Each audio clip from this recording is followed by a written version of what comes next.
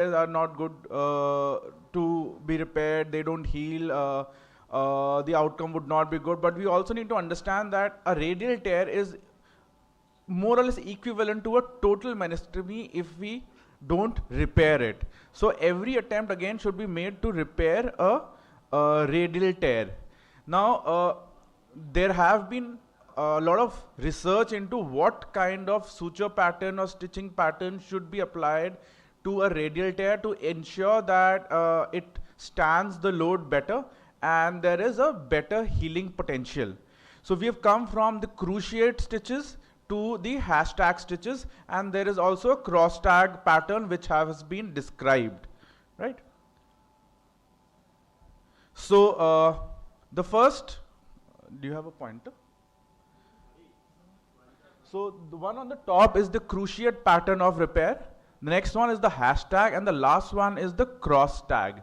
Now when we see the load to failure, we see that more or less all of them do good, but the hashtag is the best relatively.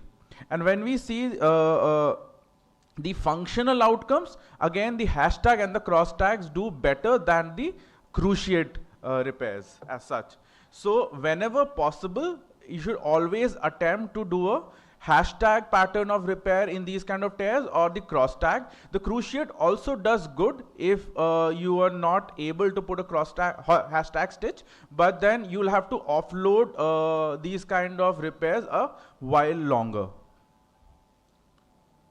So for enhancing the healing, obviously there are many techniques and methods described to enhance healing, especially with radial tears where it is extending to the red-white zone. We obviously can do microfractures to release the bone marrow stem cells. We can put a blood clot, and there has been some research where the umbilical cord membranes have also been used to enhance the healing in these kind of tears. And radial tears obviously need to be offloaded for the initial healing. Regarding the offloading of meniscus repairs, there was a time where we used to offload or put the patient non-weight bearing for most of these repairs that we used to do, to a time where we have understood that longitudinal tears and horizontal cleavage tears actually do good when loaded. But a bucket handle, a root and a radial tear are the type of tears which you repair need to be offloaded. If you don't offload these tears, then obviously the healing gets delayed and affected, and there is also a chance of failure, right? So this is the another kind of tear where we have a bucket handle and a root, right? So for this kind of tear, we can use either the all inside devices or a combination of inside out and all inside devices along with a root repair. For root repair also, if we see the market today, there are several devices available. Choose the one which you are most comfortable with. I prefer taking bites with the antegrade suture passers and drilling a tunnel and pulling the sutures out through the tunnel and tying it on the cortex. Ceronics has a wonderful button devised just for the root, which obviously you can use for other purposes as well. But then the suture that they provide, when you tie the knot, you are allowed to put a sliding knot without constricting onto the meniscal tissue, without devascularizing or affecting the fibers of the meniscus. So they call it the T-button R. I'm sure it's available here. You could all have a look at the device and the implant and how it is used. But the principle is that you take bites, you cinch, you drill a tunnel at the root and then pull it out on the tibial cortex and tie a knot on it, right? So a combination of inside out, all inside, and a root repair.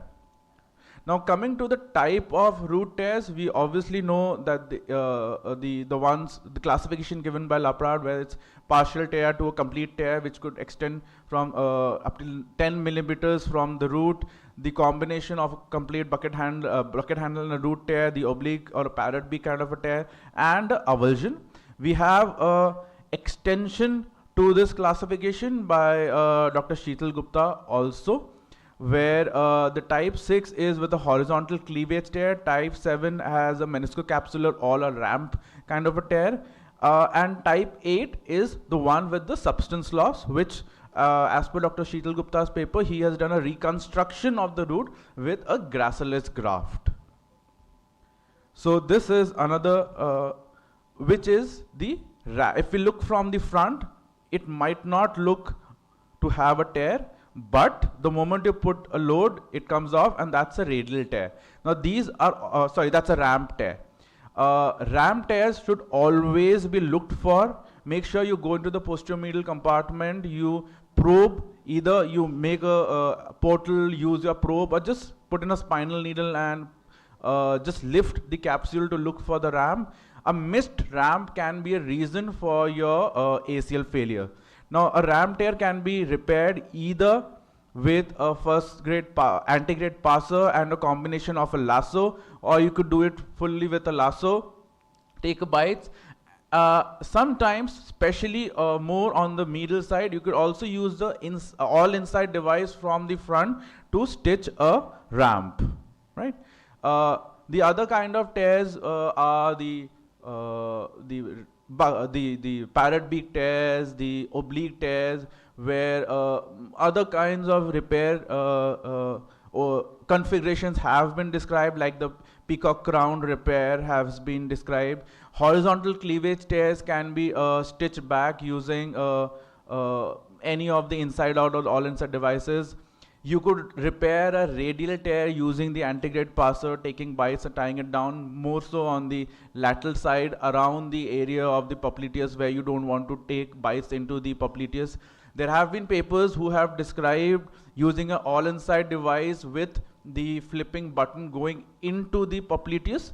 I am not comfortable with that. I feel that it may not be physiological, but then there have been papers you can use an all-inside device and let the button flip into the popliteus tendon as well. And so these are few of the devices which can be used. This Shaw stitch is the all-inside device by Ceronics. So this workshop is being sponsored by Ceronics. So these similar devices are available by other companies as well. These are the cannulas which can be used for the inside-out technique. There are several types available with bending on left, right, up, down, single cannula, double cannula, and you have these needles as well. So the ones by Ceronics come as a needle attached to a suture, and you can pass this one by one and tie the knots on the capsule later. For the antegrade suture passing device, you could use the ones available with them. And for the root repair, they have, which Dr. Sunil will now show, has the special implant called the T-button R. Thank you. So I'll not go into the ramps again, and thank you.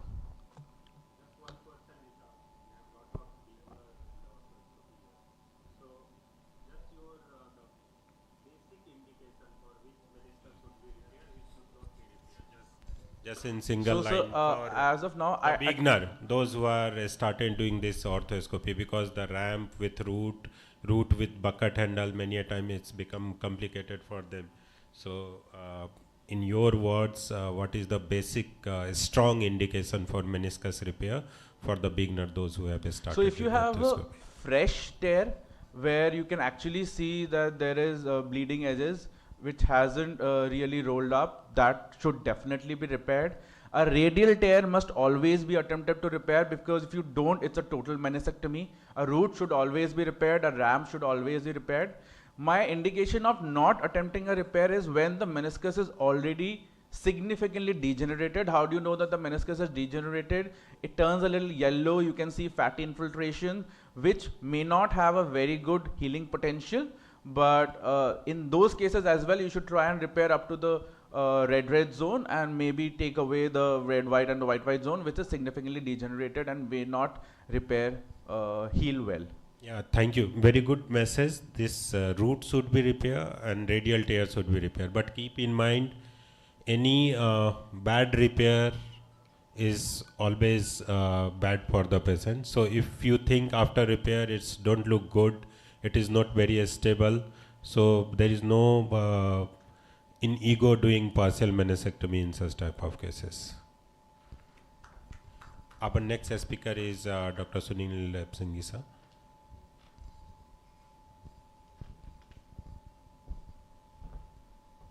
At the same time, there is rule of 4. Age should be less than 40. Tear should be less than 4 week old. It should be within 4 mm from the capsular side. And usually at the 4 mm distance, you should put the stitch. 4 week, it should be 90° only. And for 4 week, it should be non-bed bearing for the patient after repair. So rule of 4 for the beginner. This will make your repair meniscus to heal better.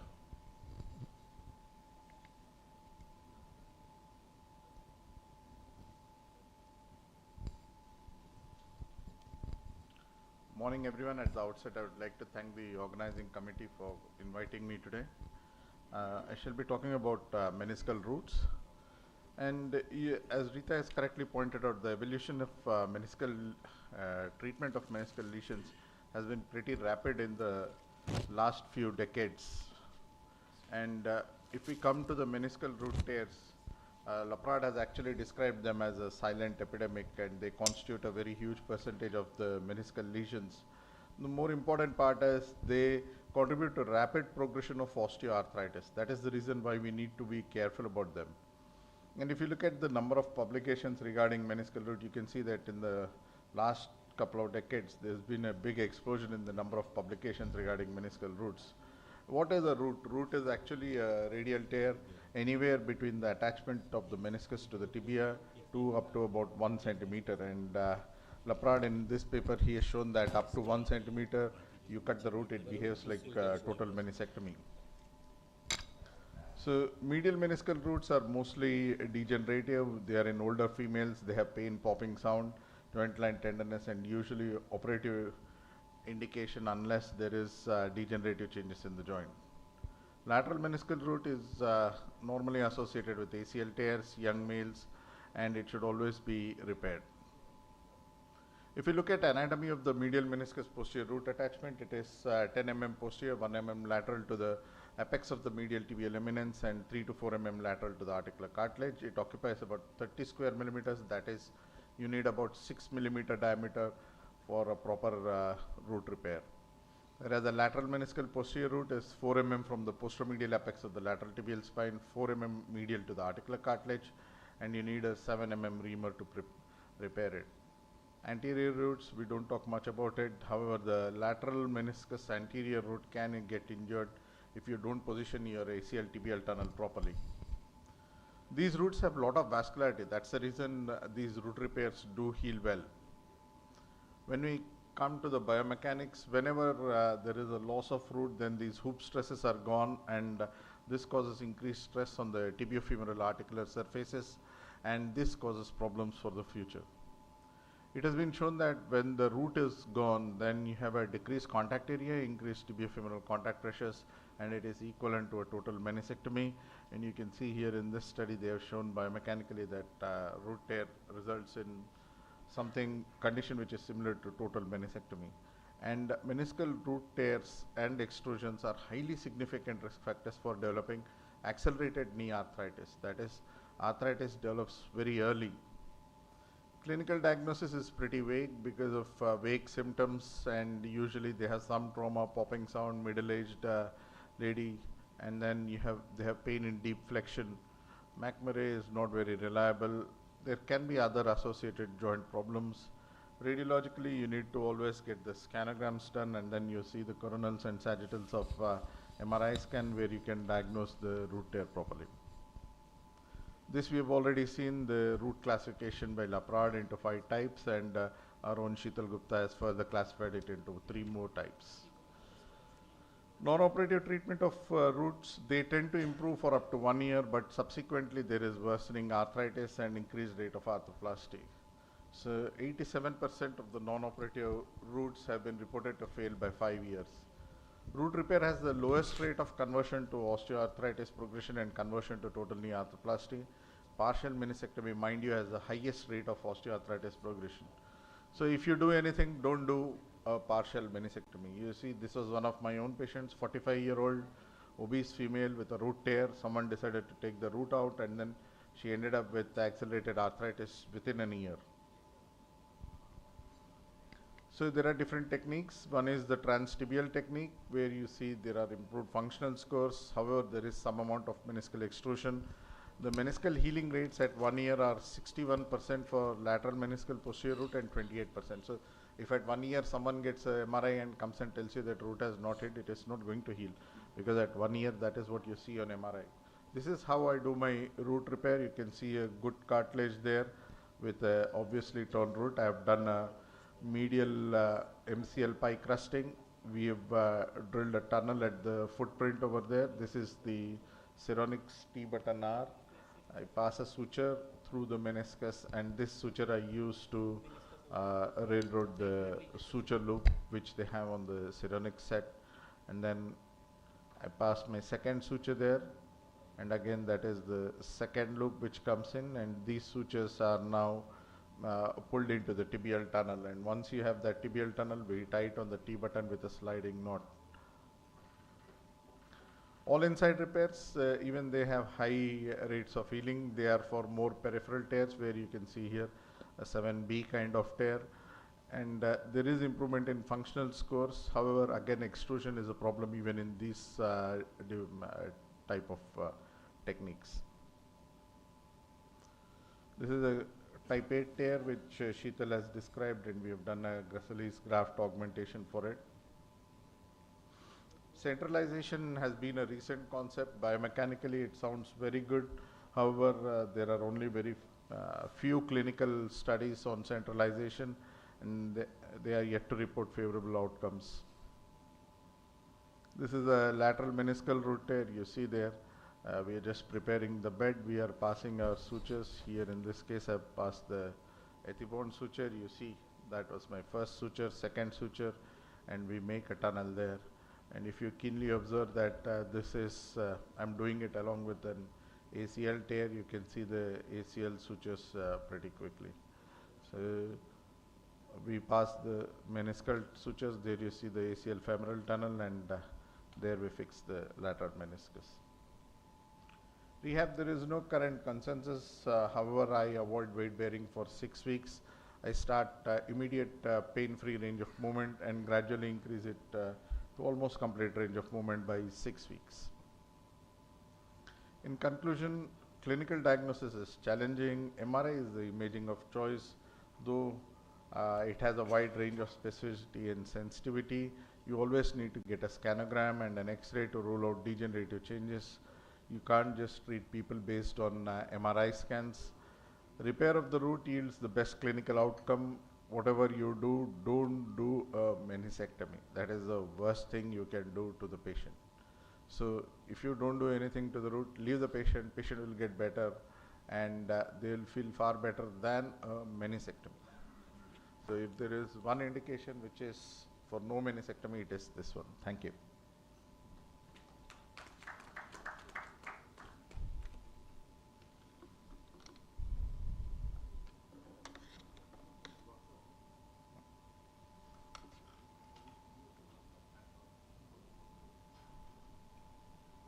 We have a hands-on workshop. If someone wants to come and practice meniscal repair, they can.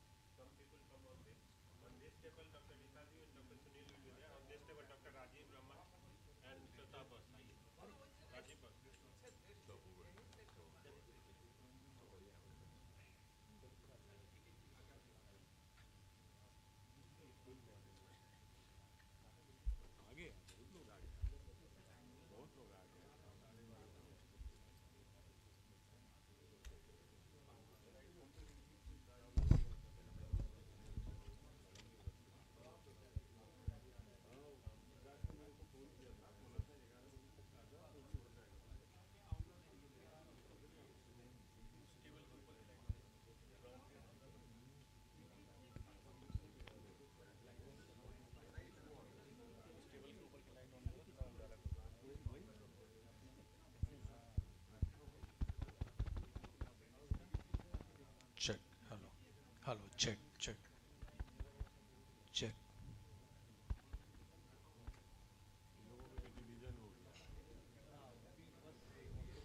Check. Check. Hello. Hello.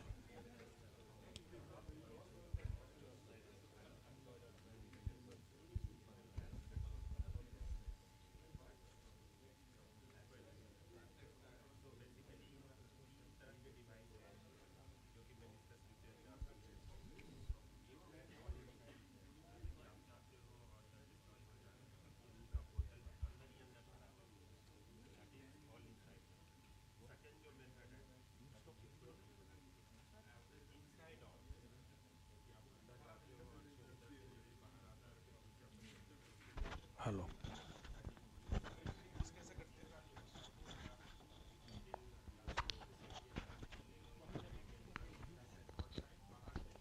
इसका use कैसे करते हैं? So you have इधर डाल दो ना, यहाँ डाल दो। इसका यूज़ कैसे करते हैं? सो whenever you are planning a repair, after you've identified the kind of tear, after you've freshened the margins, after you can always use a slide और इसको spoon जो भी बोल लो, ठीक है, cinch guide बोल लो, put it there, right? There are two ways. Either now you ask your assistant to hold the camera. If the assistant is good enough, who can keep focusing here, इसको आप अपने हाथ पे रखो, device को भी आप अपने हाथ पे रखो, left and right, and whenever you getting your needle in, make sure ये इसका bend under surface पे है, and you slide along, ठीक? If your assistant is not capable enough or trained enough कि आपको वो कैमरा दिखाए, फिर कैमरा आपको दिखाना है, ठीक? ये डिवाइस आप अपने असिस्टेंट को दे सकते हो कि इसको यहीं पकड़े रहो, and then you get come in with the device, right? So once you come in, you make the first pass, अंदर जाके you turn it around, right, and you make the first pass, ये pass हो गया. Now how do you use this?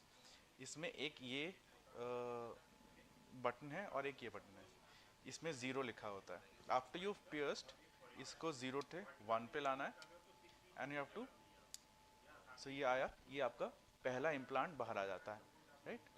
Then you pull it back, ठीक है, gently, झटके से नहीं. झटके से निकालोगे तो पूरा डिवाइस पोर्टल से ही बाहर आ जाएगा. आराम से निकाला, राइट, आ गया.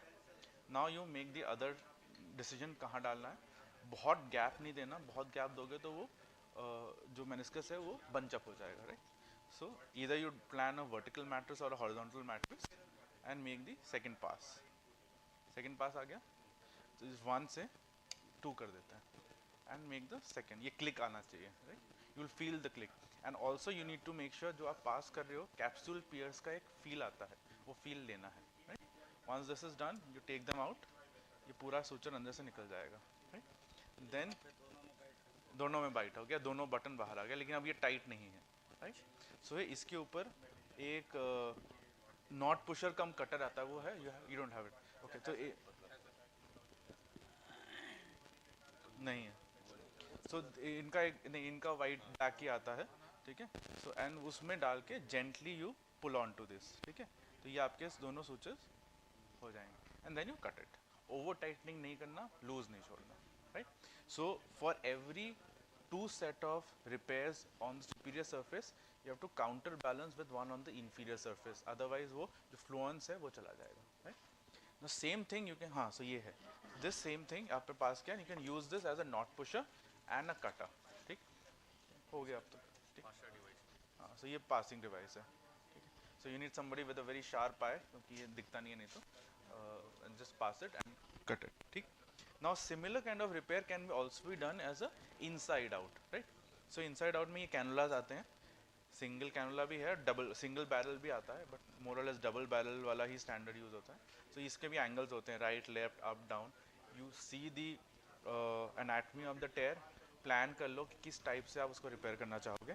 फिर आपने जैसे ये प्लेस किया, again you need a assistant here, you need actually two assistants, one is showing the camera, आपने ये किया, फिर इसमें इस टाइप के नीडल्स आते हैं, राइट, ठीक है। ये इन्होंने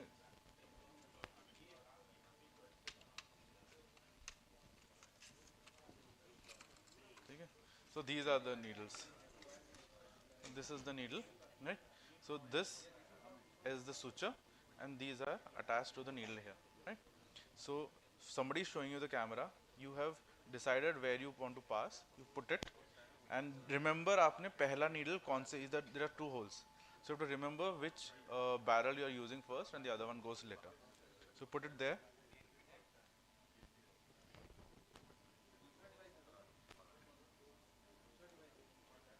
ठीक है। So once you reach, see it coming out here, ठीक है, यहाँ पे दिख के you can put it back and then just tip expose करके you get a hold onto the tissue of the meniscus, फिर कोई mosquito या artery लेके gently keep pushing it out, ठीक। Once it is out of the skin, ask your second assistant to use another mosquito or a cocker to pull it out from here. Sir depth and thickness कैसे assess करेंगे? नहीं, ये तो inside out है, so it goes out of the skin anyways, तो इसमें depth and thickness नहीं होता, right? So you cannot use, you can actually use it for the posterior of lateral meniscus also, but with a safety incision. You give a safety incision, put a spoon behind, make sure that you are retracting all the tissues behind and doing it, right? So it's an added step to it, but for the medial side, you don't need it because it's anyways going away from the posterior, ठीक, ठीक है। So ये पहला वाला आ गया, once that is out, then you use the other one. आप इसको अब रिप्लेस कर सकते हैं, ऐसा नहीं कि आपने जहाँ रखा है वहीं करना है, सो आप इसको सेकंड वाले को रिप्लेस कर सकते हैं, right, and you put in the other needle,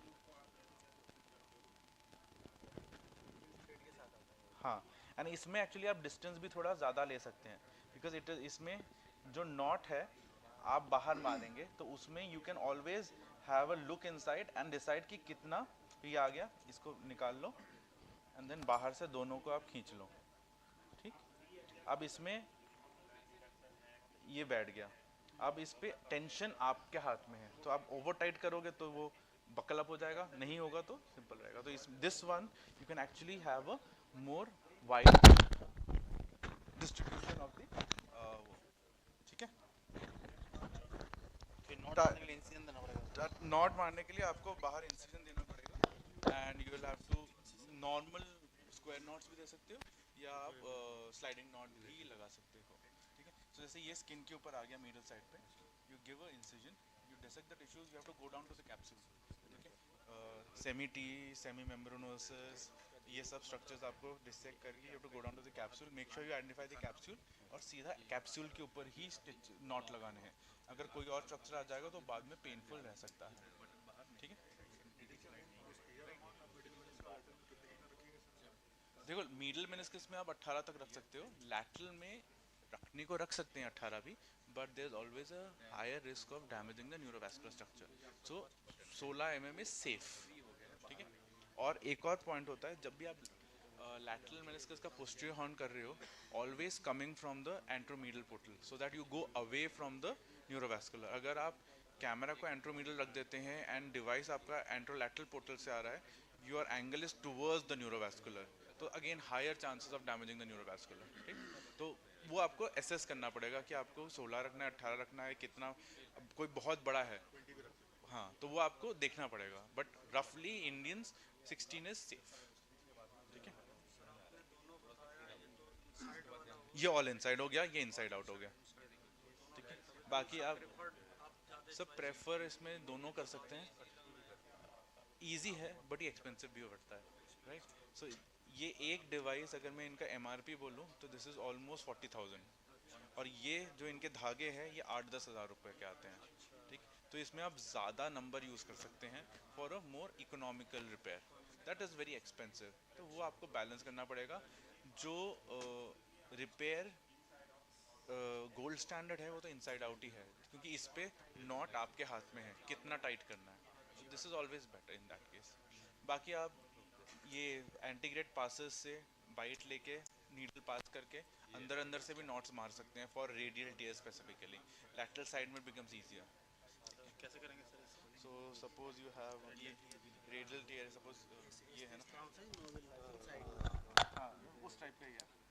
तो ये है, ये सपोज ये यहाँ पे ये रेडियल टीयर है, ये रेडियल टीयर है, ठीक है। तो आपने ये पास किया, एक बाइट यहाँ आया, निकाल लिया, एक बाइट यहाँ आया, ठीक, दोनों धागे बाहर आ गए, नॉट। जैसे वैसे अपने कफ रिपेयर करते हो, पैकार्ड रिपेयर करते हो, वैसे अपने बाहर से अंदर नॉट। और ये इनका टी बटन आ रहा है, इसमें से क्या होता है, तो इसमें जो मैं सूचर का बता रहा था, बाकी तो सब सेम है।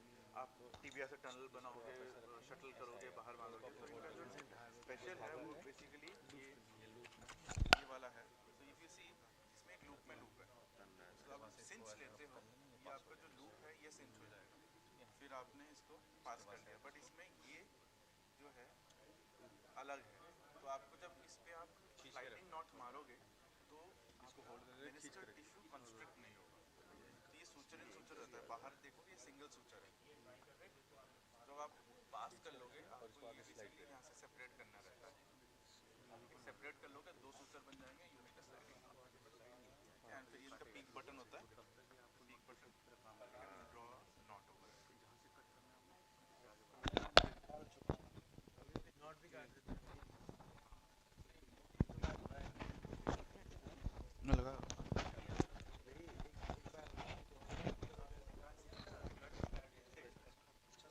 ये रीयूजेबल नहीं रहता सर?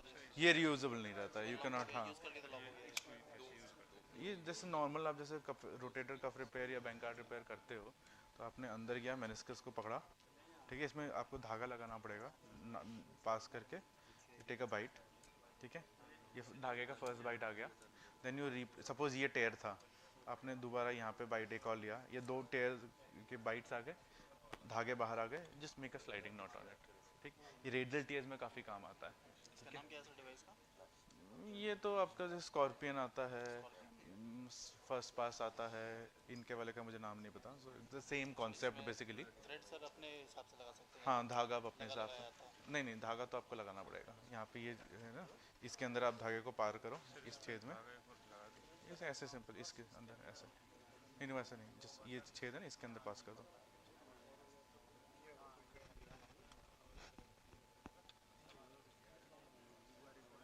पकड़ना इसको, तो ये this is a slot here, ऐसे पास करना होता है, और इसको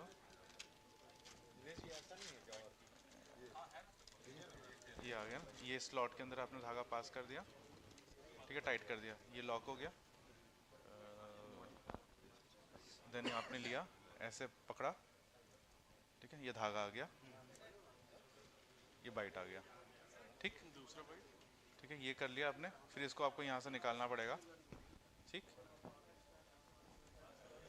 और फिर ऐसे धागे को दोबारा पहनाना पड़ेगा, ठीक है। अब ये बाइट हमारा आ गया, so we'll take the other edge now, ठीक है, अदर एज को ये पकड़ना, ये एक बार एक जना इसको पकड़ लेना, ठीक है। तो दूसरे एज में नहीं, इतना आप कहीं से भी ले सकते हो, you don't have to go to the tip, right, and you pass it through the slot here, हो गया, एंड लेके दूसरा बाइट आ गया, ठीक है, ये नॉट्स हो गए, ठीक है, and you can tie a not, ठीक। अब आपको ये प्लान करना है कैसे से करना है। तो this was not a right idea, क्योंकि एक ऊपर से हो गया, एक नीचे से आ गया। सो व्हाट यू डू, इसमें तो मैं निकाल के दिखा रहा हूँ, बट अदरवाइज ऑल्सो उसमें भी आप निकाल सकते हो, ठीक है। आपको नीचे से ऊपर चाहिए, तो आपको ये वाला लेना था, ठीक। सो यू टेक इट, पास किया, ये नीचे से ऊपर आएगा, वो ऊपर से नीचे गया था, ये नीचे से ऊपर आएगा, ठीक। सो ये बेसिकली आपका, फिर then you come out and इस पे आप स्लाइडिंग नॉट लगा सकते हो। ये रीयूजेबल है सर? हाँ, ये डिवाइस रीयूजेबल है। धागा अगर आपके पास बहुत लंबा है, आप कट करके रिपीटेड यूज कर सकते हो। स्लाइडिंग नॉट डंकी सिम any knot, any they're all the same. Normal square knot भी लगा सकते हो, स्लाइडिंग नॉट नहीं लगाना। ये रेडियल टेयर में तो यूज़ हो ही सकता है, रूट टेयर में भी यूज़ हो सकता है। आप बकेट हैंडल वगैरह में थोड़ा मुश्किल है, बट कर सकते हैं यूज़। ठीक है, हॉरिजॉन्टल टेयर्स में कर सकते हो यूज़। ओके, रूट टीयर में कैसे करेंगे सर? इसमें बाइट कैसे लेंगे? रूट टेयर में भाई सिंपल बाइट लेंगे, बाइट लेंगे और वो टनल के थ्रू पास करेंगे, उसमें नॉट नहीं लगाना। ठीक है, फिर टनल के साइड से जैसे फिक्स करते हैं हम लोग, हाँ, ऊपर उसका बटन के ऊपर फिक्स कर दो। इनका पीक का आता है, नहीं है तो आपके पास नॉर्मल जो मेटल वाले बटन आते हैं उसके ऊपर फिक्स कर दो। कैसे मर्जी कर सकते हो आप। अगर कुछ भी नहीं है तो 2 टनल बना लो और कॉटेक्स के ऊपर फिक्स कर लो। ठीक है, खोल लो, आप एक एक यूज़ करके देख लो।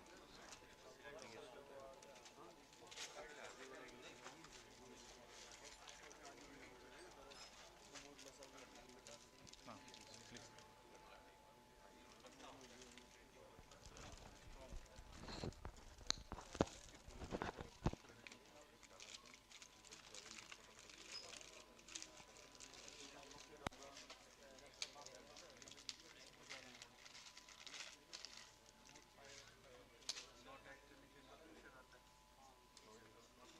नॉट पूछे इधर है।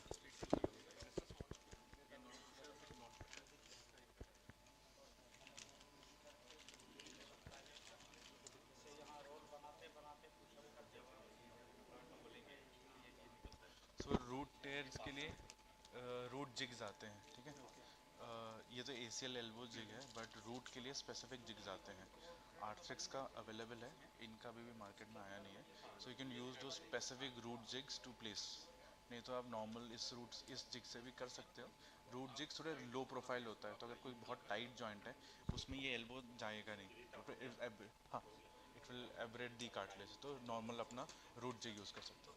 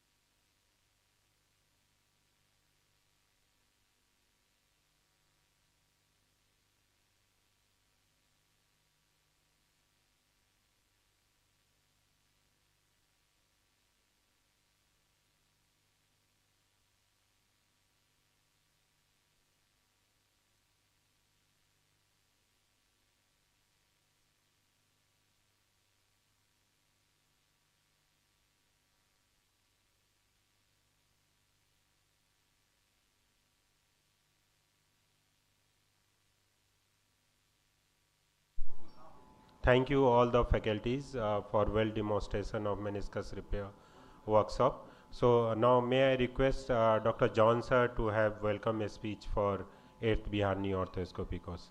John sir, please.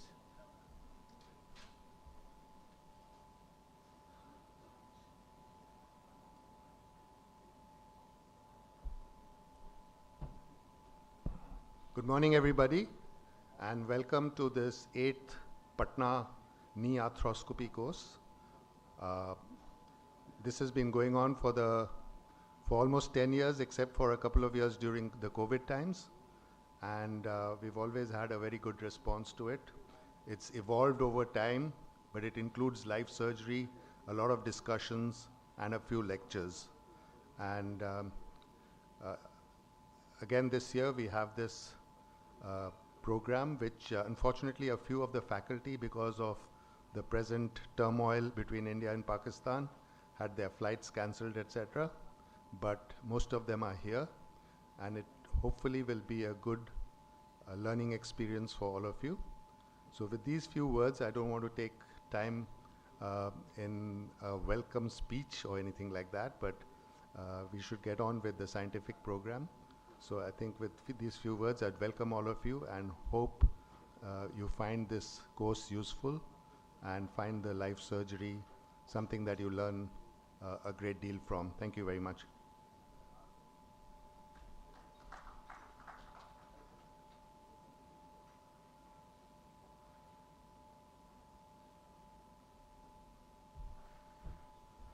Moving forward to the meniscus session, and moderator is Dr. Raja Anurag and Dr. Sushant Kishore.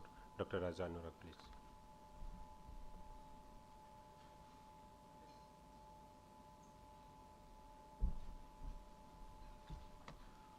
Welcome faculties and delegate. Very good morning to all of you. Without wasting much time, we'll like to start the session. Please, I'd like to call chairpersons Dr. Basir Alam sir, Dr. S.S. Jha sir, Dr. Kanchan Bhattacharya sir, and Dr. Amit Joshi. Sir, please come on the stage, sir.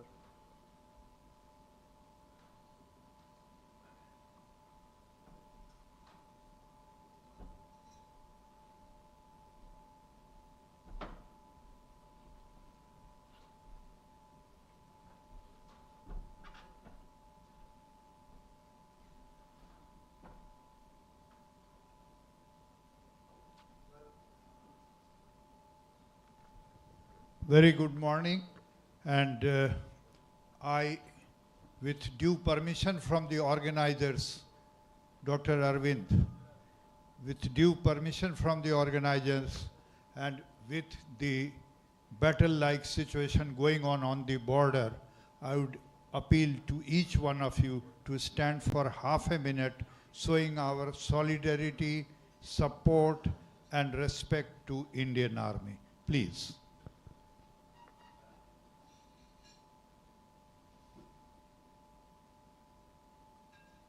Jai Hind.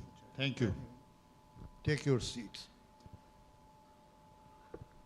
Well, as the war is on, and so it goes on inside the knee, as they strike against Pakistan, the key to Indian success has been precision, and that is what you are aiming for when going for any surgical arthroscopic exercise in the knee. Friends, what best is seen by a surgeon during joint replacement, and he can really see what has happened to the meniscus over the years, maybe because of minimal trauma or even otherwise degenerative. So may I request Dr. Kanchan to say a few words before starting this scientific session. There's not much to add after what Professor Jha said, so I think we should go ahead and start with your meniscal cases. We'd like to call our first presenter, Dr. Ayush Kumar Sinha, on bucket handle, medial meniscal tear.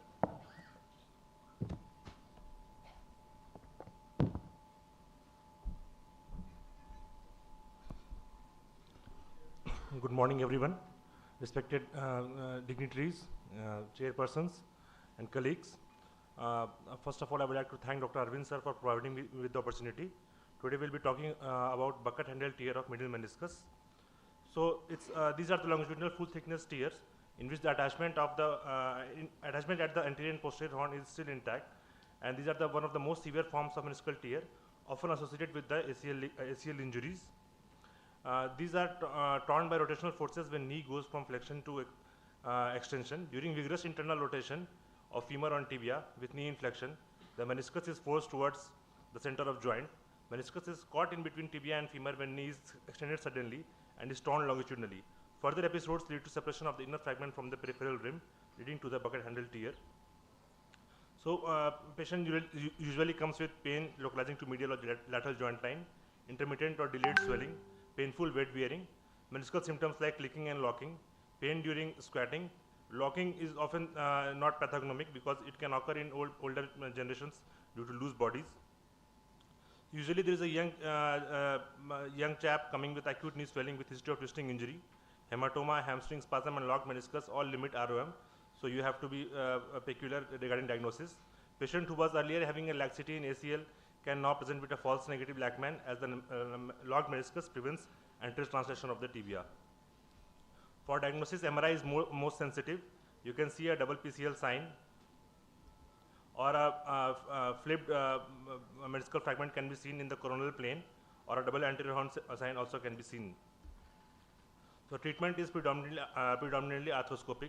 First, you have to give a conservative management for in the form of rest, ice compression, elevation, and then you can take the patients with a proper planning in the operation theatre.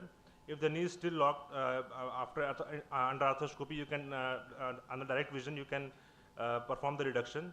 There are different techniques for repair, that is all inside, inside out, and outside in, or in various combinations you can go ahead. In cases where repair is not feasible or compromising, but the meniscal tissue is very degenerated or it's a very old case, you can do a partial meniscectomy. Factors that impact outcome is the duration between trauma and surgical intervention. Old tears which are degenerated are often good with partial meniscectomy. So partial meniscectomy, tears that are not amenable to repair. Standard portals with a transpatellary tendon portal. Probe or a traction stitch can be used to pull the fragment centrally. Punch is used to cut first the posterior part and then the anterior part, and then debride the shaver. Post-operative, you can give early ROM. So for meniscus repair, the gold standard is inside-out technique. For medial meniscus, we use a medial approach to the capsule, expose the capsule by incising sartorial fascia, retract pes tendons and semimembranous posteriorly, develop plane between gastrocnemius and capsule, and next is all inside technique, which is most common, allowing for a tensioning of the allowing proper tensioning of the construct, and these are preferred for posterior horn. Outside in repair is useful for the anterior horn tears, and the risk with the middle meniscus repair is the injury to the saphenous nerve or vein, which is entrapped while doing an inside-out repair. So technical considerations before going for a BST repair: look for the size of the central fragment and zone of the tear. Red or red-white tear are better for repair. Tissue quality of the meniscus, extent of tear, and involvement of anterior or posterior meniscal root. Difficulty with fragment reduction and maintaining reduction. Ability to obtain stable fixation for healing. So tips to reduce a bucket handle tear: you can give a valgus stress and do an MCL pie casting to open up the tight middle compartment. Soft tissue release and removal of scar tissue in older cases. You can also use an inside-out reduction technique stitch, in which you can take a bite on the bucket handle portion of the tear, and you can pull it outwards from the skin. So careful placement of portals. Portals placed close to patella tendon allow good access to the posterior horn, especially the posterior root. Use of accessory lateral portals to achieve better trajectory to the body of meniscus. A slatted cannula to reduce cartilage damage during introduction of delivery needle. In identifying optimal and healthy meniscal tissue for stitch deployment. Reduction of unstable meniscal fragment to stable tissue by deploying the first implant in the capsule to bring the unstable fragment to it with the second implants. Vertical stitch at the edge of tear to prevent tear extension. Vertical stitch are stronger than the horizontal ones. Placing a stitch on the undersurface of meniscus to flip and reduce the meniscus downwards. Use a combination of horizontal and vertical stitches to achieve stable repair. So advantages of all inside repair are short surgery time, less need for surgical assistance, fewer and small skin incisions, less risk of nerve entrapment, and lower risk of wound infections. Limitations are high cost of all inside devices, learning curve with the implant usage, competent deployment of implant is required to prevent misfiring and implant pull out, proper education of the setting of depth. It is generally 18 mm to 20 mm for the posterior horns, and safe trajectory, introduction trajectory. So while doing a posterior horn repair of the middle meniscus, you have to look from the anterolateral portal and introduce your device from the anteromedial portal. So post-op rehab, after a repair, patients are placed in a knee brace and allowed range of movement from 0 to 90 for 6 weeks. This is to limit the deep knee flexion. Patients are kept non-weight bearing or protected weight bearing for 6 weeks. Thereafter, they are allowed weight bearing as tolerated and full ROM after 6 weeks. Sports activities are generally permitted about 9 months post-repair, depending upon patient's progress in strength and agility. This is the first case. You can see first we are rasping the both the ends, both the rims of the meniscus, and then we first put the stitch, all inside stitch in the body, and then we put it at the posterior horn. This one is for posterior horn, and then the anterior. So here the meniscus, the needle is coming from the anterolateral portal, and we are doing from the anteromedial portal. So another case, there is a locked meniscus, you can see. So first we rasp both the ends.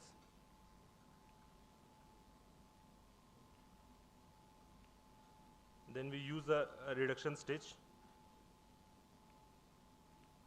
inside out, and then finally the repair with all inside. So another case, this is of a ACL tear along with a flipped meniscus bucket handle. You can see the torn end is facing towards center. Here also we first use a reduction stitch inside out, which because this is difficult to reduce. Then do the tunnels, and this is the final.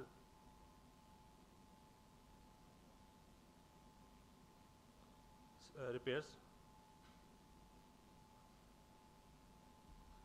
Thank you.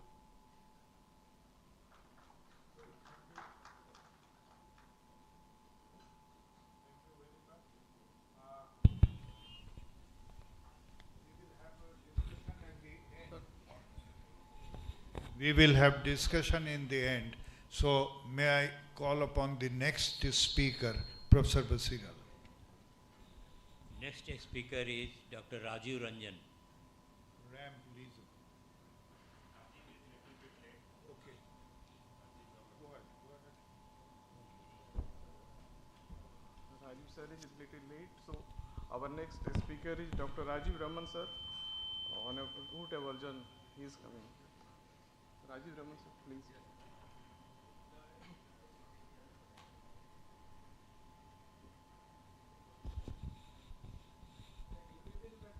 Right, that is what I am thinking.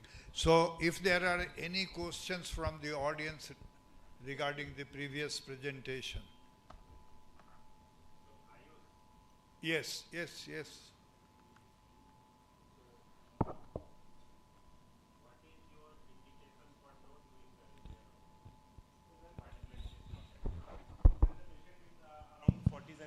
Around 50s and who is having a degenerated knee already. So in those cases, and where the tissue is also very degenerated, old cases I prefer to excise. So many a time this bucket handle don't get reduced very easily. Even if you get reduced, it dislocated back to the intercondylar area. And also it's get lot of synovialization, lot of degeneration. So these are the couple of indications where you'll do the meniscectomy in such type of cases. Yes.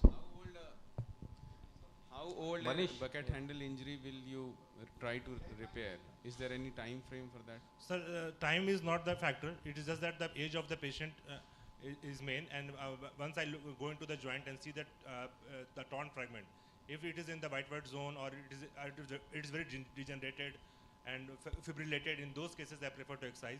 Time is not the factor. Joshi sir, you are doing lot of meniscus, this transplant with the semi-T also. I think after experience of putting, tendon in space of meniscus, I repair all the meniscus whenever it possible.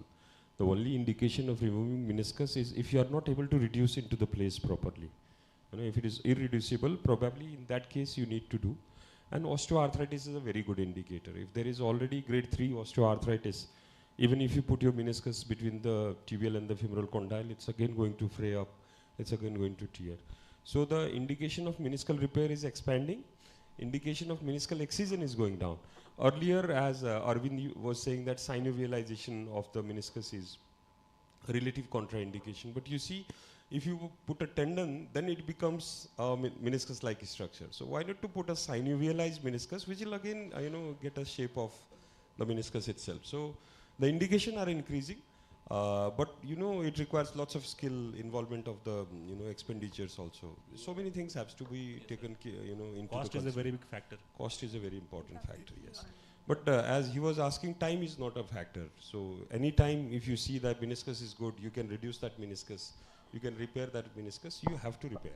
Because it's just like amputation. Once you do amputation, you cannot put it back, So if you repair in very young guy, if it fails, you have another chance to remove the meniscus. But if you remove at the first instance, then there is a very limited chance you have to do anything. So age is one factor worth consideration. And you talked about red and red white. What if it is white and white? Sir, even if we repair those thin rims, that doesn't heal well. So better to excise them and preventing the stiffness. Right, thank you. Please ask your question. My question, sir, to Kanchan, sir. He is the most experienced person over here. Sir, what is your take on the bucket handle tear of the lateral meniscus? What is the experience, sir?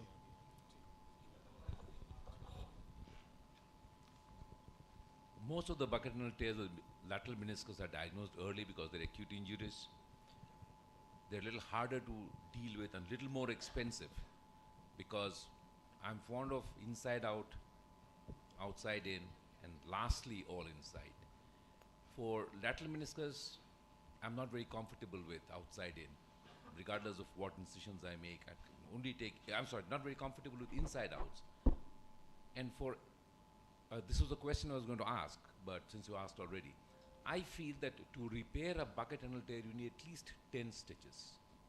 Less than that, I feel it's not enough. And for lateral meniscus, strangely, if you can open it up, you can put in 10 stitches, but look at the amount of, look at the expense part of it. That's just like Amit just mentioned. I can put in about 4 or 5 in the anterior horn outside in. I can put in about 1 or 2 in the middle or sometimes the posterior zone. But I'll still need at least 3 or 4 all inside. 3 or 4 all inside is 1 lakh.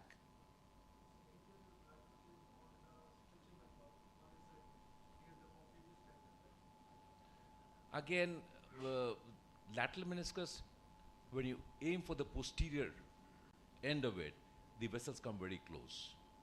So you have to be very careful about where you put, and I tend not to put anything very posterior, because if you go in from the ipsilateral portal, you're extremely close.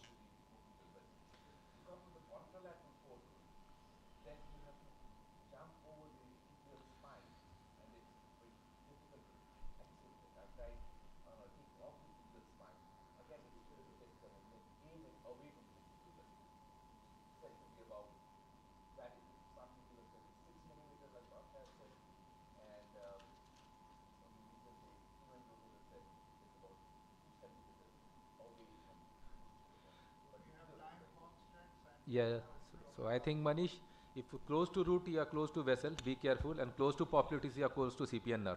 So these are the 2 areas in lateral meniscus I think you should be cautious. So thank you everyone. Just one small announcement. Arvind has told that those who want to become IAS member, Udipto is there. So we are having a Tatkal IAS membership drive here. So he will put your IAS membership, he will fill up your form, and right now I will send you the link. So become a member of Indian Arthroscopy Society, one of the fastest growing subspecialty of Indian Orthopaedic Association. And today only we will allot you membership also. So please visit this desk. Udipto will help you in taking membership of IAS. So lateral meniscus root repair, just in morning I got a SMS from Arvind because we have a lot of cancellation. So, Bolo Rajiv da, you have to discuss one case of lateral meniscus root repair.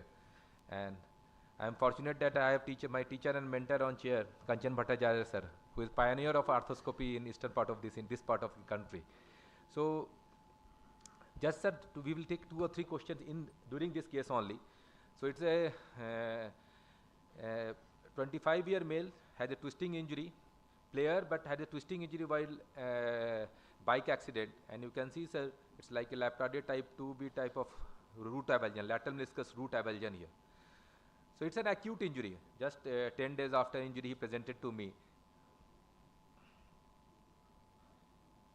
And you can see, the one important thing which we will notice here is the cartilage loss underneath the meniscus, and it's almost 1 centimeter cartilage loss under the meniscus. So how will you proceed for this cartilage loss, sir? Yes, sir. Kanchan, sir.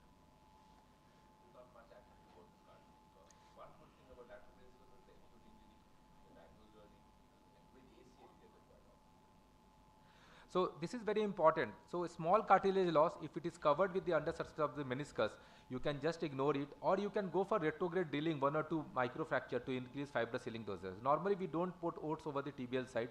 For femoral side cartilage loss, we have different options there, traumatic cartilage loss. For tibial side, either you can go for retrospective drilling, or just if you see after repair your meniscus is covering whole of the cartilage defect, it's good enough. Dr. Amit Joshi, any opinion on this cartilage loss on tibial side? Same. So no. Yeah. If it is big, if it is small, you don't need to. If it is big, then you find out the cartilage, and sometime you can do retro drilling through the cartilage and fix it into the place. Same thing. So it was a root avulsion, and as you know, if you don't fix this root, what happens most of the time? It's like meniscectomy of the knee. So we plan for repair, and most of the fresh case, it's very easy to pull this root of the meniscus towards the part. You can see this is almost 1 centimeter cartilage defect, and it was not having any subchondral bone. So we removed that part, and we thought that yes, it will heal by fibrous healing. The first and most important part is preparation of your crater, and normally you can use your root jig also. Nowadays you have root jig, median and lateral meniscus root jig also. So I am using a normal ACL jig in this technique, and you can see because the cartilage was extending posteriorly, so you don't have to prepare the bed. You can see a raw area there. So pass your suture lasso. I personally prefer colored suture lasso for this when I am working the posterior compartment, and then these are the self-retrieving suture passing device. One of the fellow was asking in that case, sir, this is the first pass mini, and a self-retrieving suture passing device by which you can just retrieve, you can take bite to the root of the meniscus, you can retrieve it through the anteromedial portal and park it there. And this is the suture I am using orthocordia to take a bite to the root of the meniscus. So once you have fixed this meniscus, now the 2 important burning question is there: 2 stitch 2 tunnel, sir, or 1 stitch 2 tunnel, 2 stitch 1 tunnel. So very good. Nowadays, see, if you see Laprade article, he prefers 2 stitch 2 tunnel. So nowadays, normally what we prefer 2 stitch and single tunnel, because already you have to make tunnel for ACL. Sometimes you are dealing with a multi-ligament, you have to make tunnel for PCL. So I think 2 stitch 1 tunnel is good enough for root repair. So here, the first bite you try to take to the tissue, and second bite try to take to the capsular meniscal tissue.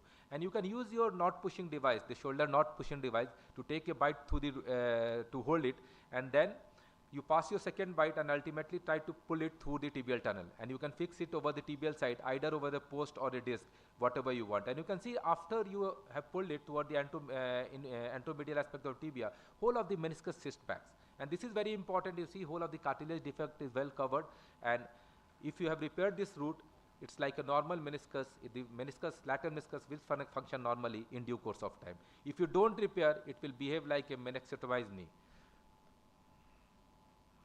Thank you. I think this is a small case discussion. Sir, second, fixation. What do you prefer, adjustable device or a fixed device over the tibia? Pillar and post. Pillar post. Arvind, for root avulsion fixation?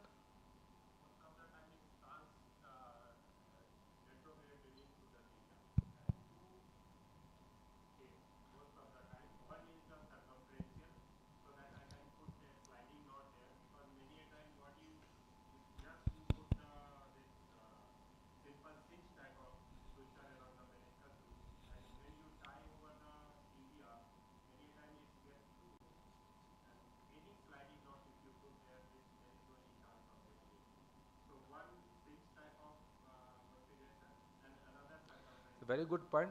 So these are the two locking stitches, like a locking stitch over the root of the meniscus. And nowadays we have shifted from suture to tape because tape it has less adhesion and cutting property. So you can use the tape in spite of your suture. So Dr. Sunil, anything adjustable you want to use for the root repair to give more compression after your repair? Yeah, at least one of the stitches should be a sliding stitch so that you can compress the root. The second one can be a simple knot. So one cinched and one Mason Allen, or like what Ceronics have, you have that adjustable loop where you put two sliding knots and that's it. It fixes the root. Thank you so much.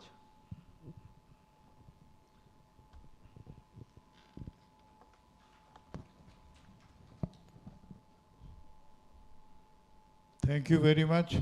We will have questions later. Next paper. I would like to invite Dr. Rajiv Ranjan sir on the stage to talk about the ramp lesion.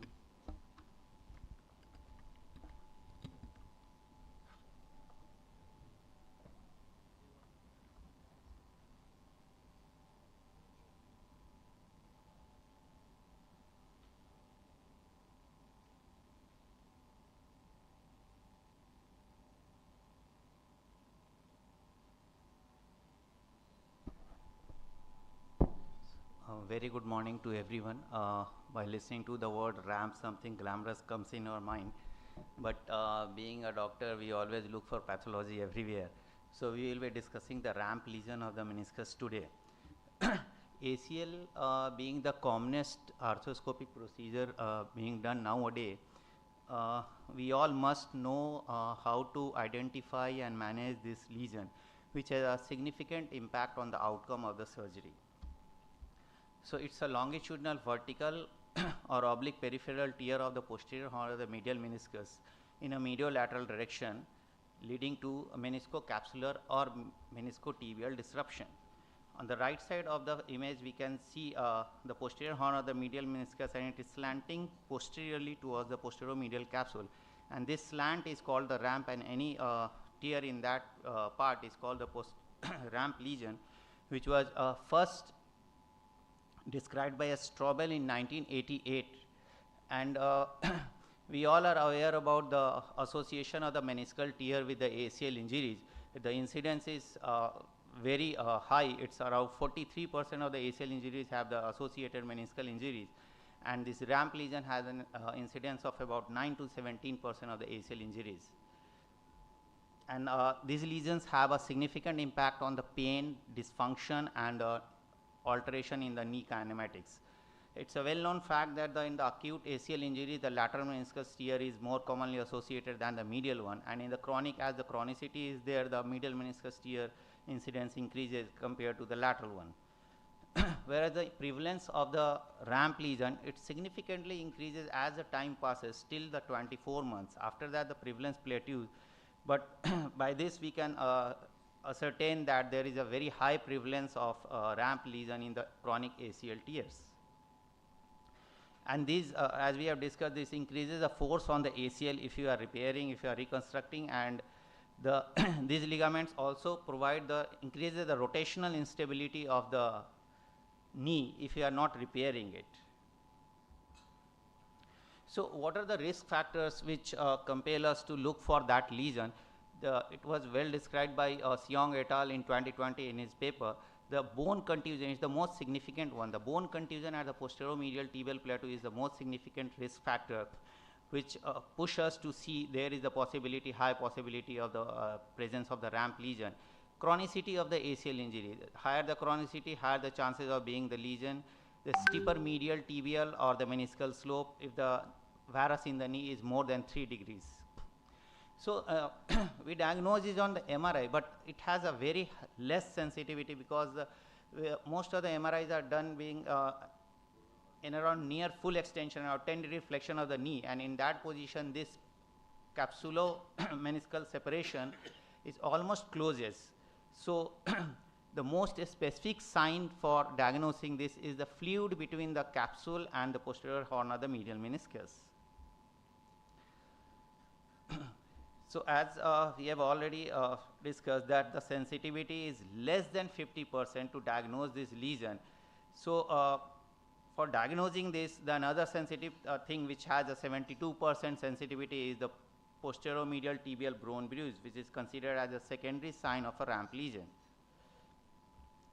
So these two papers have mentioned about the importance of the flexed knee or the 3D sequence MRI to diagnose this condition, in which they have shown that the irregularity of the posterior margin of the medial meniscus diagnoses the ramp lesion in 87% at 10 degree of flexion, whereas this sensitivity increases to around 94% at 90 degree of the flexion. Whereas the fluid filling sign, its sensitivity increases from the 30% to the 88% by increasing the flexion of the knee from 10 degree to 90 degree. So this is the diagrammatic representation of that area, which show the posterior or the medial meniscus and the meniscocapsular and the meniscotibial ligament. So coming to the classification, the Thanot is the Thanot et al. Is the easier one, simpler one, and the Grief et al. Is the more elaborate one. We'll see the examples just one by one briefly. This is the type 1. It's easier to diagnose this on the sagittal cuts. It's the type 1. This is the example of the type 2.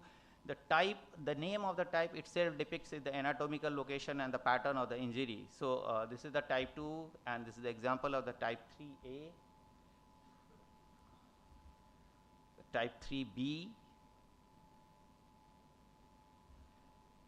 type 4A, which is the complete posterior horn meniscal tear on the peripheral side. So type 4B, the complete meniscocapsular junctional tear. And this is a type 5, very rare. It's a double tear. It is called double tear. So coming to the treatment part, it's still the treatment is still dicey. There is no clear-cut guidelines when to repair, when not to repair, because one thing is said that the unstable tears need repair, where the stable one we can treat by the biological methods only. So even the diagnosis or the determination of the stable or unstable lesion, the criteria is still not fixed. So this paper, this meta-analysis, this has suggested that the probe manipulation and the anterior translation of the meniscus is the most important one, even the more important than the size of the lesion itself. So coming to the management part, for the smaller or the stable lesions, we can manage by the biological methods, in which we stimulate the healing with the abrasion or the trephination or the multiple needling. And if it's the unstable one or it's the larger one, we need to repair it. So there are two methods, the inside out and the all inside method. The inside out is the commonest method which we prefer, which we practice, in which the vertical stitches are taken, which is biomechanically more stronger than the horizontal stitches mostly taken with the all inside technique. But with the all inside technique also we can take the vertical stitches by taking the first stitch superiorly on the capsular side and then going all around the meniscus and taking the inferior stitch under surface of the meniscus. This vertical stitch by the all inside method is having the better mechanical advantage over the horizontal stitch. We go to the posteromedial corner by this trans-notch view by the modified Gilchrist maneuver, and for the right side we use the left suture hook, and for the left side we use the vice versa. In the trans-notch view we go towards the posteromedial corner between the medial femoral condyle and the PCL. This is one of the examples of the rare one, the double, the type 5, the double tear, in which through the posteromedial portal this lasso is inserted and the bite in the capsule is taken, and after that the meniscal tissue bite has been taken, suture shuttling has been done, and a sliding knot has been given. It has to be, this knot has to be given under vision to assure that it's not very tight and pulls back the meniscus too far posteriorly.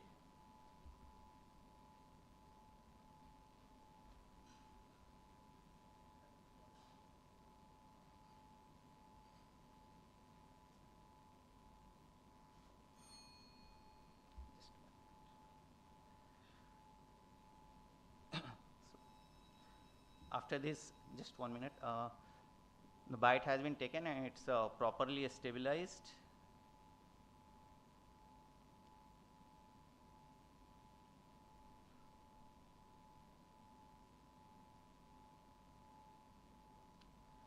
So this is after the fixation. This is another example of the type 4B, the commonest type which we go for the repair. There is a complete meniscocapsular separation posteriorly, in which the posteromedial portal is met, and again with the same lasso we take the bite and repair that. The freshening, as it was a chronic lesion, so freshening of the margin was done with the shaver and later on with the probe, and then we have repaired that with the. So you have to finish up quickly. Yeah, it's the last 10 seconds, sir. So this is final after the repair. So the take home message is that always be aware of the presence of the lesion, always examine the posteromedial corner of the knee, and keep the armamentarium ready for the repair. Thank you. Very wonderfully demonstrated. So we'll take questions at the end of the session. Thank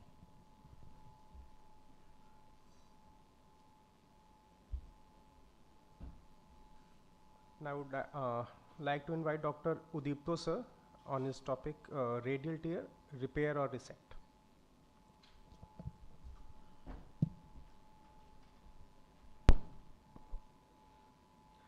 Respected Chairperson, so I'm presenting on this topic, radial meniscal tears, whether to repair or resect. So radial tears are basically tears that originate from the more central region and extends to the periphery, and it may occur in all zones. So generally it has if untreated, progresses to a parastic tear. We all know about the hoop stresses and the tensile stresses on the meniscus. So if a radial meniscus tear is left untreated, it leads to a meniscal extrusion, increased contact pressures, which leads to a higher risk for chondral damage and accelerated osteoarthritis. So identification is very important. On radiology, it has to be evaluated for further planning. Treatment of radial tears historically was believed that they do not heal. As a result, meniscectomy was the choice of treatment. Now, the consensus is changing. The radial tears are potentially repairable. Both chronic and acute tears can be repaired, and better results are obviously with an early repair. The goals of the repair are very similar to a fracture scenario. So we have to anatomically reduce the repair, no gapping, torn edges in contact with the torn edges, and primarily compression has to be there.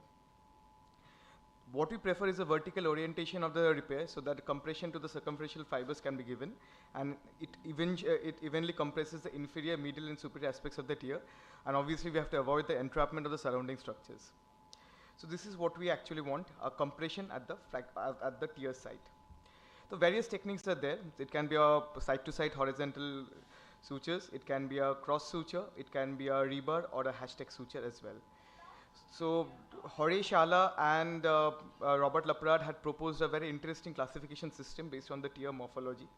So type 1 is basically a tear limited to the white zone, and type 2, and this is partially stable, and type 2 is what when the tear extends up to the red zone, and this is partially unstable, and type 3 is a complete radial tear without gaping, and type 4 is gapping less than 3 mm, type 5 is gapping more than 3 mm. So they have also, the author group has also proposed a video alongside the management protocol. So for type 1, they are suggesting, because of the avascular nature of the meniscus in that part, in the white zone, and also less healing potential, to go for a balancing. But the type 2, since it extends up to the red zone, so there is a chance of good healing. So compression sutures and needed, and if balancing if it is needed. Type 3, obviously we have to repair because it extends up to the capsule. So we go for vertical ripstop sutures, which prevents the further progression of the tear, alongside compression side-to-side sutures to repair the tear so that the hoop stresses can be contained. In type 4, particularly, there is no gaping. However, we have to go for a release if needed, and the similar thing with the type 5 as well. So reduction stitches and hashtag repair for type 4, and release from the capsule to mobilize the torn meniscus part, then followed by reduction stitches and hashtag repair. So Laprade has also proposed a 2-tunnel transtibial repair with good results as well. So basically, with a root fix device, we go for 2 tibial tunnels, and then we fix the radial tear fragments to get good compression at the tear site. So there's also one suggestion, there's a transtibial single tunnel all inside technique, again proposed by Jorge Shala with good results as well. So this is one of the repairs which we conducted at our own center. We saw a type 3 tear extending up to the capsule. So we went for an all inside fixation plan. Just gonna run through the video. So we used a all inside device. And by the end of the repair, we could get a good compression, and the tear was closed, and this appeared to be stable to us, and the patient is doing very well in the follow-up right now.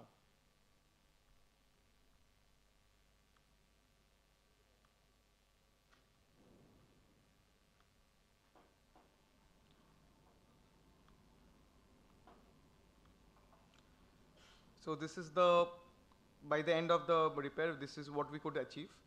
The good stability was attained, and there was a very little movement afterwards.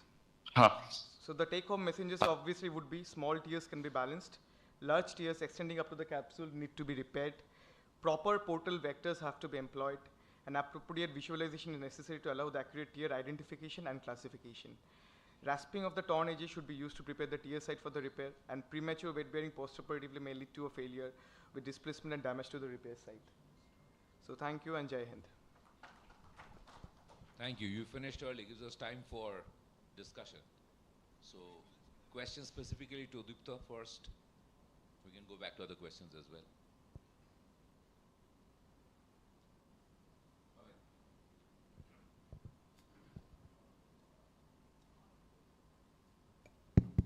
My question to all the speakers who repair a meniscus,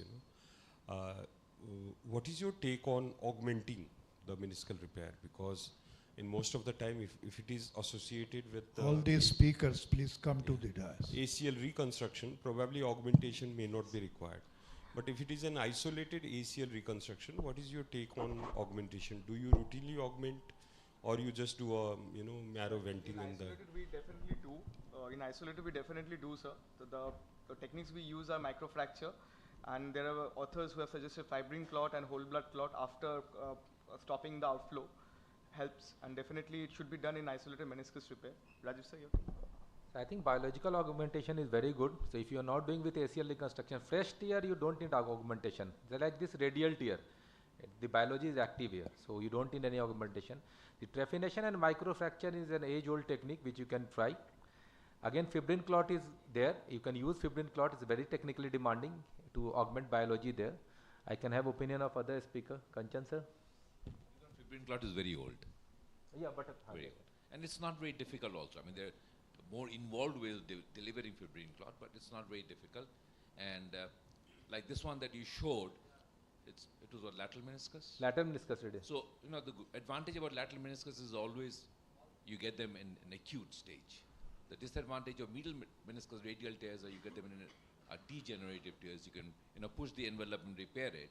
And this is where I think fibrin clot would be very good. And I do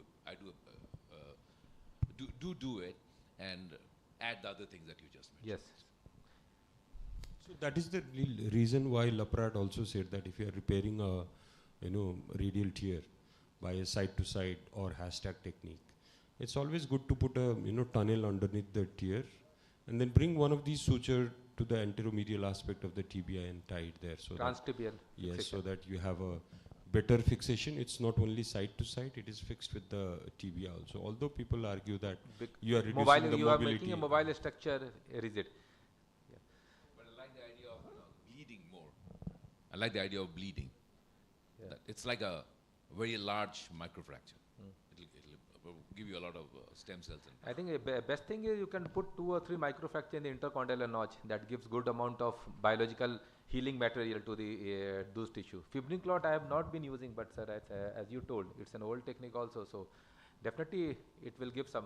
Arvind, what is your take on fibrin clot? Recently we published a very important technique on how to put because fibrin clot is very important because it has all the components. Yes. And you are delivering right at the place. That is the advantage. But putting this fibrin clot at the site of tear and keeping it there, at the time of tear is very difficult. So we have recently published our technique how you can deliver and keep this clot in place so that you can do a repair as well. Dr. Arvind, you wanted to say something. So about the fibrin clot, as sir has said, putting it there it's very easy. You can put it in a very easy way, but keeping it into the place it's very difficult.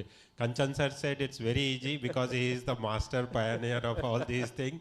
But considering evolving this meniscus repair, a lot of people are doing this. The good thing about this, putting the clot, even if get dislodged, this is not going to harm at all. That is the good thing. Even it's not working, many a time you feel that after putting the clot, you have put the stitch, but it is not exactly where you want to be there. But the good thing is that it is not going to harm, not going to cost any extra money.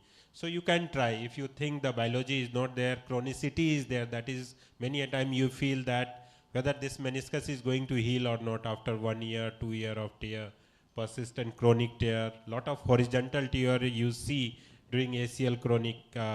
So horizontal tear is another good place where it's little bit comfortable to keep the this blood clot in situ. So even if fail, I'll say it's not going to harm. So you can try whenever you feel that. I think clot is good when you have two flaps, so that you can put your clot there and you can close it.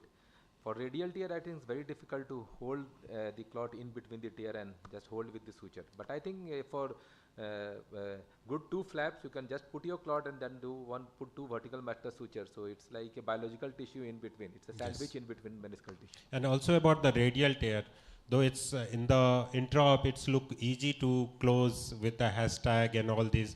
But I'm telling, after putting two anchor, place for the third anchor it's very difficult. And at the same time, in acute setting, there is a lot of this frayed tissue are there. Lot of this very easy to get tear. So it's not any side effect of doing the tunnel at the same time. You put the tunnel, just you are doing the root repair, you put the tunnel and you just bring the meniscus to the tibial surface. Even in the chronic radial tear, when there is loss of the part of the root on the lateral side, we are doing for its last almost 3 years, and we don't find any complication in the post-op period from the patient side. So this putting the thread through the tunnel for this chronic radial tear is also one of the good way. Joshi sir. Rajiv, one question. Actually, the name is same. So I came with ramp preparation only. Just morning, Udipto told me, no sir, it's Rajiv Ranjan. I'm like, look, thank God. So most of the time in Bihar course, Rajiv Raman and Rajiv Ranjan, sometimes we overlap our talk also. Right. I also get the call. I think, yeah. And then radial tear requires more augmentation than the other tear because they have already temptation of separation from itself. Then it's going from white zone to the red zone. So probably in radial tear, we have to attempt everything so that, all augmentation so that there is a high possibility of the healing. And unlike the other peripheral tear, which itself has a high, incidence of healing. But the radial tear, we have to spend more time. Just putting multiple suture there is not enough. 4, 5, 6 suture is not enough.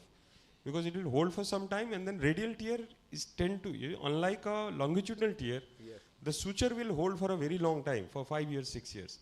But in radial tear, it's not going to hold for a very long time. The tissue has to heal. So we have to do all an attempt so that we have. Especially for medial meniscus, but lateral meniscus, we are blessed with good vascularity. Posterior to the popliteus, vascularity is quite good. So Rajiv, one question: what is your preferred technique? Suppose sometimes, did you prefer all inside for your ramp? I prefer most. So what are the indications for all inside for your ramp? Majority of the tears I have most of the repairs which I do is only for the 4B type. So it's most of the times it's possible to go by this inside out technique. So sometimes I go for all inside because if I am not able to take the bite from the posterior side properly because of the malplacement of the posterior medial portal, that the heterogeny. So in that case, I just take a simple bite in the capsule and use that thread for a tack suture, pull it through the anterolateral portal, and then I put the my all inside anchors from the anterior, on the superior surface first, and on the inferior surface first. That is only my indication for the all inside technique. Right. For bucket handle tears, I would like a clarity on number of sutures. I was sitting here and I could overhear from the workshop team that you should give 17 sutures for medial meniscus and 14 for lateral meniscus. What is the standard? Kanchan rightly said it should be 10, you said? There's no number. There's no number as such. But look at it like this, sir. You have a meniscus, forget whether you're doing it closed or open. You want to do it open. So how many sutures would you like to put? I don't think less than 10 will hold everything together. And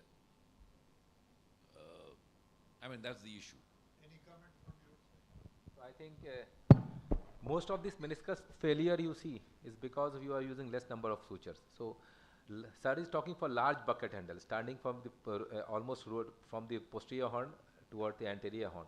So these large old bucket handle suture, you have to put at least 6 to 8 sutures. So you are putting the suture, vertical matter suture, then you have to put 2 or 3 sutures in the reverse manner under surface also to reduce your meniscus. So I think 8 to 10 suture you need.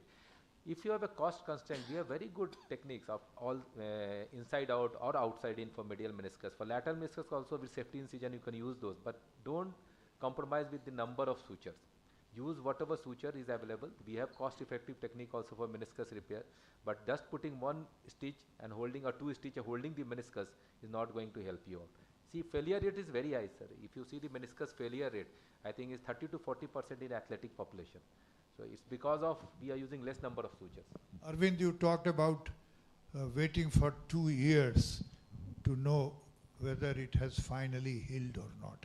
So what is that limit after which you will say it is successful surgery? As for me, many a time meniscus don't get properly healed. Even if don't get healed, if it is in place, it's working like a complete healed meniscus. So I'm not bothering until unless patient is not complaining of any joint line pain or on examination it's any tenderness there. Because recently one patient came to me after 2 years of meniscus repair with a revision ACL. She was hyperlax and I find that this meniscus was not healed, but she was doing all the sports for last 2 years.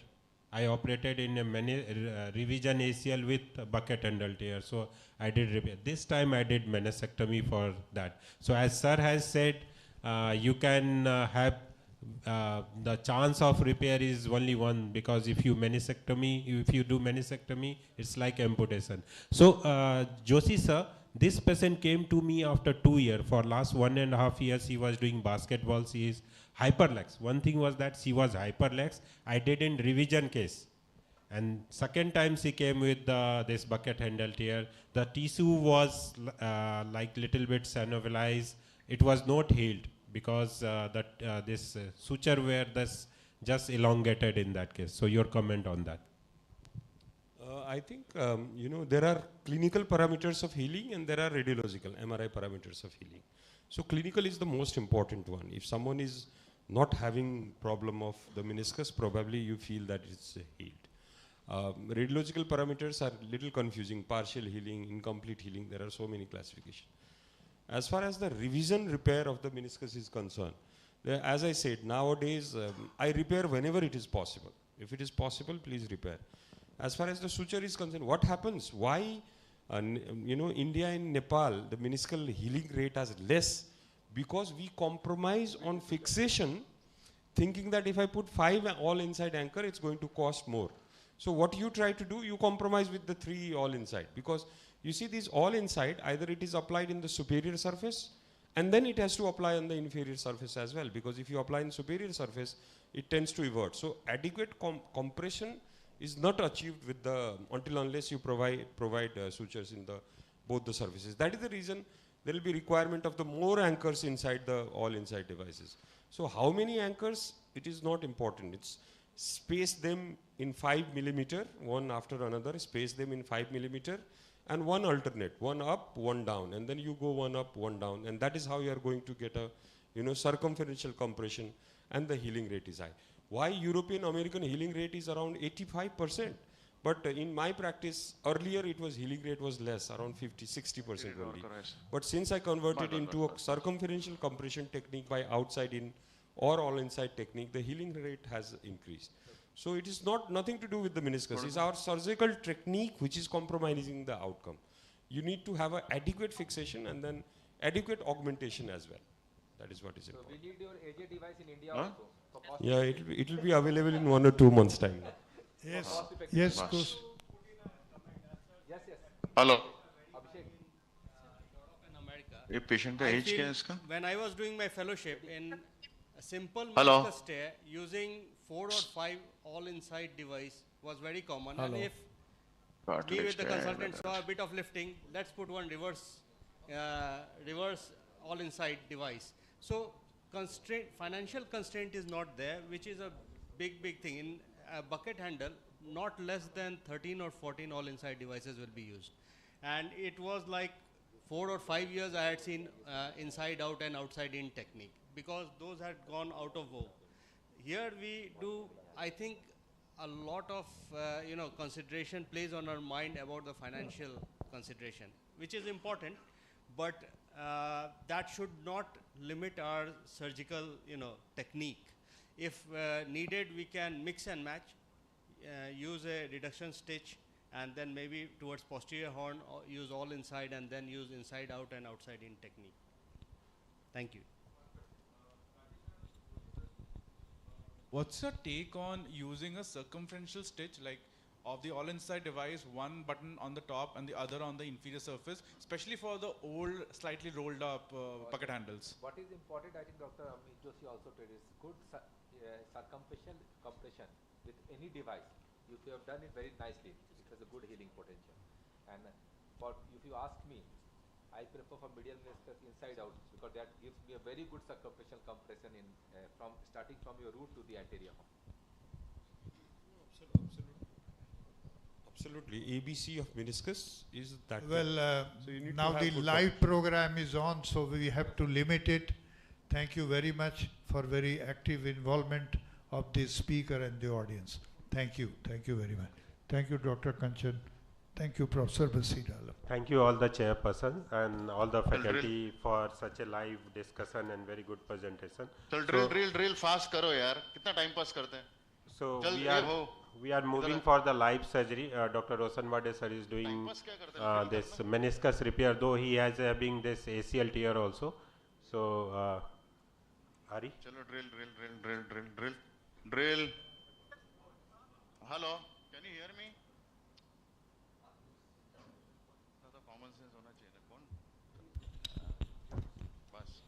And the moderator for this live surgery is Dr. Gurdev Kumar, Dr. Ritadu Mukhopadhaya and Dr. Rajiv Raman sir.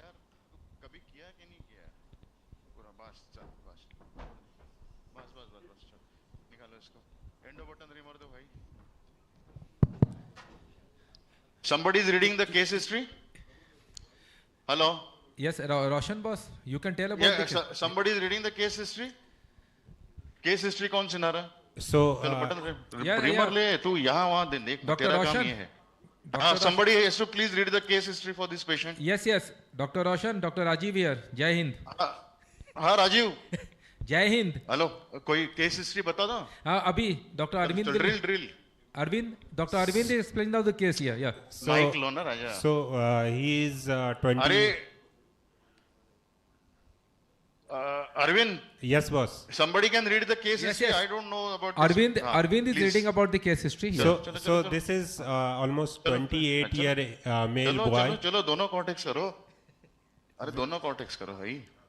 So this is 28-year male boy having injury almost 2 years back, and after injury he was managed conservatively. He was doing fine for 1 year after that. Then again he sustained injury, and this time there was intermittent locking and pain. And for last 1 year he was continuing with intermittent locking and pain. And clinically he has grade 3 Latchman. He is positive for the pivot shift. At the same time, the McMurray test and joint line tenderness positive for both lateral meniscus and medial meniscus. 35. चलो 20 तक rim करो. Hello. Yes, Dr. Roshan. Yes. So. Yeah, I just proceeded with the ACL femoral tunnel. I'll just tell you what I had done so far. Yes. We have just done a diagnostic round and harvested the graft. so that we can proceed with the ACL reconstruction since it's a live surgery. When I examine this patient, Rajiv, yes, this patient has a big cartilage defect. I'll just show you once I finish my femoral tunnel. Okay, chal. So, Rajiv, I believe in short tunnels. Bas, 15. Or. Any reason behind that? That's it. Yeah, I read the reverse. I read the article from Alan Stubb from US, and it has been proved. Reverse करो ना यार, reverse नहीं है, आराम से cartilage damage हो जाएगा, आराम से, चलो धागा दे दो. So the healing of the ligament always happens at the mouth of the tunnel. So it's immaterial how much graft you put inside a tunnel. इधर से डालो, double loop करके डालो भाई. So now you are proponent of 15 millimeter, yeah? Short tunnels is the one. All in fact, Alan Stubb said that in females, the tunnel should be somewhere around 12, and for males, even the 10 mm is good enough. Chalo, udhar se pull kar. Udhar jao. So I started doing very short tunnels, 15 and chalo, table up. So Rajiv, yes, till the time you had a discussion for this, इसमें से loop करके डालो. इधर light दिखा हुआ है, पूरा अंधेरा हो गया. Till the time I examined this patient, can you see this? Oh, big cartilage defect, yes. Yeah, so huge cartilage defect on the weight-bearing part of the femoral condyle. What's Plus the the bucket handle tear. This is what happens with bucket handle tear of medial meniscus. I'll just show you. I had not prepared because the surgery was primary bucket handle tear. And we had a discussion few months back whether to do femoral tunnel before the meniscus repair or femoral tunnel after the meniscus repair. I think Amit Joshi will recollect it. Amit? Yes. And yeah? Amit is there and he preferred doing it before that. So I am not a believer, but abhi time tha to maine kar diya. Amit, any comment on this?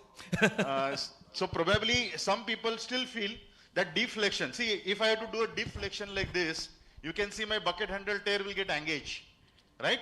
This is a deflection. Okay, can the outside camera show you? We can see, so I am yes, doing a deflection, and that time my bucket handle tear can get engaged. So that is the reason why people say that you should finish your femoral tunnel first, and then you can proceed with this thing. So femoral tunnel, I always use the posterior referencing. Rajiv? Yes. Can you see the 1 mm thickness? Fantastic, left, fantastic. 1.5 mm? Excellent, so excellent. This is my posterior referencing. I always use the posterior referencing zig, and that's the endobutton tunnel. So I can see my endobutton tunnel. I can see my femoral tunnel, which is around 9 mm, and this is how you should see the anatomy. This description is very important when you see the ACL. ACL is not an anterior structure on femur. On femur, it's a very, very posterior structure. On tibia, it's an anterior structure. So anterior cruciate ligament is posterior in femur, anterior in tibia. So this is with this description. Now you should see what is happening with lateral meniscus. This is the bone debris. I have to remove this. And this is the area where you can see the ramp. But actually there is no ramp here, but looks like small peripheral tear when I saw it from the outside. So I'll just try to palpate this area. What is it? Yeah, probe. So this is very important, and that's because that's going to decide the fate of your ACL. Since there is a grade 3 pivot, I will always suspect either a root or a root type of lesion on the lateral side as well. There doesn't look like, but there has to be an extension of the fibers from here to here, which is missing, anterior root. So I will try to pull it. So you are planning for a ACL? Lateral meniscus. This is lateral. This is lateral meniscus. Yes. And medial this meniscus. Is PCL. Yes. And this is the medial meniscus. I'll show you the medial meniscus. I just checked. There is no ramp, but I will show you again. Yeah. So just for beginner, how do you? Yes. Medial meniscus, but there is a bucket handle tear. I'll show it from here. Yes. This is the peripheral tear of the meniscus, which will see it from the inside. So now I'll open it on the medial side. The cartilage is completely gone. Probably this patient is the best candidate for the osteochondral allograft or osteochondral transfer. Since it's beyond the purview of today's surgery, we don't have kept. So can you see this? This is the peripheral tear. Yes. Yeah?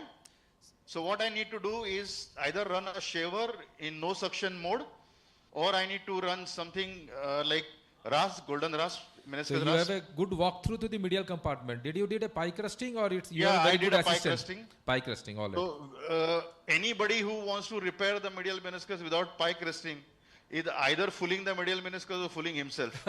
So I always advocate, try to create type 2 lesion on MCL or type 1 lesion on MCL so that you can pass your instruments, right?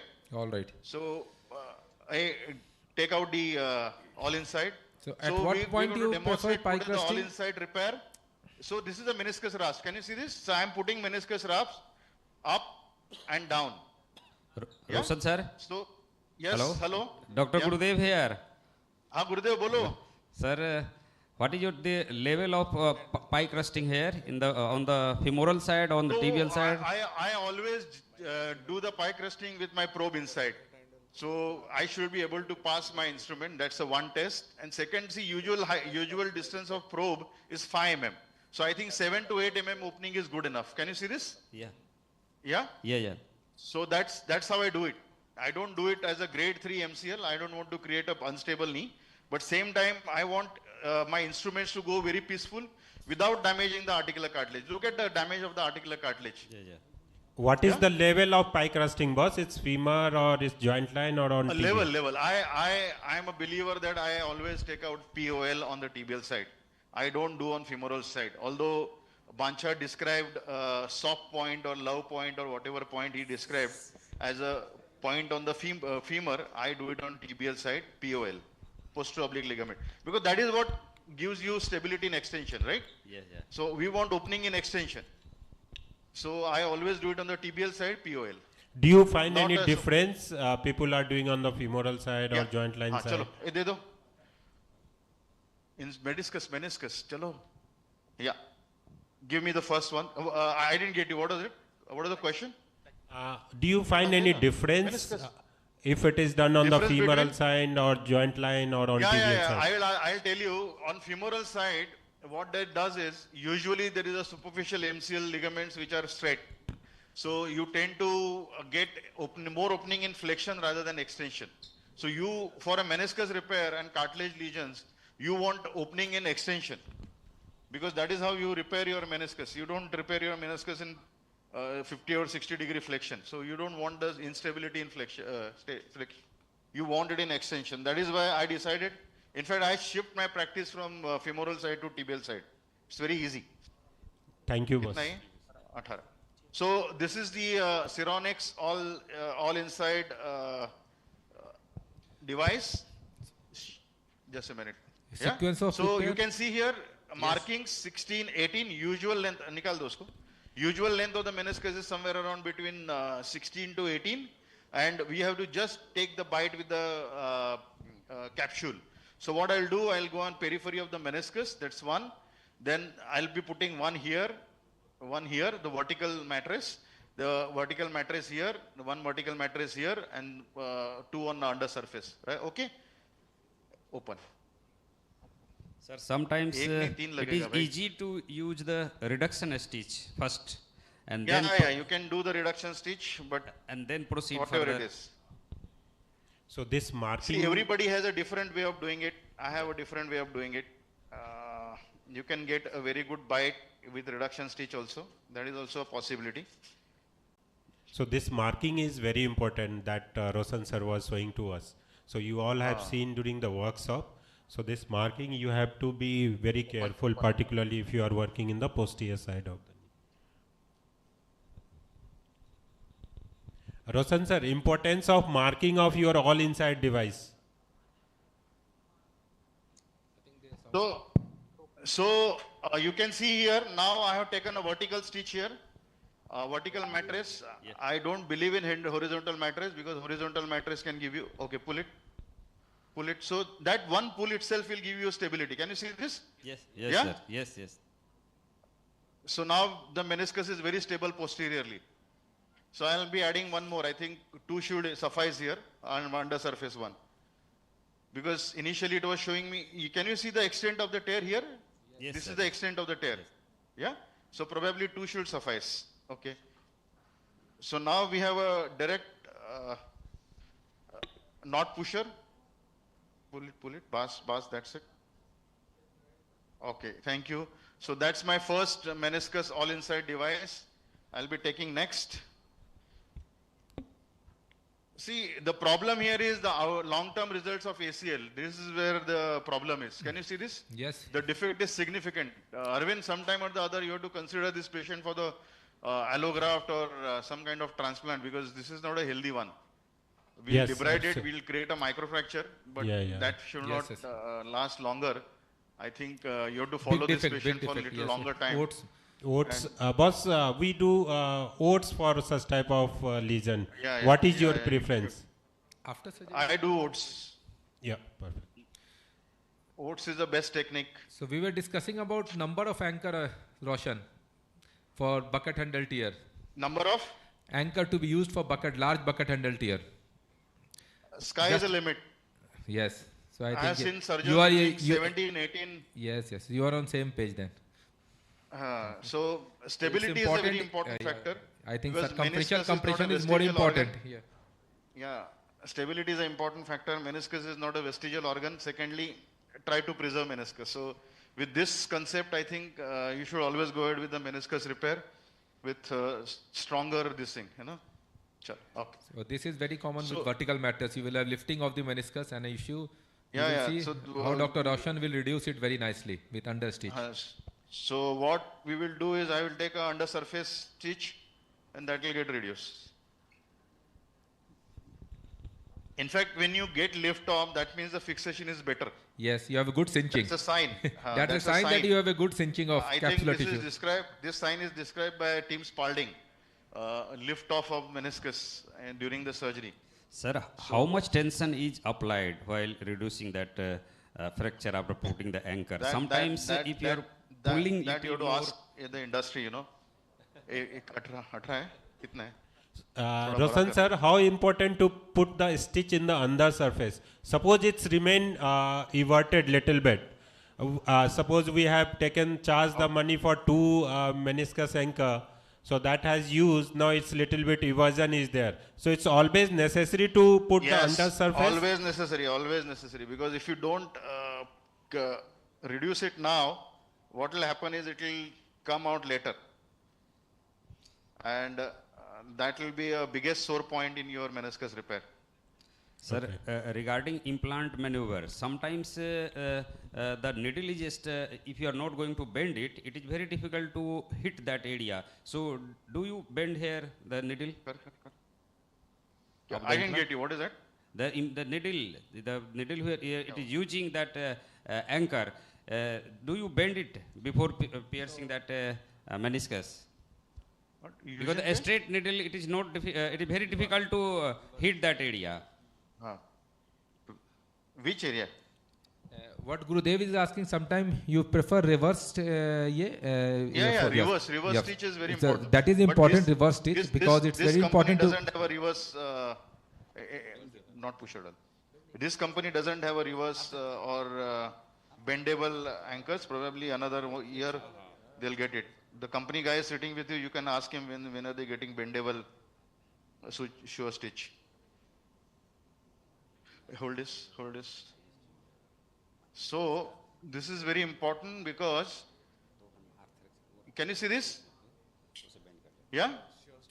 The one stitch, yes, and you have excellent one. Yeah. Well aligned meniscus, okay? Yes, sir. मेरा patient क्या बोल रहा है? अरे क्या रे कट्टा नहीं है Raju? Okay. So I think our medial meniscus repair is over.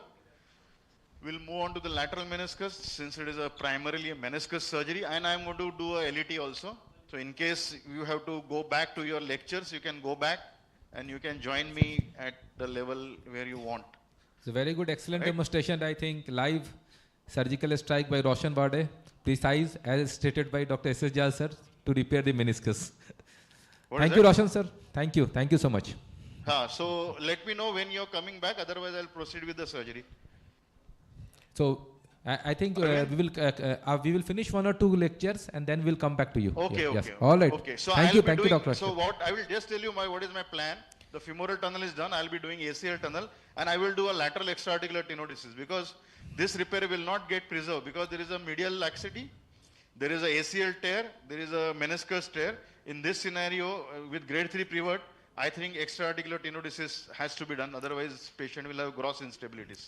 Yeah, absolutely right, sir. Thank you, Dr. Roshan. Thank you. So I'll proceed with ACL, you can proceed Yes, with your thank live you so lectures. much. So, okay, thank you, bye-bye. Moving on to the next, that is expert lecture is none other than Dr. Rajiv Raman, decision making in meniscus lesion. Okay, chalo, fast, chalo, come on.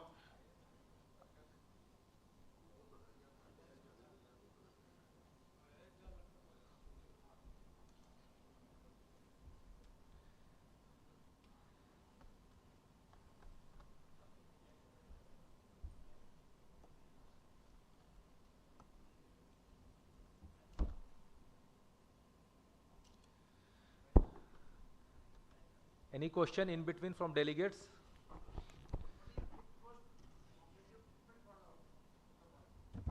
Post-op. So most of these patient, meniscus repair patient, normally we keep them non-weight bearing or partial weight bearing for 4 to 6 weeks. And in the morning, all of it we were discussing. And don't try to get beyond 90 degree of range of motion till 4th week. So with isolated radial, normally by 2nd and 3rd week we try to get full range of motion. Here you should be big slow. What happened in deep flexion, normally the condyle meniscus tries to engage in between the condyle, your femoral and tibial condyle. So I will be talking on decision making in meniscus injury, and it's very important topic. And since morning we are discussing when to preserve the meniscus, when to repair the meniscus, when to balance your meniscus. And this is very important, depends upon the age of the patient, the age of the tear, and the type and location of the tear. So whether you're dealing with a younger age group or an older age group, what is the age of your meniscus tear and what is the location? It is in a red zone, red white zone, or white zone. And there is still ongoing debate whether you will balance or repair the meniscus. So I think there are two broader categories of patients we see in our clinical practice. The first one is your traumatic, and these are the younger group of patients. Try to preserve the meniscus. Now we know you should preserve the meniscus to prevent degenerative changes inside the knee joint, and your meniscal balancing or meniscectomy should be your second option. When you are dealing with a degenerative group of patient, here also you get a meniscus injury. So here most of these patient has a flap or a bucket handle type of tear in degenerative knee more than 45 years. So you can have a balancing or meniscectomy as a primary options. So in degenerative tear, most of the time we try to balance it, and yes, most of these patients can be treated conservatively. There are two common indications for repair for balancing or meniscectomy in degenerative knee. One is either a audible or palpable occasional history of locking. So these are the indication where you have to do for some amount of meniscal balancing or meniscectomy in degenerative knee. So just I will go with some of the cases. So this is a 25-year male. You can see it's a classical locked knee with a entrapped inside the meniscus. Medial meniscus is entrapped inside the knee joint. This is a femoral condyle, this is a tibial condyle, and you can see whole of the medial meniscus here. So this is a common scenario. Sometimes the patient comes to you in clinic with a locked knee, and you put your scope inside, you see the meniscus is entrapped in between the femoral tibial condyle.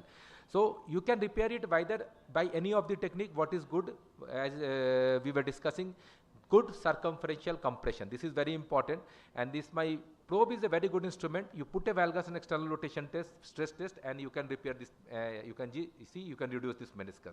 So sequence of repair, we were discussing with Dr. Roshan also. When it's an acute tear, it's from posterior to anterior. When you are dealing with a chronic tear, we try to put a reduction stitch first. It's to the center of the meniscus. So this is an acute tear. It was less than 6 weeks cause injury. So we tried to repair with the all inside meniscus repair device. So try to put vertical mattress suture. Nowadays we do try to put a horizontal mattress suture because it don't have a good cinching effect there according to the orientation of collagen fiber. And don't compromise with this stitch. Here you can see first, second, this is the third stitch we are giving, the vertical mattress suture, and always do pie crusting when you are planning for a meniscus repair. So once you have repaired it, you can see there is a eversion of the meniscus. You can put the your reverse stitch also. These reverse stitch devices are available with your all of the meniscus repair system. And at the end of the repair, you can see you have a good circumferential compression and a stable meniscal rim. And this is very important to prevent degenerative changes inside the knee joint. Meniscus root revulsion already I have discussed. I will not discuss this case in the previous lecture. So this is the another type of group of patient you will get in your clinical practice, a discoid meniscus. So once you balance the discoid meniscus, you have an unstable rim. So what you should do, we will do, because most of these patients are in of younger age group, between 14 to 25, adolescent patient. So don't try to remove the whole of the meniscus. At least try to preserve the meniscus rim also. So preservation of meniscus rim is very important, and just if you have an unstable rim of the meniscus there, you can see there is an unstable rim of the meniscus here. So you can use this self-retrieving suture passing device, and you can put 2 or 3 vertical matter suture, and that will give you a good preservation of the rim. Here I am using a self-retrieving suture passing device. This is the fast twist mini by Smith & Nephew, and you can put your knot toward the capsular side. So with the all inside technique also, you can with 3 or 4 vertical matter suture, we can have a good stable rim there. And you can see here, this is first, second and third bite, and at the end of the procedure you can see you have a very good rim there. So preservation of this rim is also important when you are planning for your meniscal discoid meniscal balancing. So if you preserve this rim also, this will prevent the degenerative changes in the adolescent knee. Radial tear, I think already it has been discussed by Udipto in the previous case, so I will not discuss.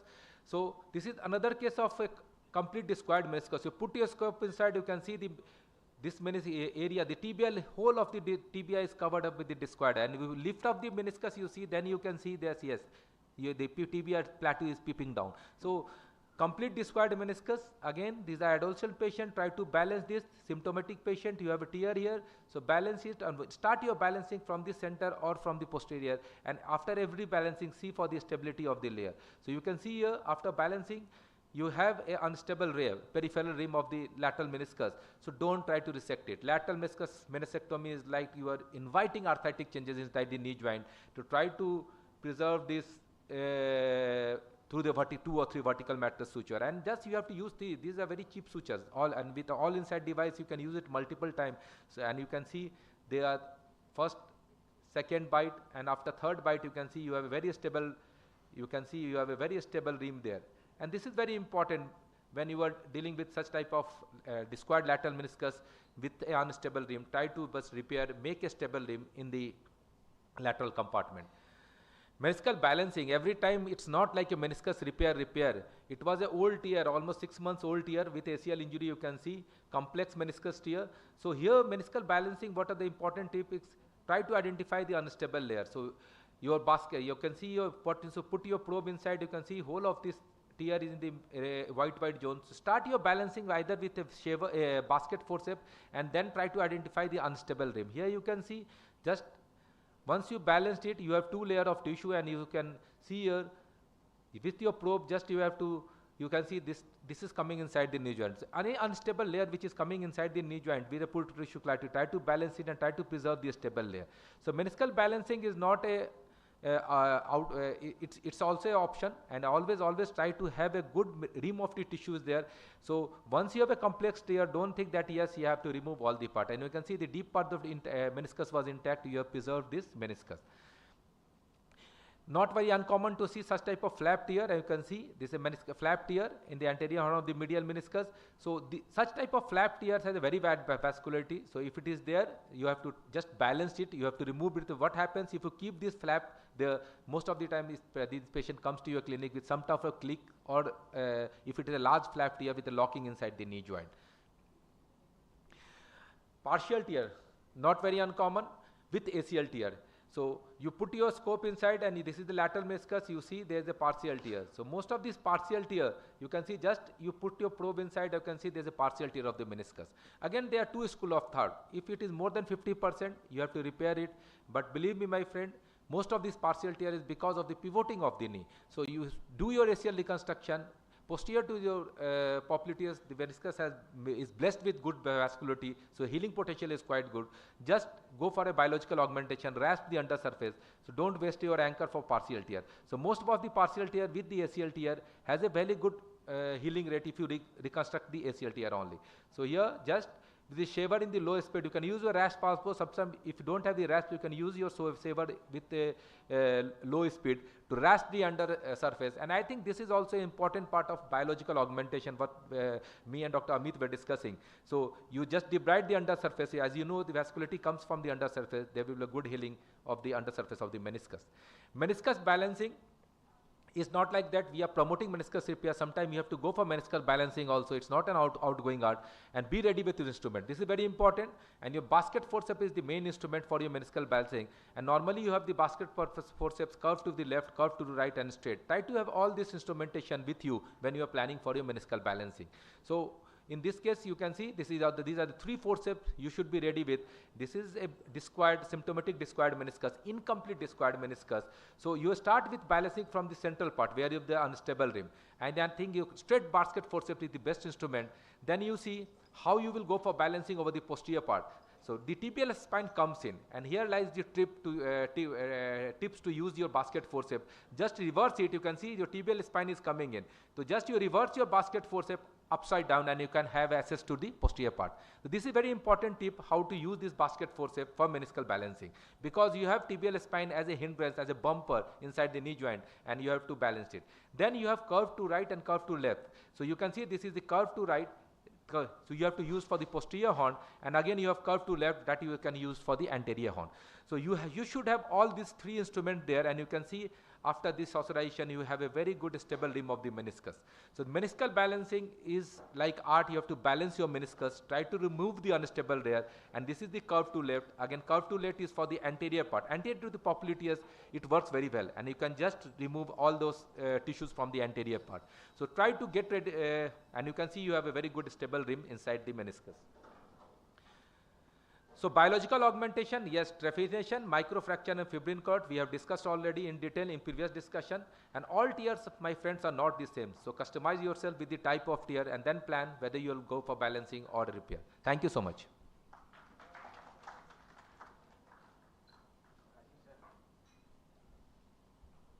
Rajiv sir, one question. Many times we have seen in the reported by the radiologist, there is ACL tear along with horizontal tear. So what is your take on that for that horizontal tear at the time of ACL reconstruction? Should we go for repair or just leave it, or what? So see, if your tear is extending towards the joint, either a superior or inferior aspects, and it's an unstable tear, so with ACL tear, so partial tear less than 50%, don't. Lateral meniscus has a very good healing potential, don't waste your anchor. If it is more than 50%, literature supports are there that there is a high risk of conversion of this partial tear to complete tear. You can put 1 or 2 vertical mattress suture or a horizontal mattress suture for those tears.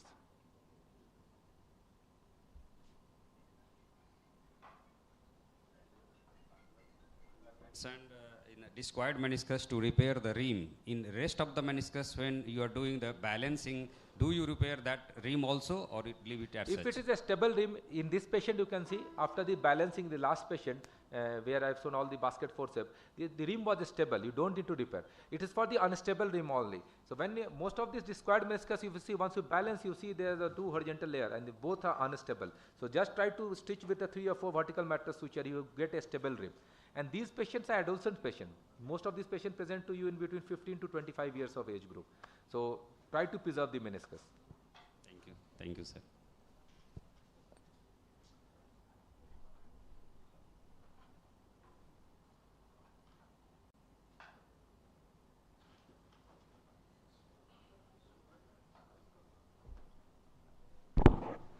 So thank you, Chairpersons. And now we will have next program as inauguration. So we'll call Priya to announce the.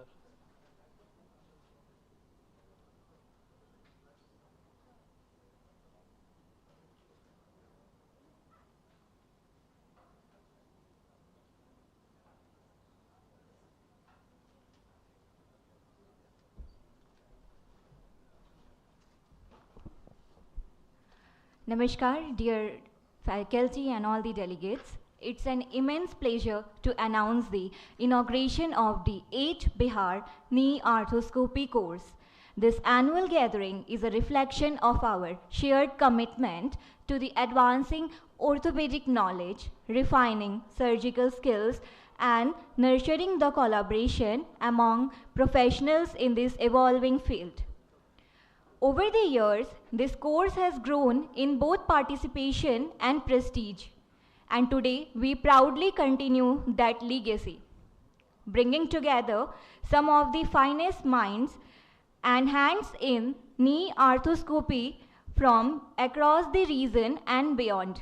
Let's begin this auspicious occasion by invoking the blessing of Lord Ganesha, the remover of obstacles and the harbinger of wisdom and the success. Let us now commence this program with Ganesh Vandana. I would like to call on the stage Dr. John Mukhopadhaya sir, Director and HOD, Paras HMRI Hospital, Patna. Dr. Upendra Prasad, Dr. Pravin Sahu, Dr. Arvind Prasad Gupta, Dr. Bhasir Alam, Dr. S.S. Jha, Dr. Kanchan Bhattacharya, Dr. Rajiv Raman, Dr. Amit Joshi, Dr. Sunil Apsinghi,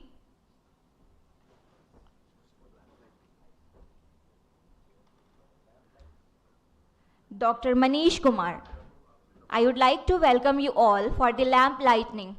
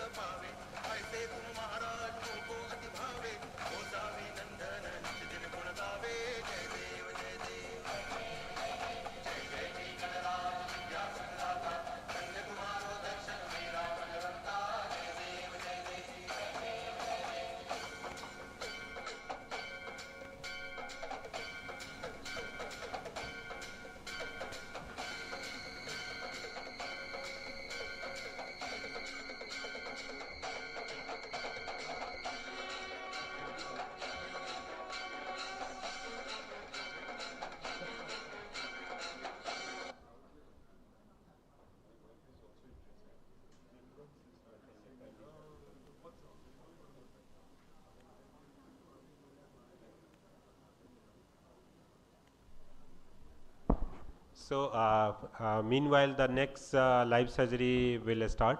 We have tea break of 10 minutes. So, kindly join for the tea. Thank you.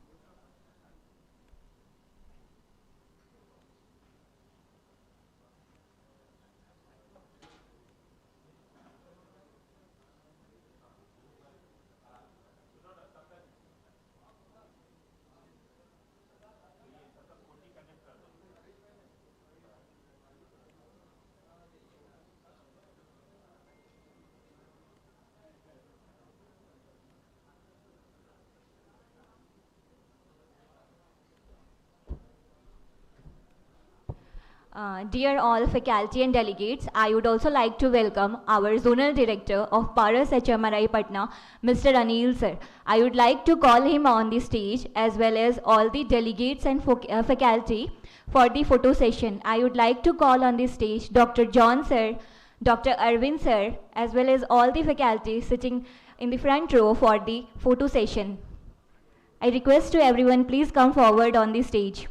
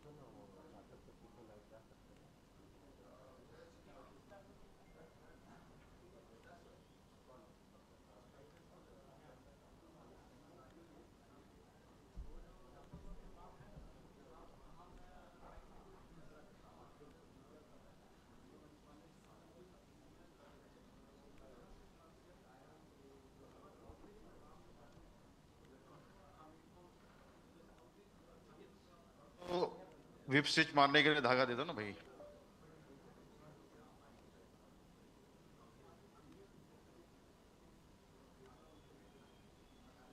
Yeah, just a small announcement about the mid-year meeting of POSICON in Patna Taj Hotel on 26th and 27th of July this year. So who wish to register, you can directly contact me or Satish here. It will be on 26th and 27th of July. Thank you.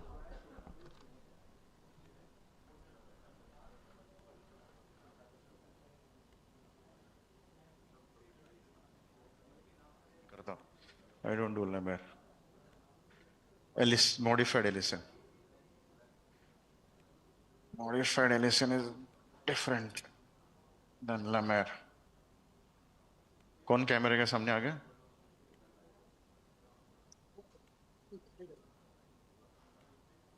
What is that? Up live है. Live है? Yeah. चलो. Okay. Yeah, because we want to see your lamar. Yeah. So Dr. Roshan. I am doing modified Ellison.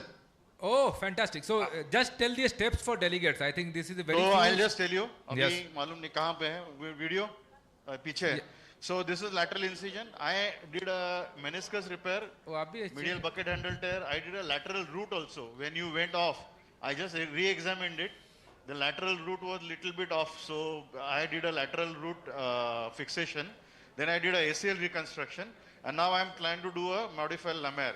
So sorry, modified. Arvind, I think Arvind purposefully give this case to you because he knows that Dr. Roshan can only do justice, all four. And he is sending the oats sets for you also, complete oats also today. Who is sending oats set? Arvind is telling that in same anesthesia, now we can complete the oats also, cartilage defect. Excellent. That he can do lateral. So what is why what you I'm- shifted from modified I have lamina already to? done the microfracture for that defect. Oh, already done. All right. So, already finished. So Roshan, any advantage of this over modified lamina? Yeah, because the femoral tunnel coalition is a very important Yes. aspect, especially when you do a bigger size tunnel. Here in this case, we have done 9.5 mm tunnel, and attachment of this ligament will come very close to the femoral tunnel. So what we have to do is avoid the tunnel coalition.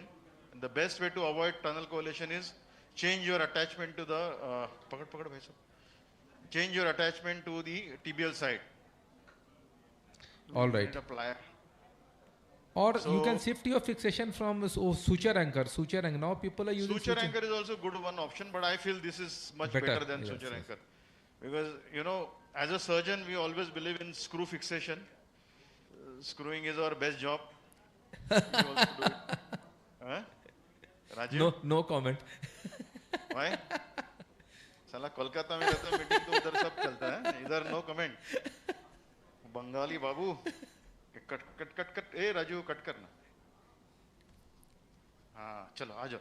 So what I'll do is I just isolated the lateral collateral. Can you see this? The Excellent. femoral Yeah, we can see the attachment, LCL. Yes. And can Yeah, you give so the tip LCL how to identify your LCL? Sometimes it's very difficult in.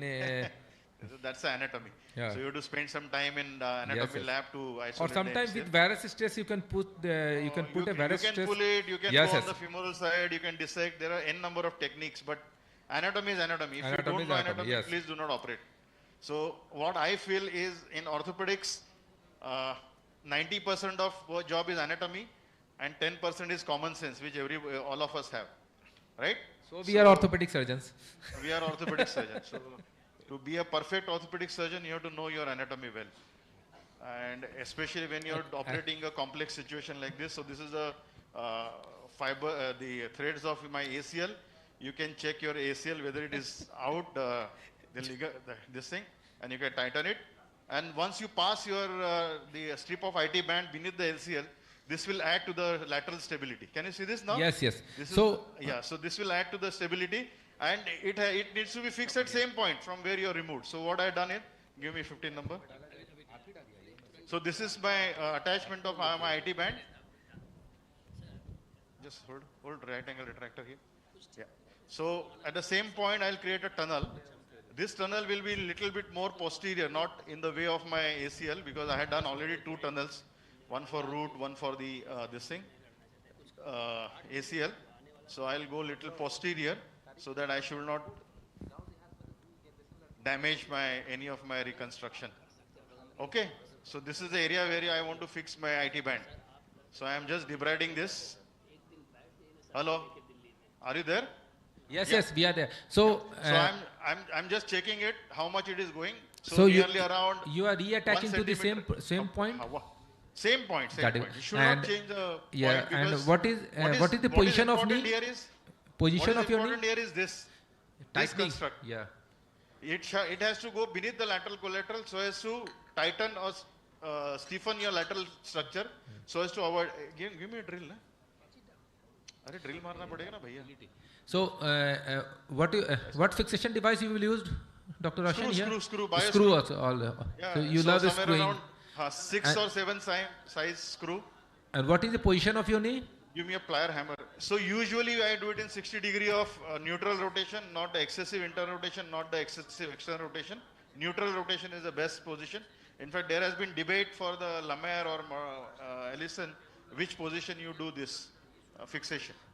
If you see Alan Gatwood paper, I think the 30 to 70 degree they have suggested that it gives good lateral. So anywhere between 30 to 70 degree. Yeah, 30 to 70 degree is the best. So I'm almost in the 50 degree. Good. You know, निकल चलो 6 size का rimmer दे दो 6 mm का rimmer दे दो. So this much of graph will go inside the tunnel. Can you see this? Yes. Yeah, this much of graph will go inside the tunnel, and then I will fix it with bias screw. This will add to the stability, and then my knee will be very stable. Otherwise your knee is not going to be very unstable, and I don't want the instability to cause of failure. He has already, patient has a cartilage damage, he has a meniscus tear. See, even if that lesion forms a fibrocartilage, no, he will have a very good outcome. Yes, yes. So we have been doing microfracture for ages, no? And that was the only treatment for cartilage defect. Hey, Raju, plier de. Plier खींच उधर से. So it's just a 5-minute job, Raju. Yeah, just we will, because we were pre-time, so I thought we should go live. People will see at least one more surgical procedure. And modified lamar, I think the lamar they are seeing now. You have. Allison. So what is the direction of your drill, just Roshan? Because what is your direction, of your drill, tibial tunnel? Tibial drill. I did it more posterior. Huh? Oh, because to avoid collision with the ACL tunnel. Yes. So what I had done, I had already created 2 tunnels. One is ACL, which is anterior tunnel, lateral tunnel, which is more medial tunnel, right? Lateral root tunnel. All right. So this tunnel, I don't want to come in between. So what I had done is I have gone inferior and little posterior. So if you see, my wire is coming here. Yeah. Can you see this? So this is very important for delegates. You can see here, he has done ACL tunnel. So avoid collision, he has directed his between toward posterior, so that it does not collide with your ACL tunnel. Roshan sir, do you believe in putting suture anchor there to prevent the tunnel part collision or any risk of that? You can do that. I have seen people doing suture anchor, but you know, being a surgeon, I always believe in. I told you, I believe in screwing. Yeah, absolutely. I believe the only screws can work. But you said during the ACL femoral tunnel preparation, your graft will heal at the margin of your tunnel only. So but here also it will get heal over the surface of the tibia only. Yeah, it will get surface of the tibia, but the fixation is always better on the bias screw type. Absolutely right. So this is my belief, you know, I am a Andhabhakt. We have a lot of Andhabhakts now. Yeah. Only thing about the putting the tension over the graft into the tunnel. So how you monitor that tensioning of your this IT band? Which tension? The tensioning of your IT band into the tunnel. So that we will monitor. See, it cannot go beyond a certain point, right? Okay. Now I am giving valgus force, 30 degree of flexion, neutral rotation. Can you see this? Yeah. It's neutral very rotation, good. 30 degree of flexion. It cannot go beyond that. Okay. Chalo, खींच. हाँ, hit का screw दो, जल्दी दो, चलो. पकड़.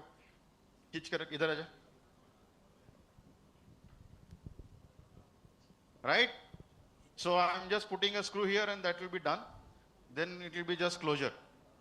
So I'll just show you what I had done for the lateral root and medial root, इतना time क्यों लग रहा है यार स्क्रू के लिए? उसका नहीं तो कोई दूसरी कंपनी का दे दो ना, कोई दिक्कत नहीं है. So boss, meanwhile we are moving to the next session. So we'll come back again. Sister, we spend time in this nonsense, ना? ए स्क्रू नहीं था क्या तुम्हारे पास? Just a minute. Sorry, boss. No. A screw is available there of different company if it is difficult to get from Ceronics. Oh, you got it. So I got it. This is the special screw from Ceronics. It has got better purchase. So probably company will pay me good money. So this is my lateral tenodesis, and I'll show you what I have done from medial side. Hey, idhar aajo cameraman focus, idhar aajo, right angle laga. So we have used the suture fix, peak kind of devices for fixing my tibial ACL. Can you see this? This is T button. Arvind? Yes, boss. It's visible. And there is another button used for my lateral root. Can you see this? One button for lateral root and one button for the ACL. Button. So two buttons. And then bias screw. Yeah, that's perfect. Yeah, manage of the tunnel. Now you can see the stability. यहाँ से आ जाओ भाई साहब. Now you can see the stability is rock solid. Yes. With tenodesis, with ACL, with lateral root, with lateral meniscus, it's rock solid. There is no instability now. You can start his mobilization as early as possible. Okay? Thank you. Thank you, boss. चलो cut करने दो भाई साहब. हाँ निकाल दो.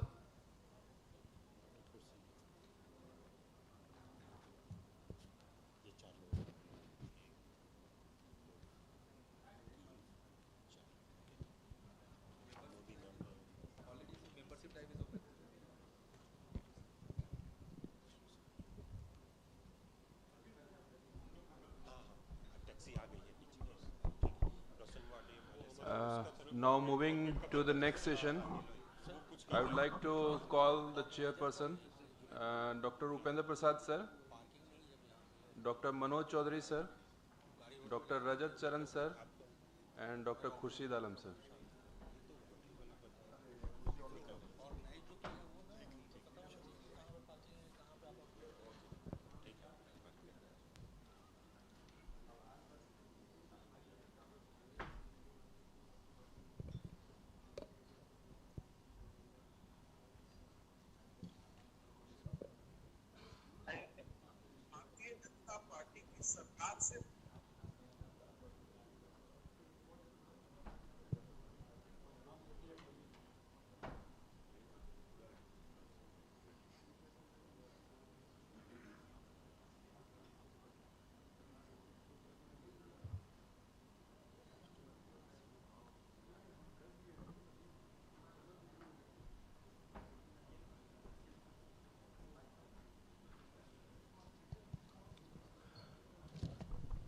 The first talk will be by Dr. Kanchan Bhattacharya sir, my 30 year of ACL surgery.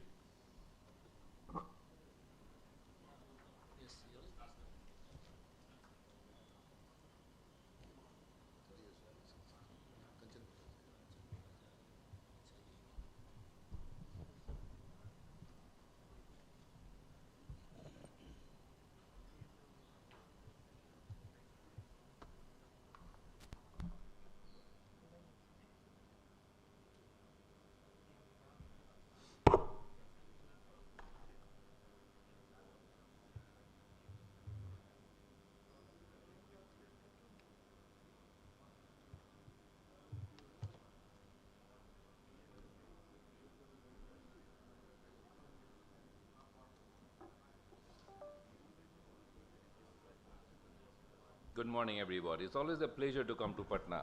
Arvind and John always makes it a very pleasant place to be. And I've been here for this meeting for several years now. The 8th Bihar Arthroscopy and knee course, like John has mentioned, has really evolved over the years. And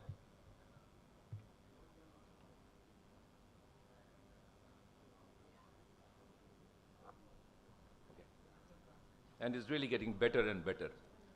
So Arvind decided to remind me of the length of my teeth, getting older and older. So he said, "Sir, ab boliye, 30 years." So I said, okay, if I look back, it's been about that or more. So how to do ACL reconstruction, you have to be interested in arthroscopy. Like most people of my generation, we were all keen in sports, though limited in abilities, could never go beyond the university level. But reading the newspaper was a must, and only the sports page, mind you, and every bit of sports, starting from cricket to snooker to hockey to badminton to even races on Saturdays, even if you didn't understand anything. And it was in one of those sports magazines. It was called Sports Star, which was published by the Hindus, with Khalid Ansari as the editor. I read an article by a gentleman called Robin Marler, who was an ex-cricketer who became a cricket journalist, and he wrote about arthroscopic surgery to a few football players in England, and Ian Botham, who had just made his debut a couple of years before that. He said it was a microsurgery, small pieces of broken bone and tissue were taken out, and they're back to playing their own games within a month. That really fired my imagination. I spent most of my 5 years in medical college being more in the sports field in the Maidan than in the college. And I had this whole host of cricket players who are not prone to injury, but you know, these are all multifaceted players. The guys who played first division cricket, a number of them also played first division football or hockey. And that is where they got hurt. So I thought, well, if I can help these guys to get back to playing, it'll be something. And I think at the back of my mind, I really knew that this is exactly what I wanted to do. And even though I had an opportunity to go to general surgery for my MS, I chose orthopedics because that is what I wanted to do. But doing arthroscopy was not easy. Anand had already been doing arthroscopy here for quite some time when I passed out, and I was looking for an opportunity. In the United Kingdom, arthroscopy was not great. So even though I had kind of completely decided to go for my fellowship, I decided I wanted to do arthroscopy. So one of my mentors, my mentor in fact, to start with, Professor Arun Kumar Das, whose father hails from 8th Bihar, introduced me to Dr. Dilip Pal, who was Patna born, bred, educated, and was practicing in Lubbock, Texas. He carved a niche for himself in general orthopedics, trauma, joints, and arthroscopy. He provided me with a fellowship. And that's where I first started doing my arthroscopy. I got a taste of it. Being in that hospital in those days, in the early 90s, it was much easier. I could scrub with every surgeon in that hospital. And I learned arthroscopy from about 8 or 9 surgeons there. I was in the operation theater every day. And they would let you handle, they would let you scrub those days, they would let you handle those, even more often than adults, because yes, hyperactivity, one, even if you tell them not to do, they'll do it. And second is growing skeleton. The growing skeleton, your reconstructed ACL may not cope up with the newly formed skeleton around it. So a very high chances that they will end up in ACL reconstruction. Sure. Thank you. In this pediatric, if extra-articular procedure, it should be the modified lesion will be better in comparison to the lemire, because for lemire again, you are around the physis area. Second thing, your all inside jig placement for pediatric ACL. What I face difficulty in that, if you put the guide, you never know whether it's going towards the physis, away from the physis, because I have faced the same. And after passing this bead pin through the jig, when I check in the image, it was almost touching the physis. So it's always better to use this Shyam freehand, that is much better in comparison to, and also the size of this bullet is very big. So these and two practically, sir, if you start with that lateral shoot that I said, and you keep passing these wires in the AP, and the then this fear is gone, that you are transgressing the physis. Yes, Roshan sir was quite correct. You see, 15 to 20% of physeal damage does not, literature says there's no problem. Right. So no need to struggle for going transphyseal and all that. You can go, physeal sparing, you can go to right transphyseal. Sir, so the basis of the talk was, if you have a kid that is less than 9 years old and you want to offer an ACL, in those you can't do what Roshan sir is doing. In those you need to protect the physis. Thank you so much. Now I invite Dr. Sudeep Kumar to present his presentation. What is the ideal tunnel position?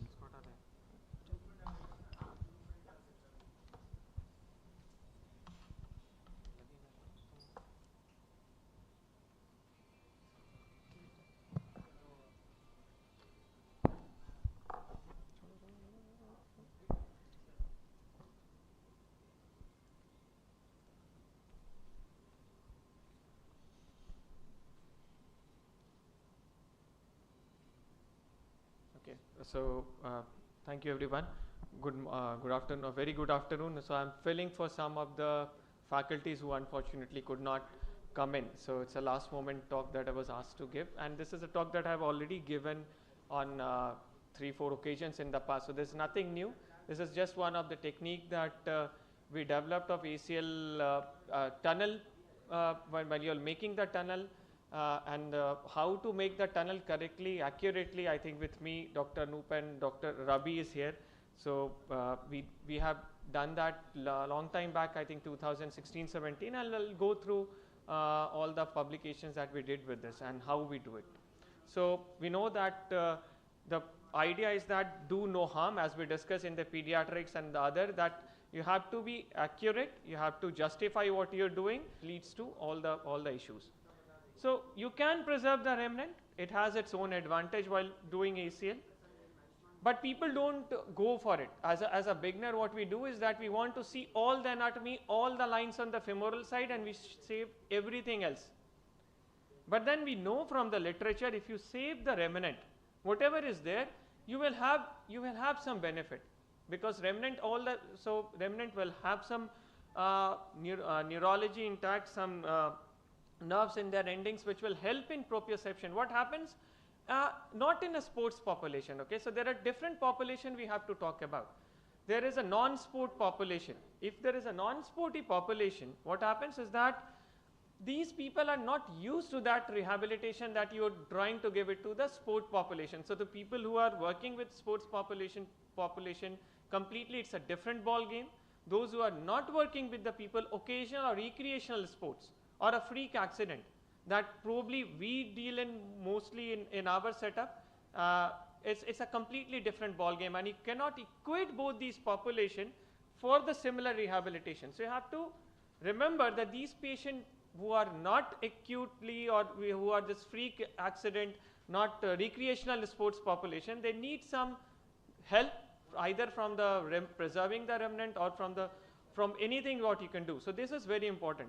So all these publications have throughout the year have said that the tunnel placement is the most important factor that leads to later on outcome of your surgery. Okay, so there have been many papers, many guidelines, many pictures, many theories in the anatomy, but ACL is ACL. It has been there in human body for so long. Okay, we have used clock, we have used lines. Okay, we have used ribbon. People have used markers placing in the knee to see where exactly the tunnel is, and then of course we have gone from one bundle to double bundle, coming back to one bundle, and then coming back to single tendon double bundle technique as well. So all these things have come and gone, but mostly the gold standard at this point of time is a single bundle technique that most of us are going to do and doing. Okay, so that is where we have to figure out. The clock has been there, it is better kept at the wall. Okay, so what we aim to achieve is that your tunnel should be at the proper position. Intraoperative navigation has also been used. Okay, it's not that navigation is only for joint replacement. People have used navigation even in ACL surgery. Okay, and they have concluded that significant improvement of femoral tunnel. So they have seen accuracy of the tunnel and the outcome, and they have shown that improvement of femoral tunnel placement when introducing intraoperative fluoroscopy has a huge difference in the outcome. Okay, Shyam is there in every theater. Okay, people have done their surgeries, they have evaluated their tunnel, CT based tunnel, and they have also recommended that tunnel variation has to be avoided, and if you're using a Shyam, it gives a better consistent tunnel position. So all these papers gives you the same result. Okay, the fluoroscopy, it helps you in making your tunnel position accurate no matter how good of a surgeon you are. Okay, so with that concept, the Bernard and Hylton showed a criteria, and they introduced a grid which was embedded in the Shyam at one point of time, but it's not there in all the Shyams, and you can have that. And what they also did is that they did some cadaveric study, and they found out that if you're doing a single bundle technique, then probably 27.5% from back to front, from this side to this side, back to front, and 33% from top to bottom on a lateral view is the ideal tunnel position. Okay, this is among different studies, different cadaveric studies, different human anatomical studies. Okay, so and of course this is another study that intended tunnel position versus where you actually make it is highly, it's very difficult. Okay, surgeon use fluoroscopy, they localize the femoral tunnel position exactly where they want it to be. This is 220 high volume surgeons in the world. This is just an international research article. So what we did is that we made a tunnel, we made a grid, grid which is 1 by 1 millimeter grid. We printed it on a transparency sheet, and we just place it on a Shyam when we intended where we are going to mark the tunnel. And if it is off, we calculated it, we changed the position.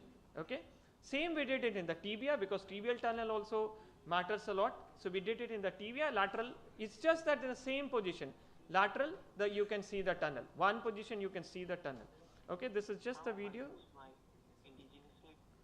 Okay, this was done in 2017. I'll quickly go through. So this is how the Shyam comes into picture. Okay, and once we have put in, we take a shot, and then somebody can easily calculate it from the mobile and tell you where your tunnel is if it is off. So this is what calculation is being done. So there are how many blocks from back to front. So you can easily calculate it is two back. Okay, then you change the position, and then you adjust your tunnel accordingly. So the surgeon will have an idea. This is just for demonstration. So it is too much back and too much high. So once you change it, so I just skipped the first part. So the surgeon is again trying to change your position, and then you take a shot, and then you are calculating. Okay, so it is roughly 5 blocks from back up to around, and then it is 5 by, and each number means 2 blocks. Okay, and these are all equidistant blocks. Easily you can, depending upon the magnification, you can put it 5 by 18. It gives you exactly where you want to be, 27%. Okay, I'll just finish up in 2 minutes. And similarly, you can check from top to bottom where you are. Okay, so it was 3 out of 8, 37. So this is where you want to be. And similarly, you drill your tunnel, you measure the tibia, and you position the tibia. You see you want to be around 45% from front to back, and this is where we are. So of course, every technique has its problem. So your pearls you're preserving. It is inexpensive. Everybody can do it. Easy to reproduce. That is the best part. You can reproduce it. It brings accuracy in your system. Okay. This is a very, very precise surgery. You want further precision. You're introducing robot navigation. This is just small step that you can do. Of course, there is a pitfall. Shyam has to come into the picture. It's not the availability of the Shyam, it's just the arthroscopy surgeon bringing in the Shyam. If you are a dedicated arthroscopy surgeon, you probably will not change. But if you are doing an occasional arthroscopy, you can bring in the Shyam. Of course, radiation exposure theoretically, one value may not suit all the patient, and increase in the surgical time initially, but now I don't think our surgical time has gone by any time 2 or 3 minutes. This is some of the 3D CT that we have done after, and we measured our tunnels. So this is a technique that we published in 2017 in Journal of Arthroscopy, and then we went ahead, we retrospectively analyzed our patients where we have done till 2017 all patients without Shyam and grid, and after that we have done Shyam with the grid with the same implant, same surgeon, and what we found is that femoral tunnel position was much better, significantly better. Tibial tunnel position was better but not significant. Have they made any change in the function? That is more important at the end of the day. More than 2 years follow-up, not even 1 year, 6 month follow-up, more than 2 year follow-up, we have shown that significant improvement in all these scores at the end of 2 years. Okay, so that is very important. At the end of 2 years, more significant improvement. So this is just that it shows that if you are accurate, it's a very small space and you want to be pinpoint and accurate, this shows. So of course it is a significant improvement in both tibial and femoral tunnel, and it gives a good functional outcome as well. So it is easy, it can be used, and so it can be used with all. Thank you so much. Okay, thank you very much. Now I invite Dr. Arvind Prasad Gupta.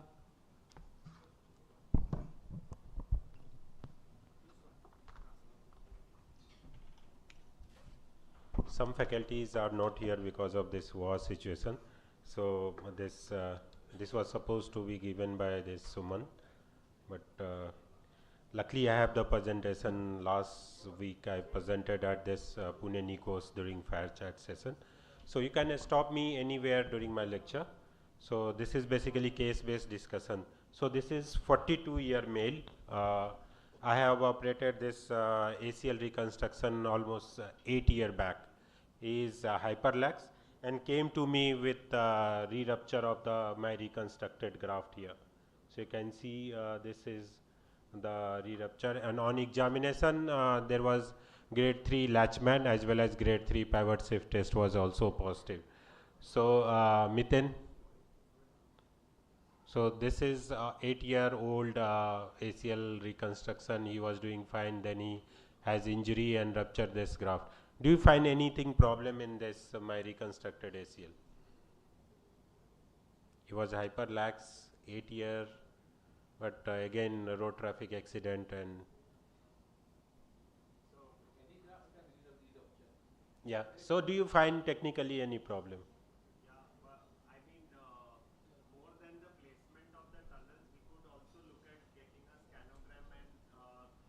So this was fine, long leg film was fine. So there was little bit the femoral tunnel you can posterior see. So this is just little bit anterior, but we have seen the 30-year experience of Kanchan sir. When it was too vertical and still he was doing fine. He is coach of one of this. So though it was little bit interior, but he was doing fine, and this was re-trauma. Right. So this was grade 3 pivot shift test and latchman. Do you add anything else along with the ACL reconstruction in such type of cases? As a primary case? No, it's failed. Now it's failed, and the patient again came back to me. So now we'll just fix all the menisci that are torn, give a new ACL, and add a lateral extraarticular tenodesis to reduce the re-rupture. So this lateral articular tenodesis, one of the indication is most of the time revision ACL, along with the hyperlaxity. Do you add this extraarticular in hyperlaxity also? Yes. So this patient was hyperlax. So these are the couple of indication for this, like if you have complete meniscectomy on this medial side or lateral side, people also add and also if tibial posterior tibial slope is more than 12 degree, many a time people do add for that. So I do with this the lateral extraarticular tenodesis little bit different, that is mini LET. So usually incision is around 4 to 5 centimeter, 2 centimeter proximal to the lateral epicondyle and 2 centimeter just distal to that, and just you separate all the fat pad from this IT band, and then you take the breadth is usually 1 centimeter, but it's not fixed for me. If there is wider knee, I do take sometime 12 millimeter or 13 millimeter. If knee is shorter, many a time I do take 8 millimeter or even 7 millimeter also.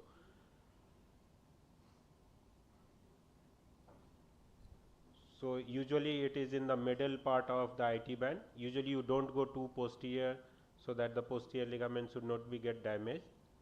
And once you cut this, then you extend the incision distally toward the Guttis tubercle, and you do all the releases. So in this case it was 12 millimeter because of the bigger knee. I took 12 millimeter of this, and incision is this much, usually around 4 to 5 millimeter, 5 centimeter only. So till Guttis tubercle you do the dissection and then take the bite, and this is very usual that you take. Sir, do you think it's difficult to judge which is the middle 1/3 strip of the ITB, considering you've taken a small incision away from the Guttis? So basically you just see the posterior part and anterior part. With the 4 to 5 centimeter of incision, you can appreciate the full length of your full width of your IT band. And as of now, you are going for the middle 1/3? Middle 1/3, yeah. So in the posterior part of this lateral collateral ligament and the anterior part, you put the incision. Then either you can go from here to here, or then you railroad this. And usually I pass my artery from this side, because you have many a time this graft get stuck. So you just take here.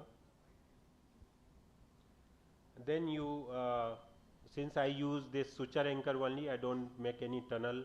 For last 3 years I have stopped making any tunnel. So you just separate the periosteum. You can see your button of your ACL reconstruction there. This is, and you release the periosteum just proximal and the posterior to lateral epicondyle.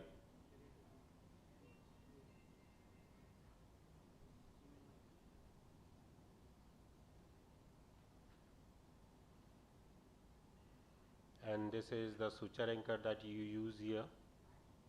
And this slide is very important. Usually after that, this one. So most of the time your ACL tunnel is posterior and your LET suture anchor is anterior to that.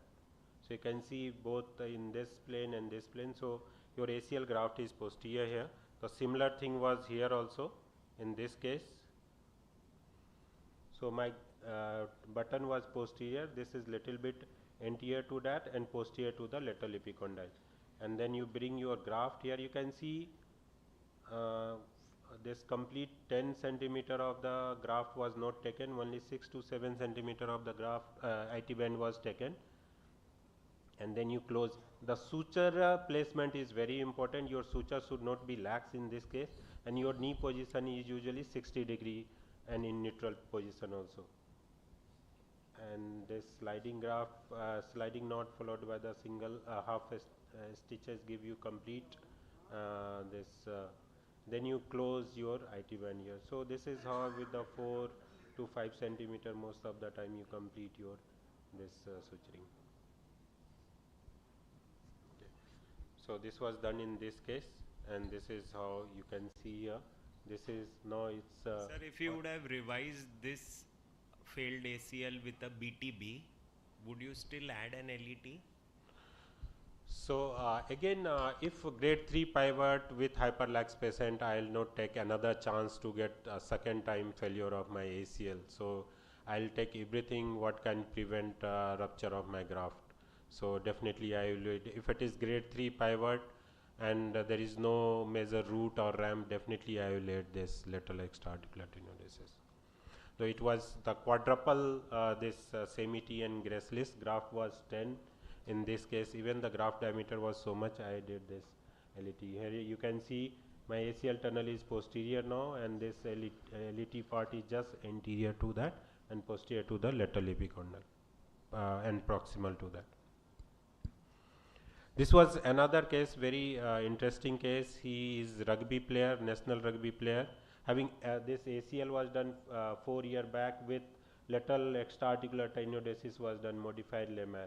There was no pivot, but you can see anterior door and latchman was positive, but there was no pivot shift west posterior. You can see there was hardly any pivot in this case. There was instability, and this was the MRI. He is unstable, knee is unstable. Absolutely right. Many a time in OPD it's very difficult to demonstrate, but intra-op also there was no pivot shift. Absolutely right. But under anesthesia also there was no pivot. I want to add in this, and this was the MRI of this patient. Maybe there is no pivot because the LET is. Prevents the pivot. Yes, sir. It Absolutely right. A good lemma prevents pivot. The anterior translation will be there. That's will be there. So this patient was having this lemma previously along with the ACL, but he came with the instability. This was the MRI of this patient. You can see tunnel is quite posterior here. So this was almost day 1 failure in this case, but patient was going on for 5 years. Now instability has increased. So usually this type of tunnel is called as Roshan sir, do you call it this day 1 failure of ACL? Tibial tunnel. I think this, if you see the tibial tunnel is very posterior. So this is transtibial tunnel. So whole of your anterior support is almost in the posterior part of the tibia. So almost ACL is hardly working in this case. So again, so plan in this case was to do the revision ACL reconstruction, and since the modified lemma was done else, so I was planning for ALL. Even though there was no pivoting in this case, my plan was that. So that since he was a rugby player, national rugby player, so when I was in, I put the lateral side incision after ACL reconstruction. Complete seat was maintained there. IT was like absolutely normal. Its complete seat was there. So I did again modified lemma, revision modified lemma. This was the previous anchor of this patient. This was the new anchor, and did the lemma only. No ALL. I was planning to do ALL with ACL reconstruction. No, but with no pivot, what was the logic behind doing a revision? Again, to prevent the failure of my reconstructed revision ACL probably graft, the because failure of the graft is because of small cell graft and non-anatomical. Anterior, absolutely right, sir. So you could have done that with either BTB or quadriceps, like thicker graft, not the hamstring. Yeah, that is another approach. So you take a CQT 10 size or 11 size, either BTB 10 size. I think this thing, you don't need the things on lateral side because he doesn't have a pivot. Yeah, definitely. He was not only for prevention of my this graft, because he is a national rugby player, to add this. So maybe time has up. Thank you. Any questions? Thank you, Dr. Arvind, for your wonderful presentation. If there is any question, I think there is no question. So now I invite next speaker, Dr. Ritadyuti Mukhopadhaya, he will be talking on his topic, biological augmentation of ACL reconstruction. So thank you, Dr. Arvind, and thank you for giving me this opportunity to speak again over here. So I have been asked to speak on the biological augmentation of ACL. So ever since we have started doing ACL, we have always tried to do something which enhances the healing of the graft, which potentiates healing, decreases the failure, and at the end you are able to bring the patient back on the field again if it's a sports person, or back to his daily routine as early as possible, decreasing the time that you need to give to the patient to allow the graft to heal, right? So there has been various methods and techniques which have been discussed over time. People have tried with PRP injections, BMAC injections have also been tried. The very fact when you drill those tunnels for your ACL also does release some of your bone marrow stem cells and growth factors, which in itself would enhance to a certain degree the healing of your graft that you have put. People have worked with periosteum along with the hamstrings that they harvest to again enhance and bring along with it the growth factors, the stem cells to potentiate the graft healing. At the end, what we are aiming for is early rehab, accelerated rehab, faster return to sports, right? More recently, we have more industry designed augmentation devices available.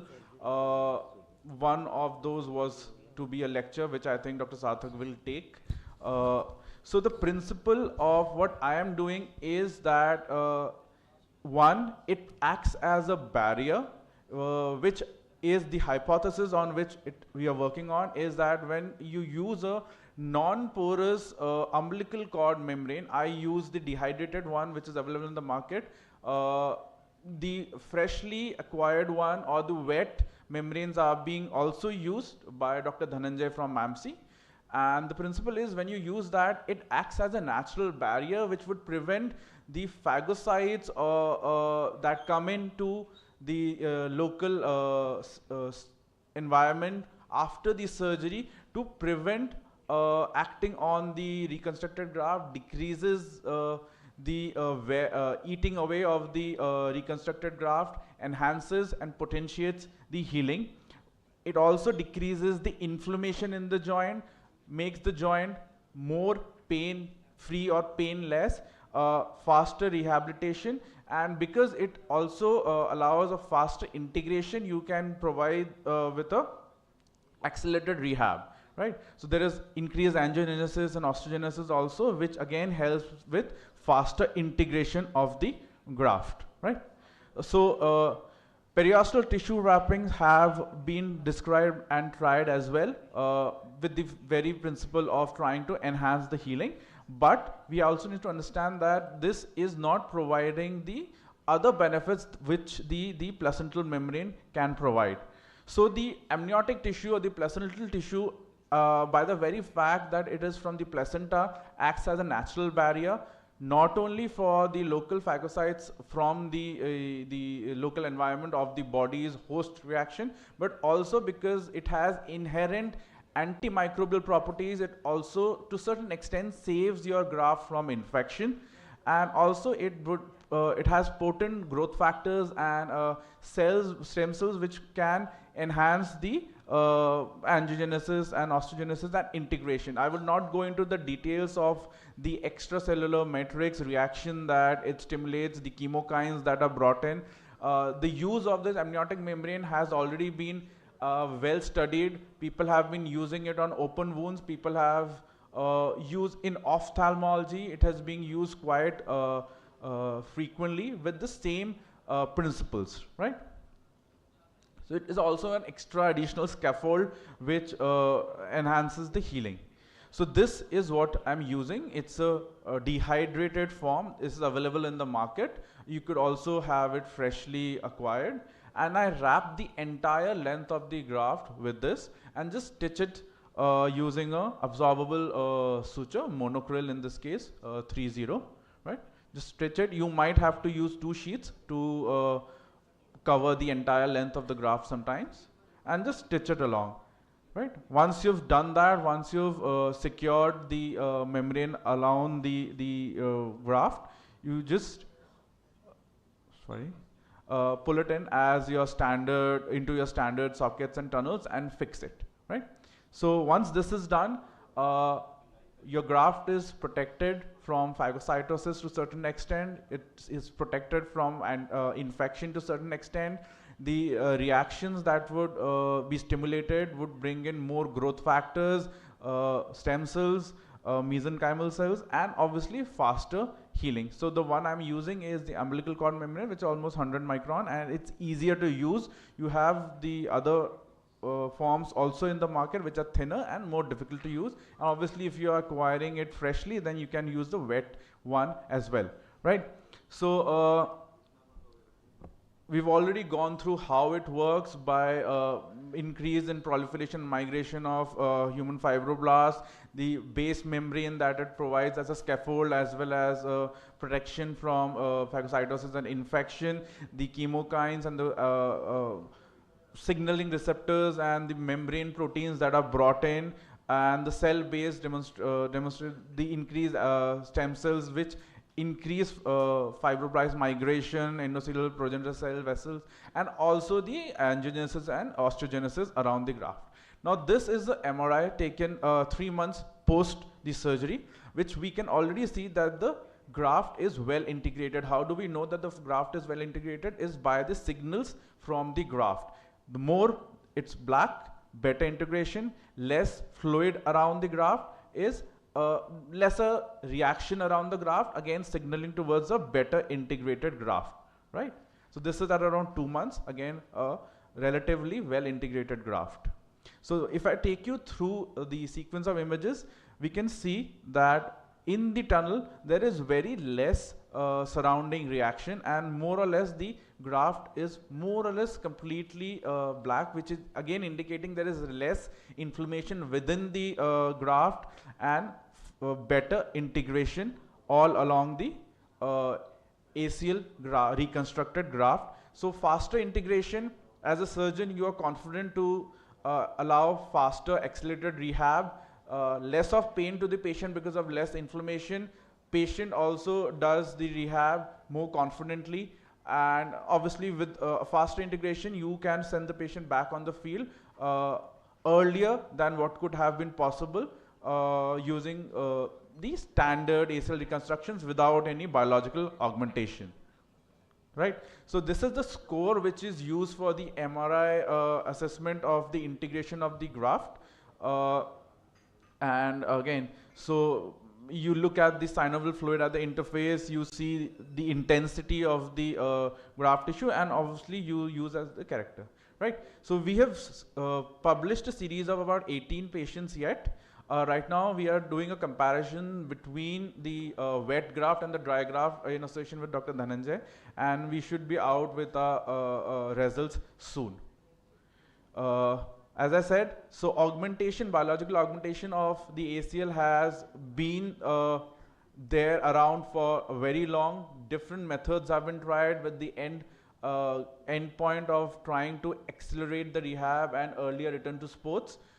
This is one of the methods that it can be done. There are other more commercially available augmentation devices available in the market, in the form of collagen tapes and other devices which you can also use. And again, choose the one which is more economical for your patient, which is easier in your hands, but the target, the aim is early rehabilitation, early return to sports. Thank you. Thank you. Thank you, Dr. Rita. I have a question, sir. So Mukhopadhaya. you said using... I invite questions from the audience, if any question is there. I have one, sir. So if you're using amniotic membrane as a biological augmentation, you're saying that there is an earlier return to sports. It allows early integration. So when it's early integration... RTP is at the same time, right? Return to plays at the same time, No. at a competitive level. No. So It's earlier? Yes. So return to sports specific training you can start by 3 months, and return to sports you can allow by 4 months, 4 to 5 months. You don't have to wait for 9 months to 12 months. So it's actually, you're saying it is halving the time. Yes. Half ho ja raha hai. Why else would you do something, right? You're doing something because you want a early return to sports. If it is not changing the functional outcome, why do you want to do it? Do we have enough level 1 evidence about this, that the return to play is at 4 months and 5 months? With a So biological this augmentation? is yet to be published. We are working on it. Hopefully. Your thoughts, sir? Biological augmentation causing like a return to sport at 4 So, you know, we tried all kind of things like BMAC and other. As far as umbilical cord is concerned, we did one study for umbilical cord blood cells in cartilage, not for ACL reconstruction, because ligamentization and ligament happens with the effect of degeneration. You know, the scaffold, it forms scaffold. So whatever you put is going to get scaffoldized. So I think that is a wrong concept to use stem cells for the ACL, but it can work for the cartilage because the structural defect is a cartilage, hyaline-like tissue, and you can get it done. So I feel still it's a bench strength. It's not a mainstream of standard operating practice. So very few people are doing so. Frankly, I know of Dr. Dhananjay, just one person who is doing it on a regular basis, which is why we are collaborating and trying to come out with more results. It's a more of an experimental work rather than a real standard operating practice. See, you can't tell patient that I use stem cells so your ACL will be 100% cure. See, people will demand anything. I want Taj. Can you give me a Taj? No, right? So people, it's not a question what people demand. It's a question what you can deliver. If I cannot deliver something, I will tell him, boss, it's not possible. Talk in the realistic sense. Don't talk in some. See, stem cells is a completely bench strength. It's completely sitting on the bench. We are not in clinical practice. Probably only in hematology they use it. They use for some Suture muscular dystrophy. That's second indication. Whatever is allowed by the US FDA is not been allowed for orthopedic use. So let's make it very, very clear. It's in experimental phase. Thank you. Thank you very much. We should proceed towards the OT. Thank you, Chairperson. So our live surgery by Dr. Amit Joshi. This is ACL reconstruction with lateral extraarticular tenodesis. And the moderator for this live surgery is Dr. Roshan Wadesa, the methane set and Tapis.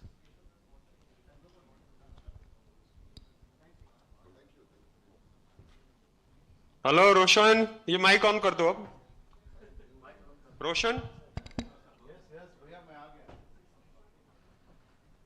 hello. Can you hear me? Yes, you are loud and clear, Roshan. How Yes, are you yes. doing? Yeah, I'm fine. So I heard you just Roshan, arrived last night from Tamil directly to yeah. I Patna. knew that you did some scandal in Tamil, so that's why I'm here to catch you up here, Roshan. So how So was in Roshan, Nepal? this is a very young guy with ACL tier 1.5 months ago while playing cricket. I had a pivot shift test positive grade 2, and in examination we found that there is a posterior horn tear. It was very interesting. It was not visible initially, Nikal. But when we did a little bit of pie crusting, it was visible. You can see that. I'll show you the tear now. Yeah, we You see can the see tear? it. Yeah, We have already placed one anchor there. This is sequent. These people wanted to show me sequent, which is little, different and very, very interesting one. So this is the superior going on. And as Roshan always used to say that. Sequent is from Linvatec, right? Conmed Linvatec. Yeah. Yes, it's a wonderful anchor. I used it. It has got many functions as compared to the other meniscal devices. The only thing is you should be a very master in using that. But it's a wonderful device. Literally, you can stitch it like a cobbler. In fact, I request Linvatec to rename it as a cobbler stitch rather than a sequence stitch. It's fantastic. The only anyone thing there is, from Conmed here? No. निकाल मत ना latch को बंद कर. You can rename the implant. Just छोड़ो. So this is little technically, challenging. Yes, outside camera, can you show us how to deploy, because that is a very big trick. Yeah, outside. हाथ पे दिखाओ, उनके हाथ पे, surgeon के हाथ पे दिखाओ. The device is very important to know the device. It's not like. So we are tightening now. You see that this is gentle tightening. Yeah, gentle. You have to lock the ratchet and pull it. Now it is tight enough. So we'll unlock the ratchet. Yeah. Yeah. So we can take it out. Give me the cutter, please, now. So we are done with the meniscal repair now. These people wanted to show the. We have to help company also. So they wanted to make sure that. No, it's a good device. It's a good device. It's a very good device. I like this. The only problem important is you can do a continuous, you can put a continuous suture. Continuous stitch. So poor marketing by CONMED has led to decline. Otherwise, this is a number one device. So this is, can I have probe, please? So this was incomplete. It was not going down, but I decided to make it repair that because the patient was having a, pivot shift grade 2. You can see that meniscus repair has been done with 2 wounds. Yes. So in the meantime, while you guys were taking a fantastic lecture, I have done a femoral tunnel. As Roshan was saying, some people love to make femoral tunnel before they do a repair. So this is what has been done. So this is the femoral tunnel. I don't do it. I also, but I do it, Roshan. Yeah. In fact, we had a debate in Nepal, if you remember, a few years back, where we were discussing whether to do femoral tunnel before meniscus repair. Yeah, I agree. But I do the same thing you do. I use a transportal aimer and then make sure that my tunnel is way posterior. You are happy with the position of the tunnel, Roshan? Yeah, it's very good. It's exactly 2 millimeter, and then So let me ask my other co-panelists, how do you use portal guide or you go freehand? Miten, you do freehand? As long as we can see the footprint, the we jig, go tibial freehand. jig. Only if you can't see the footprint. I, sir, almost always use an offset guide.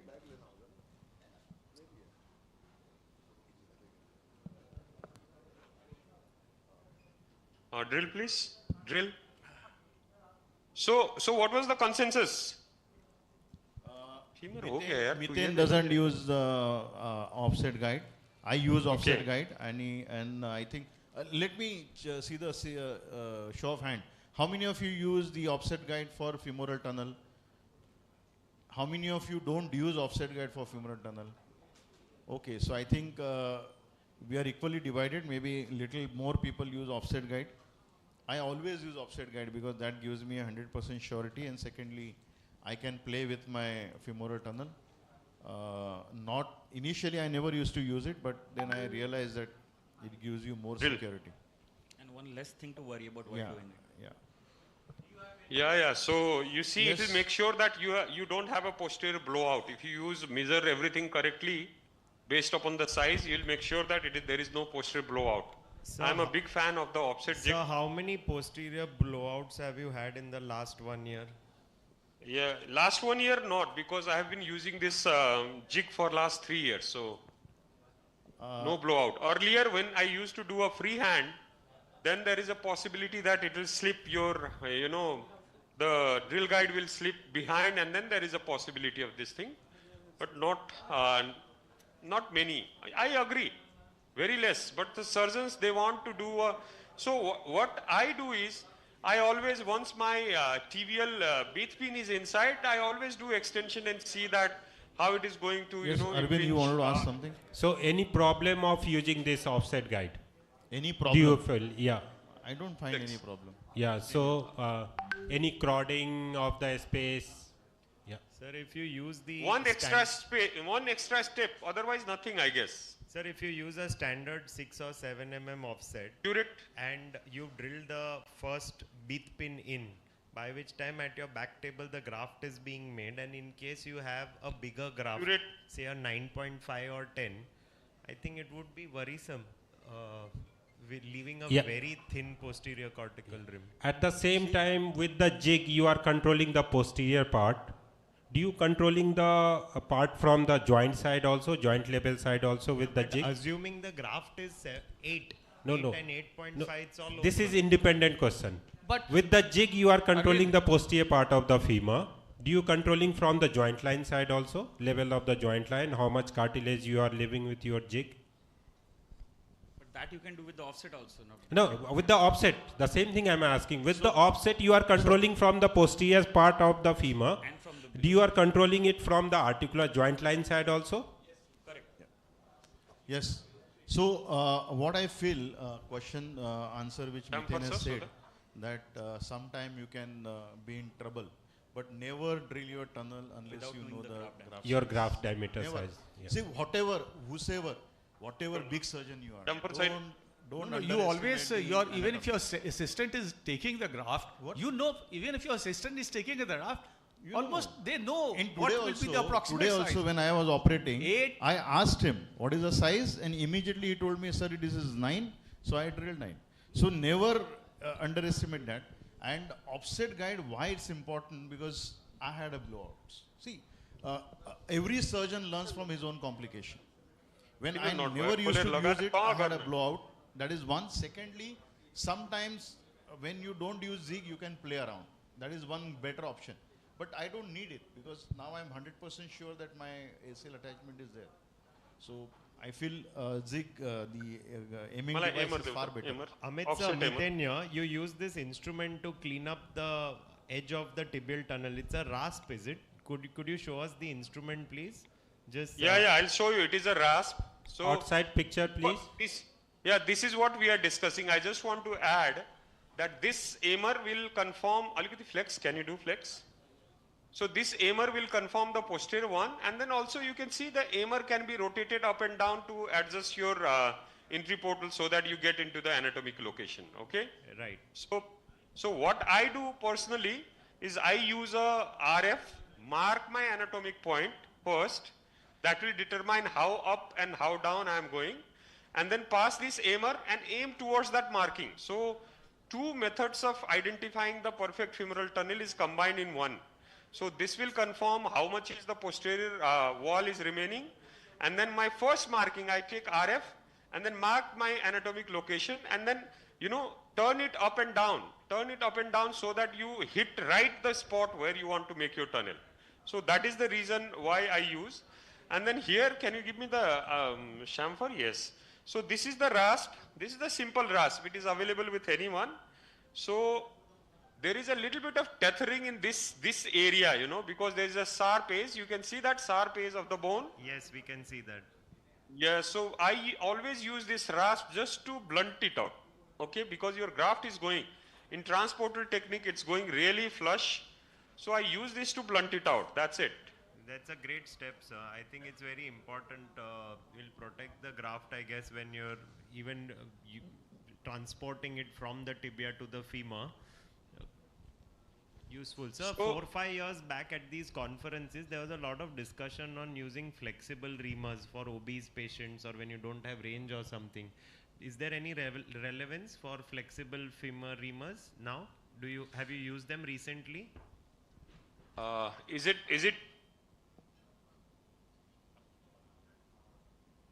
What about you, Roshan sir? Do you use flexible reamers? I don't believe in anything flexible. I want everything rigid. I'm a rigid man, so I believe rigid things will work much better than flexible things. Flexible things give way. Manipulator? So here we are using, Arthrex adjustable loop on the femoral side and the interference screw in the tightrope system. tibial side, yes. So the graft is all prepared. Everything is prepared now. You're doing all inside ACL? No, not all inside. The conventional ACL, just on the femoral side, this is adjustable. Tightrope. And then down you'll be using bioscrew. Yes, down I will be using biocomposite.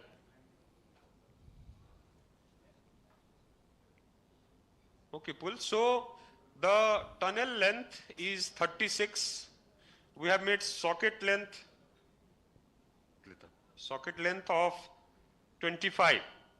And in the graph, the marking is 20. So we will keep 5 millimeter of the, the socket, so that if we need at least any tightening at the end, we'll do that. The graft size is 9.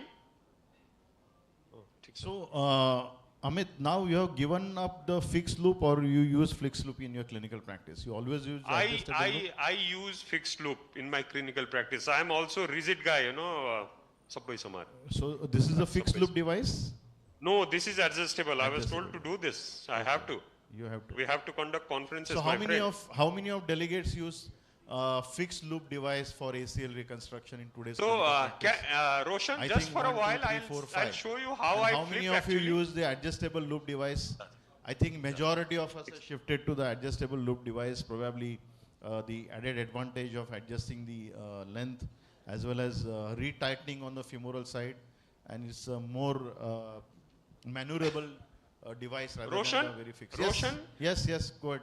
Can I show you how I flip? See, now my scope is in the anteromedial portal. And then I see the tunnel end on, okay? Yes. Can you see the tunnel end on? Yeah, we can see that. Ask my assistant, my friend Dr. Rohit from Nepal, to pull the graft now, and then follow the button. Yeah. Pull. Molly bistarila, tana. Pull. Let it disappear gradually. And you see, wait. Yes. You see the marking also. So there are two things. One we are doing under visualization, direct, and the following the marking as well. Few more, yes, just go. This button is... See, disappeared? Yeah. Now the button disappeared. Now we'll flip. This button is 3.2 mm, right? Because the drill is 3.2 mm. Usually all your endo buttons is 4.4 mm because we have a 4.5 mm drill. So one has to be very careful when you tighten this. This step is very important, especially when you're using a smaller implant. Otherwise, your button will go out of the IT band, you will never realize it. It's a very small button. So whenever you are using, especially the Arthrex design, because we use the pin, helicopter pin. Anybody has used the Arthrex design, they have a tip pin. So once you go out of the IT band, there is a natural track which is created. So since the button is very small, 3.3 or 3.5 mm, smaller than the Smith & Nephew and other devices. So when you pull it, it can go easily out of the IT band, and you will never realize it since it is a very small device. So you have to be very careful, and what trick he has shown. 928 bone hard side. Smaller than Arthrex. Okay, so the final the graft is going in. Okay. Yeah. Seesaw, cinching. Yeah. Go little more. That's it. So the marking, you could see that is the marking at 20. Yes, the vehicle marking was we 20. This blue marking is 25. So if we need to tighten it, we can tighten it later on. Okay. So how much graft you want in a tunnel? And then you see some of the footprint we have. What length of the graft you want in the tunnel? Amit? Minimum 15, that is what I want. Minimum 15. Minimum 15, Roshan. Minimum 15. How much graft people keep? But I agree, it heals at the aperture. 15, how many of you keep 15 mm graft in the tunnel? How many of you keep 20 mm graft in the tunnel? Camera this side. So 20 is a majority, 15 is minority, but still, I think the wonderful paper by Alan Stubb, he shows that smaller tunnels, because the healing happens at the mouth of a tunnel, so even a smaller graft inside tunnel can have equally good result. They are not having... what you are giving at? 15 skin knife. Make 15 knife ready, number 15 As knife we are ready. going towards more and more quadruple graft, sometimes it becomes smaller, and then we are adjusting it according to that. Because multiple times we get even less than 65. And then we are doing that in that way. Sir, this question is for Amit sir and Roshan sir. Do you think that using these adjustable loops, there is a chance of over tightening a hamstring graft? It becomes more stiff than needed, which then predisposes it to higher rupture rates?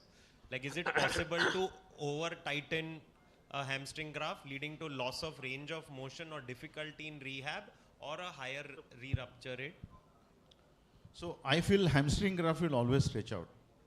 Whenever we are done ACL, they eventually, if you see your ACLs after 3 years or 5 years, they will have grade 1 laxity. They will not be very stiff. As compared to your quadriceps and BTB, they'll be very, very stiff. So unlikely a hamstring graft will remain stiff, even if you tighten it much. You go that side, please. Give me scissor. Sunil, you want to add something? I think Sunil is the one who uses the T button and adjustable loop system. Sunil? Yeah. So I use adjustable loops on both sides, and I tension it maximum. and it's very, very stiff. You can never do it when you're doing a screw. Give you me never another get Langenbach, please. tensioning like that for a hamstrings graft. And I always get full range of movement. Light here, Never please, does the light. range of Where is movement light? go away, and Please there's light no from problem. this side. Yeah, it becomes a bit lax afterwards, like what Roshan has said. And Gradually I knot on both sides. On femur and tibia, both sides. That's I put the knots. advantage of adjustable loop. You can keep on adjusting on both sides. So even if your knee is lax, you can adjust it again. Even if your knee is lax on tibial side, you can adjust Knife. it again. So, Excuse Amit, me, can you put what is your top indication light from for this LET? side? This Amit, light from this side. Amit, what is Yes, your Roshan. indication for lateral extraarticular tenodesis? Because I think probably this is the third or fourth tenodesis we are seeing in a day. And you can understand how common this procedure will be in near future. Yeah. So you see, Roshan, the indication is ever expanding. We still don't know what is going to work. I do a simple Ellison technique rather than the Lamaya technique. Okay. I'm a big fan of this Ellison technique. Yeah, even I do. Unlike that yours, when you do make a tunnel and then put inside the tunnel, I just put an anchor and do that. Yeah, Can I you- have knife, please? yeah, 15 you knives. just do So anchor. you can see. Can you see the outside view? Yeah, yeah. We Big can see outside it. view. We can see it. So this is the lateral, very small incision. Cameraman, focus karo, cameraman. Sir, if we Focus, can focus. change the light angle, the camera can show better. Yeah, cameraman, Nice. focus, zoom in. Pottery karo. ready. Yeah. So now we can see it better. Okay, so you can see the Gerdy's tubercle here. So you. Your IT band that Yeah, side, yes, yes. yes, I can. So we we can take, see that. I take usually from the Gerdy's tubercle. So this is let Gerdy's me ask you, Amit, what amount of strip you use for lateral tenodesis? 6 mm, 8 mm, 10 mm, or 12 mm? IT 10 band. mm, 10 mm strip. So let me Yes. ask the people here, how much you use for your IT band? 6 mm, IT band, 8 mm, 10 mm, 12 mm. So I think people use 8 and 10 mm more often. Probably there is a study by, I think, Alan Gadgood or someone, I don't remember now, the size of IT band. If you make a bigger IT band, then your lateral side of the knee. See, naturally when you walk, Decrease the the lateral pottery. side has to Someone be work, no, soft. decrease the you know. pottery. Otherwise, that laxity, if you go away, patient will not be able to walk. Especially the contact athlete, he has to run. There has to be lateral joint opening. If you tighten it too much, then there will be a lateral pain for the contact athlete. That is why this is that you should use only a small amount of fiber of the IT band, and you can go it under the tibia so that you don't create excessive forces on the lateral side. Okay, Amit. Yeah. I'm just doing a. So just taking out from the Gerdy's tubercle. Once I made the 10 mm strip, see, you see that this is 10 mm strip. So if we take a thicker I band, gradually eventually take it is out going from to give the them pain and they're just not happy. from the bone.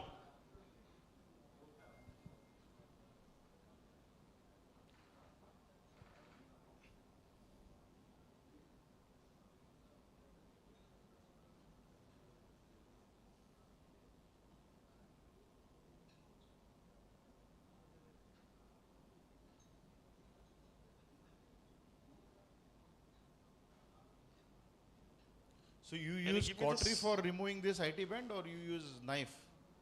I use both, but since nowadays, it has to attach into the bone, I started using a cautery so that you can take out all the soft tissue. So once you have taken out the soft tissue, then you can start Dissecting it. using your scissor or knife. Can you give me a scissor which can cut something? Yeah. This is not cutting. Give me something different. So I go usually around 10 centimeter above. Dusra leke aiye, dusra. It's not cutting. All the cutting scissors has been sent for the war, so you have to manage. No, with no, this. cutting scissor. The nurse is saying that Rosanwadi used. अरे हाँ यही बोल रहा है देखो पूछ लो साला तो मेरा give me बदनाम Ellis कर दिया। another Ellis please scissor दो give me scissor quickly so Ellison again there are various modification of Ellison. I use a very simple anchor. So here I am going to use This is a the wide one knot. described by Parker and Brett Frisch group, right? The, Yeah, that- button, correct.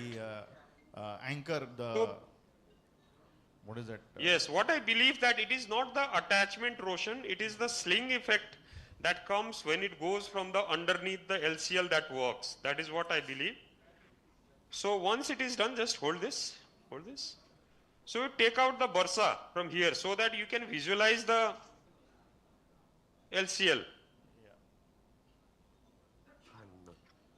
So one surgery you should always learn is this lateral extraarticular. It's a very, very small procedure.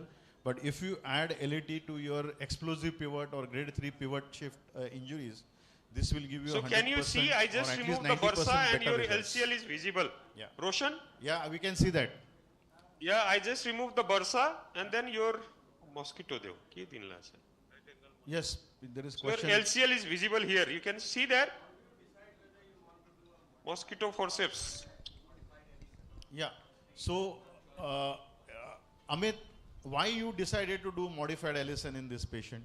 Any reason? Yeah, for in this patient, actually not only in this patient, for last 1 year I have been doing modifying Ellison only. Any specific because, reason? Yeah, the reason behind tunnel coalition, over constraining, there are so many things we can debate on that. Yeah. But So- that is my way to go technique. So if you ask for the mini small incision anchor like what Arvind demonstrated, then you can do lamella. Otherwise, what happens in the tunnel coalition is a very big problem. And there can be delayed collapse on the lateral femoral condyle if you have two big tunnels. Imagine you have a 9 mm tunnel for the femur, ACL, and then another 8 mm tunnel for your Ellison. So it will be, unless you are using something like anchor, is advisable to do an modified Ellison on a tibial side fixation. Roshan, let me show you, in my opinion, how it works, okay? Yeah. Can you see this strip which is going underneath the LCL? Yeah, we can see it. Now I'm going to fix it into its original position. You put this. Yes, put we this can see it. Retractor. Yeah. So suppose I put this into the original position. In extension, Yes. look at the direction how it changes. Yeah, it prevents the explosion, explosive Yes, pivot. so in extension, it is going posterior and coming anteriorly. It's holding the lateral femoral condyle up. It's like Absolutely. Bankart, the Latarje. Latarje is holding the Yeah, this is femoral the head up. sling effect that is described. And I think that it is the sling effect that works. So there is no point fixing in identifying an anatomical position in the femur and fix it. So that is the reason why I switched to the Ellison, very simple technique. Why not, please, now? I've been doing modified Ellison for more than 8 years now. And Okay, so I mind started you, about one- It's a wonderful technique. Wonderful technique.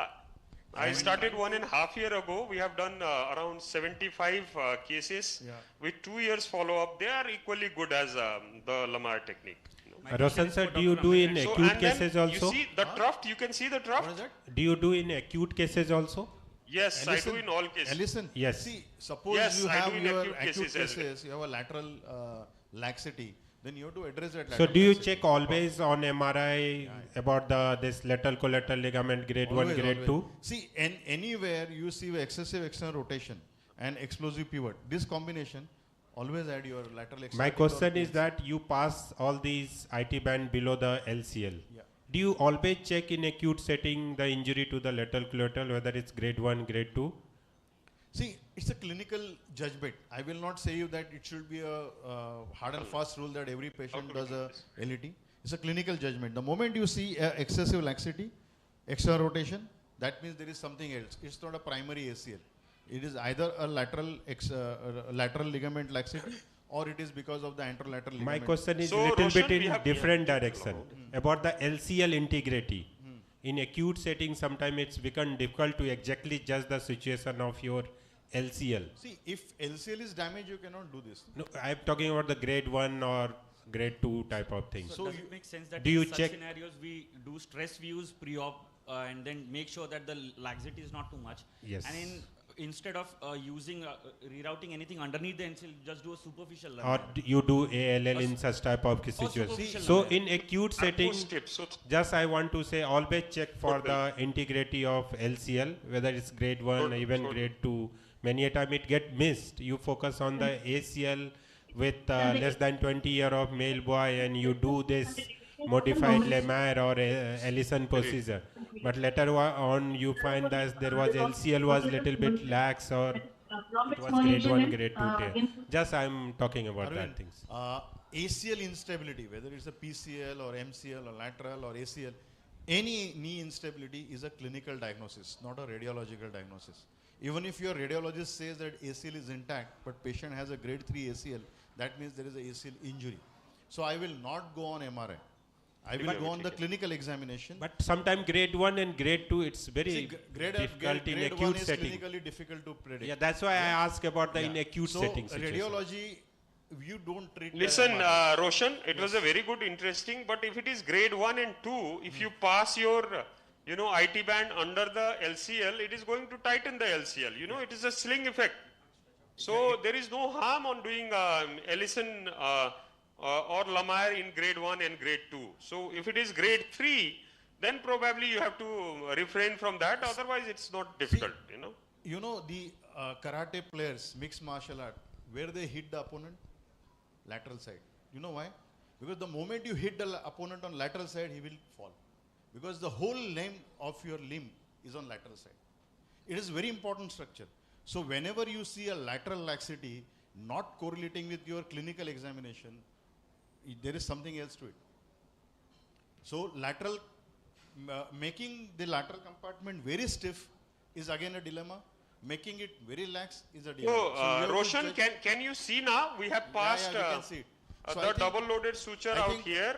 ACL and lateral compartment has to be judged very much on the clinical basis rather than the radiology. I'm yet to see a radiologist to report grade 2 lateral collateral ligament injury.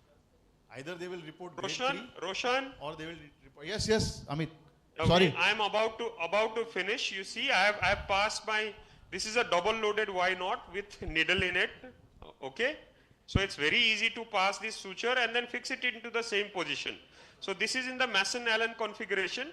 So this is I'm going to throw a sliding knot here, and then probably my surgery is done now. So why I like this? Can you play the mixed martial art or karate from tomorrow? Not from tomorrow at least. I'm a little conservative kind of person. I'll wait for some time. We have a surgeon from Kolkata who can make patient shown walk that tomorrow. it will help in. So what's rehab for lateral extra-articular tenodesis? Like It doesn't actually change for me. Is same? Immobilized for 3 weeks? No. The addition of lateral extra-articular tenodesis is no change in my general rehab. I do not immobilize for a longer So duration. how quick you make them walk and run?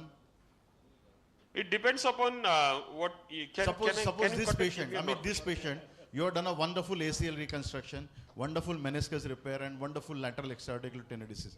When you are going to start his knee range of motion, if this patient were operated in Kathmandu? I'll still go ahead with the conventional ACL rehabilitation, although literature says that you can the patient returns to sports early, but it is not proven yet. They say that re-injury rate after the Ellison addition is less, but it is not the rehabilitation. My rehabilitation is the same, and the patient will go to sports only after. Let me ask other panelists. 9 months. When do you start your ACL rehabilitation, Miten? Same day of surgery. Range of motion started same day. This patient, because of the meniscus repair, I had been non-weight bearing for 2 weeks, then partial and full weight bearing at around between 4 and 6 weeks. Same, sir. So range of motion starts the next day, and maybe limit, because of the meniscus repair, limit the range of motion to 90 degrees till around 3-4 weeks. And Suppose this patient doesn't have meniscus, only ACL and LET. So non-weight bearing for first week, then progress. Bombay we are discharging same day, range of motion and weight bearing as tolerated from day 1. So I think aggressive rehab is one which has changed the spectrum of our ACL injuries. Probably very quick rehabilitation will give the patient quick return to sports or return to his work initially, and then. Sir, is it possible to over tighten this? Or to leave it a little lax, and does it make a difference? The LET strip, Amit sir, Is it? Yes, Ellison advantage. Yeah. Can you hear me? The advantage of Ellison is you do not have a fixed attachment into the femur. So the advantage is you can tighten that in any position of the knee, any position of the foot. Amit, and then what is important is the strip is coming and the attaching into the same girdle tubercle. So there is no chance that you will over tighten the LET when you do in Ellison technique. Amit, now you are not fixed the tibia, right? Yes. Now do you think the ACL reconstruction is needed after your good LET? Can you demonstrate the latchments? Yeah. Can you demonstrate the Yeah, latchments? that you can see it's very nice. Earlier it was almost grade 3. Now there is no much of laxity until we This have is not very fixed important. the tibia LET head. will give you a rotary stability. It will not give you see that? anterior-posterior stability. So for anterior-posterior see there is stability, no you still anterior need a laxity ACL. now. Yeah. Thank you. I think we are off time. We just one last question. Yeah, While I think I am rerouting- done. Now I'll fix the tibia and then we are done. Thank you very much. It was an amazing while facility. rerouting the And it's LET pleasure to come below here the and demonstrate whatever I can. Yeah. Thank you, Arvind and Mukhopadhaya, sir. Thank you very much. Thank you, Roshan. I am signing out. I'll be there in half an hour. You can't sign out. You have to come here and again re-sign it. From Operation Theatre signing out. You have been assigned a very grateful work to come here and please everyone. We are all coming with you in Nepal. Yeah. And you are with us, right, Amit? Yeah? In this war, you are with us. Definitely, there is no doubt. Where is your That's why I'm gun? here. Thank That's you, why I'm Amit here. boss. Thank you, all the chairperson. So now Roshan. lunch is open. So, regarding the revision ACL scenario, so if the patient comes to you with a MRI report showing partial ACL graft है and Roshan sir को छोड़ दो, इनको अभी moderate करना है ACL session, खाना खाने दो सर को. See, again, I don't treat MRI. I have to demonstrate the clinical instability. If clinical instability, my protocol will be same. जा रहा है आराम से 10 है नहीं क्या है 9 है जाओ 9 है जाओ जल्दी डोंट नहीं जाओ कोई बात नहीं गाइड वायर क्यों निकाल कुछ नहीं करेगा वो गाइड वायर गो कोई नहीं और वन मोर बस enough take it out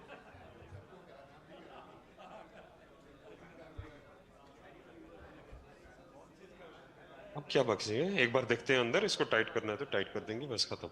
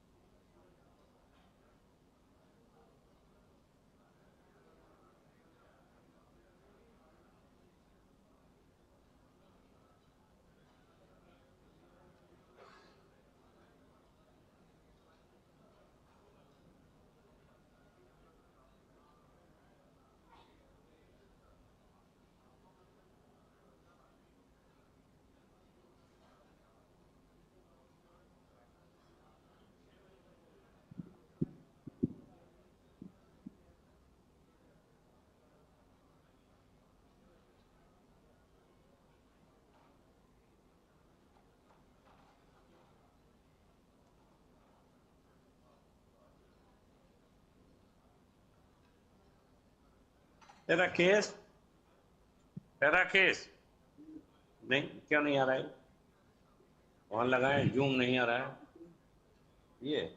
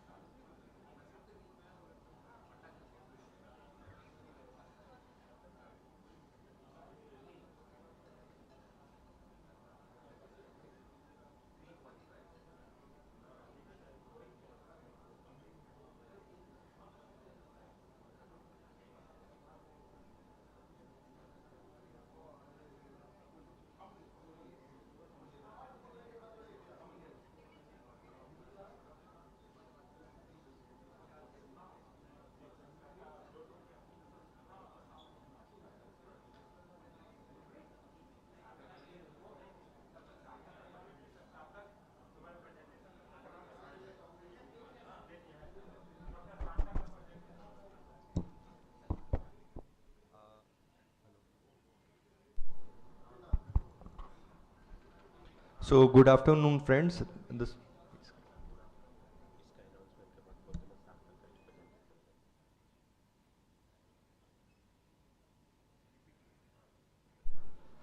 So good afternoon, everyone. This is just a small announcement about the Pediatric Orthopedic Society of India mid-year meeting. We are going to have it in the Taj Patna on 26th and 27th July 2025. The theme of the meeting is late presenting pediatric fractures. So usually we see a lot of fresh fracture conferences and all. This will be especially on the late presenting, like the neglected fracture and dislocations in the pediatric age group. And it's basically a case-based discussion conference where we'll be having a lot of discussions, interactive sessions, and the registrations are open. We request everyone, whoever is interested, to register for this. You can contact any one of us from Paras Hospital or Sameer or Satish. And we are already have limited seats. We are halfway through the registration seats. So if you are interested, kindly do not miss the registration. And the next thing is regarding this meeting, Dr. Sarthak is here. We are inviting you for the next talk from him. This is a, sorry, this is a 1.5 day meeting. So on 26th and 27th July. We have a special offer in this meeting. Already we have crossed the early registration rates. So, but on special consideration, we, as from the president from BOA, we are considering still the early registrations for the next 2 days, today and tomorrow. And so we request everyone who is interested, please go ahead and get your registration. Dr. Sarthak, please. Okay, sure. Thank you.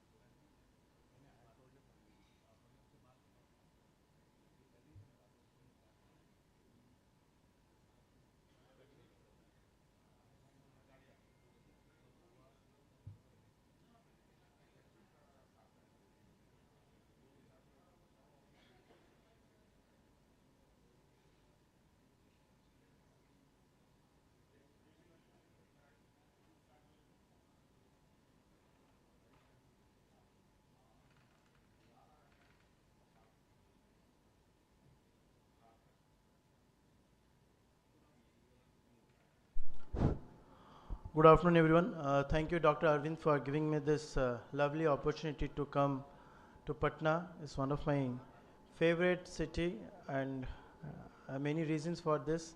Few of the dearest brothers, my in-laws, and some root connections too. So today my topic is on ACL reconstruction with the BioBrace. So let me give you a brief, like what BioBrace is something like a more augmented technique. Now with ACL reconstruction, there are many things has come. Arthrex has come with, the fiber tape technique, and then the jewel technique and many things. BioBrace is slightly different, but yes, it is a evolution. The only problem is the cost. So if you have a good patient, you can try this just for the experience. So यहाँ पे आएगा सकता है क्या? इधर आ सकते, control आ सकता हूँ? नहीं? अच्छा, जब आप शुरू हो जाएंगे मुझे हाथ दिखाइए. शुरू हो गया? Okay, start. So the main thing with BioBrace is the cost, but yes, you need to do this. So I have done till date around 3 cases. So volume. So this is basically a BioBrace in which BioBrace biocompatible soft tissue scaffold is designed to optimize this healing process. After implantation, the BioBrace's porous and open structure is designed to facilitate the regeneration of host tissue. Over time, tissue remodeling is encouraged through mechanical forces until the BioBrace is naturally resorbed. The BioBrace implant is designed to potentially shorten recovery and increase the durability of clinical outcomes. So basically I do all my arthroscopy ACL reconstruction as an all inside ACL reconstruction. So this is how the BioBrace looks, and that is what I have prepared for my ACL. This is a semi-tendinous graft, quadruple 4x4, so it's around 8. So this one BioBrace can increase around 1 mm more. So once after adding this, my graft diameter became 9. So the choice of patient, what I have taken, I have not yet taken in any sports person, because in latest technique I want to use in the common mass first. So basically the technique, this I have used in obese female. So this was of a 135 kilos female who was in the HR department. Slowly I will tell you what are the benefits. So once you tie it, so you need to wrap it around. Sometimes if your graft is small or less, that some of the BioBrace, they remain more, but I always fix it with in all my 3 cases. So the first bite, I take it, fix it with the already prepared ACL graft. As you can see, I am stitching it on it, and then the graft will be completely, the BioBrace will be augmented. So this metal is slightly thicker. You don't wet it in the beginning. You need to prepare it or need to tie it as it is. No need to the consistency is thick, so maybe if I put it in normal saline or think the consistency become slightly loose. No, you need to fix it like that. And as you can see, once it is done, I wrap it around. It doesn't matter whether you do a single one fold or 2 fold. The thing is that you are giving a complete cover around the already prepared graft. So in one of the case, my third case, in which the graft came out very less, and so I had a peroneal longest graft. In that patient also, I did use my this, because I have already planned and taken due permission from the patient. So once this is done, you need to stitch it properly at the site in the beginning and at the tail end, and then in total you this, and then you check the diameter. So this is around 9 mm what diameter which I really wanted. Then we go to the basic normal ACL all inside. I do quite in my eye control eyeballing. So the ACL tunnel, as you all know, it should be slightly posterior and inferior. Another catch point is that you just say 4 mm from the the cartilaginous junction, and your needle should be slightly anterior to the PCL bundle. So once it is done, at first pass your thing, and then depending on we always need in all inside ACL reconstruction a femur tunnel or the tibial tunnel of around 25 mm. So once the pin is passed, you remove all the bony debris and then pass your suture thread and prepare the graft. So as you can see, it is slightly posterior and very well placed inferior, and I am quite happy with the location of my tunnel. It is quite this. Then come next is the tibial tunnel. So as we all know, it's an all inside technique what I'm doing. So this is the flip cutter we used, again of ConMed. So the tibial tunnel positioning, as you know, it should be just lying anterior or slightly posterior to the anterior horn of the lateral meniscus. Once it is, this is the flip cutter we have of ConMed, which apart from the other companies where you need to have separate flip cutters, this is like slightly, you bring that they have various size 8, 9, 10 like that. So once this is done, the sutures we get from the tibial side, and then we take the sutures from the femoral side. This is quite sometimes you can use the passport cannula, but with experience you can do. Now this is the graft which we have prepared, and as you can see, I have slightly soaked it with the blood of the patient. I have taken a venous blood and soaked it, the graft with the BioBrace for around 2 to 3 minutes, which I asked my anesthetist to do it. And then the technique is same. As you can see, the BioBrace looks completely red, and I'm slightly pushing it on the femur side as much of 25 mm, and then again at the tibial side it's flipped around, and this is how the brace looks. Now it is not tightened, so you can see slightly the loosening, the graft, the biobrace looks slightly elevated and is nicely closing. So then followed by that, you come, now you close, tighten your tibial side. As you can see here, I'm tightening it. It's well tightened, I'm happy. I used to use artery forces, but 2-3 times the suture gets stones have stopped. So as you can see, it's completely in the anatomical position. And if you see, it's an ACL remnant type 3. So this was my third case, who was a guy of around 6 feet 2 inches. He wanted this because I put it in the paper, so he wanted, no, I want biobrace. So I got another patient, there's no indication, he wanted it, so I just used it. So in this patient, yes, the patient was also, he is not a professional, but he likes to play football, so he wanted the latest technique. Once he saw my first case been duly accepted in the society. So this is biobrace, thank you very much.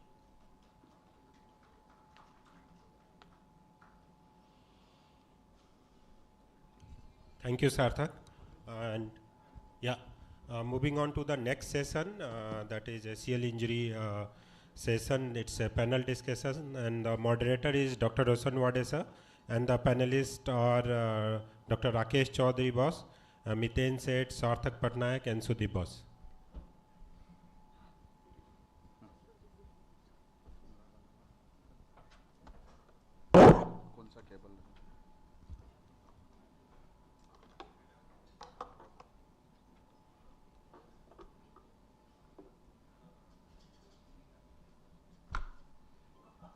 So we are going to have a quick panel discussion. I think I asked Arvind how should be the force of panel discussion. He said it's a basic panel.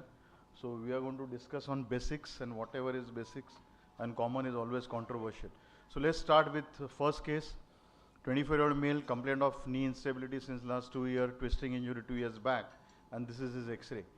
And this is his clinical examination. If anybody can see the clinical examination, probably he has got grade 3 ACL instability, anterior drawer. Then he has marginal pivot. I'll just go through quickly. And this is how he has presented to us. So on MRI, as you can see here, on MRI there is a partial ACL tear. There is a remnant of ACL injured knee. So how do you address, Miten? Start with Miten. Partial ACL, what's your challenges in partial ACL, and how will you address those? So I'll show you what a diagnostic scopy looks like, because I think decision making will happen after that.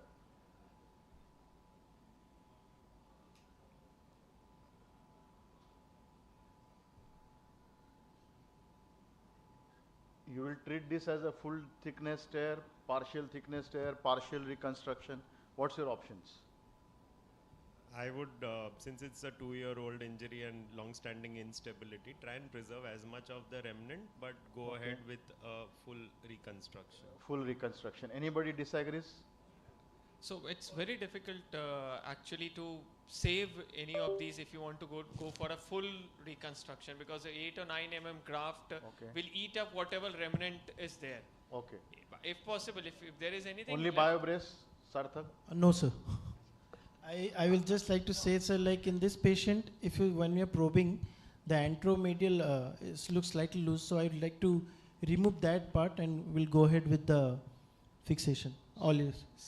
Save what I can save and then do a complete ACL reconstruction. So what you will like to do, Rakesh, out of this, which graft? See on the screen. Hamstrings. Hamstring. How many of you will do hamstring? All. How many in the crowd will do hamstring? Delegates? How many for BTB? How many for central quadriceps tendon? How many for biological augment like biobrace? Sarthak? No. No biobrace. So, okay. So, this is the latest article by Rafael Burba, and they've shown that the hamstring still is the best graft in active athlete. And they've shown that wonderful hamstring reconstruction can still give you a better option. And the options which they are discussing, in India, we have peroneus longus. So I just want to ask, how many of you use peroneus longus? Very frequent. But worldwide, if you go through the literature, there is no mention for peroneus longus. So how do you defend yourself? I use peroneus longus only if my semity is not good enough to. So you take an incision for semity and semity, because that is my port for. I take the semity and I find that it's not good. Semity first, and then if not, then go ahead with and peroneus. peroneus longus now has good data from Maneth. Maneth also has good online presence. You can tell patients to Google peroneus longus, and they will see enough articles to justify. So anecdotal studies don't make science. No, they are not anecdotal, sir. They are not level 4. They are level 2 and 3 studies. So 19 to 21, we did a randomized, and we included 40 patients in both with same age group, non-sports sport playing population.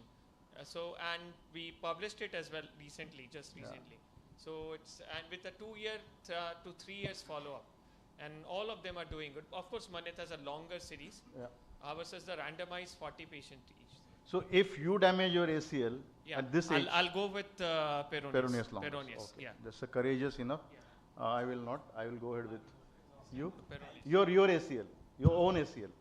Surgeon is more important. I'll pick my surgeon. So choose your patient. If your patient is valuable, then use your brain so as to use the commonest graft which is commonly available. Sir, this is that same patient's video? Yeah, same patient. I'm doing hamstring. So, but you removed everything over there. It was completely damaged. So MRI sometimes can be deceptive, you know. So what you can see on MRI sometimes deceptive. It just shows you, see, this is how it was. And in the trial of saving, actually nothing remains when you're making the tunnel in 2-year-old injury. Sir, can I add something here, sir? Yes. So like this is a very nice case in which you could have seen a complete ACL, but sir has kept only one stump of the ACL. So this is also can be considered an ACL remnant type 4. Now what happens there, if you read in the papers of ACL remnant, it comes with a pluripotent cells and everything. So whether it's a 1 or 4, both have the same thing.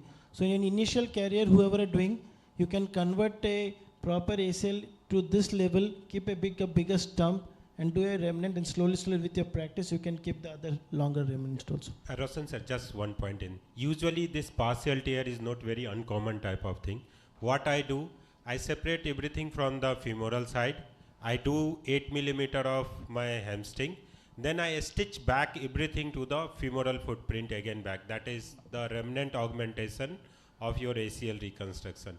So maybe this can be done, but at the same time this remnant preservation sir has done. But patient is 2 years old, 2 years old injury? Yeah, but if you see the intra-op picture, the tissue quality looks good. Its seat is good, so you can stitch back to it your femoral footprint. Sir, for me it is important that is the instability there or not. Partial tear in the MRI doesn't matter. Instability. I showed you the video. If there is an instability, we have to go for reconstruction. If there is no instability, whatever say, I can still go for physiotherapy and wait for them even if it says.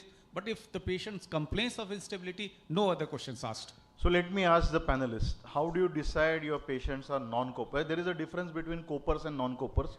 This concept was given by Dr. Frank Noyes way back in 90s. This is not a new concept. He says the 1/3 of your patients will always cope up with your ACL injury. They will never require ACL. 1/3 will be in a gray zone, and 1/3 will obviously require ACL. So debate is only in those 1/3 patients who are not very sure about it. Normally I don't offer them surgery straight away. Okay. So we'll move on to the next case. We want to finish maximum cases so that we can have a good take-home message. 35-year-old male, sedentary lifestyle, complaints of knee pain since last 8 days. He had a history of fall 8 days back, and this is his clinical examination video. You can see it, 8 days, he had a grade 3, almost grade 3 instability, and probably grade 2 pivot also. And this is his MRI. And this is his alignment. Because he's a 35-year-old, I always do, little bit old patients, always do an alignment so that I can see this. So my question to panelists, this is an arthroscopic image. How many of you will go ahead with repair? Starts with Dr. Miten. 35-year-old, acute injury, 8 days old, repair. No. No, no, no? No. Anybody from the crowd, 8 days old, injury, repair? So first I would like to know the demand of the patient, what exactly the patient, just a normal? He's a sedentary, I told you, no? He's not a So contact never, level athlete. I won't do it. So will it change if it is a contact level athlete? No, so I generally wait for 3 weeks. If Yeah. it's an athlete on demand, I will plan it on 8 day or maybe in 2 weeks of time. Okay, so you'll wait for 3 weeks. Yeah, I will wait for 3 weeks. It will change if the scopy picture is better. Better. I mean, this one looks so difficult to repair. So and plan is whether to repair or reconstruction. So I feel everybody agrees. The biggest problem with repair is consider the quality of tissue. Many times the quality of tissue is always debatable and loss of ligament length is never considered for repair. So what I went through ACL reconstruction. Obviously I love hamstring. So I started using hamstring and then the ACL reconstruction. You can see the simple ACL reconstruction. Same what we do in regular time, just with the help of a good quality graft, you can give a complete stability. I think I don't know how to make it fast, but sorry. So, अरे इसको fast कैसे करते राजा? Can I?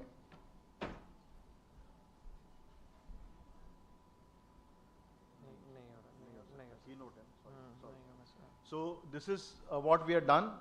Since there was a great instability in the ACL, we decided to do ACL reconstruction with hamstring, and it was a grade 2 pivot also. So we decided for LET. So acute injury, we had a discussion while Amit was operating. Acute injury, how many of you do LET for these patients? Non-sedentary lifestyle. How many of you will do? You'll do? I normally not do in each and Sarthak? No. Anybody who does LET for non-sedentary lifestyle? Yes, you do it. Non-sedentary lifestyle, yes. I also do it. Because I feel knee instability is not only for contact athlete, even running, dancing, jogging, you need a stability. So I always add lateral extraarticular tenodesis whenever I'm doing the ACL surgery for non-contact athlete as well, so that you can get a complete stability. Anybody has difference of opinion among this? Lot of female, those who are hyperlax, they are simple housewife, but if you see, if the recurvatum is more than 15 degree, 20 degree, in such type of cases, even though it's a sedentary lifestyle with housewife, you have to add this LET to prevent the rupture of the graft, particularly for hyperlax. So this is what has been done, the arthroscopic semitendinosis with lateral extraarticular tenodesis, and there have been studies, lot of men of studies that repair sometime may not give you a best result. So this is a wonderful study from again the Riley Williams, which says that survivorship of ACL reconstruction is far better than your primary repair, especially in the contact athlete. They have studied almost 2,400 patients to say the statement like this.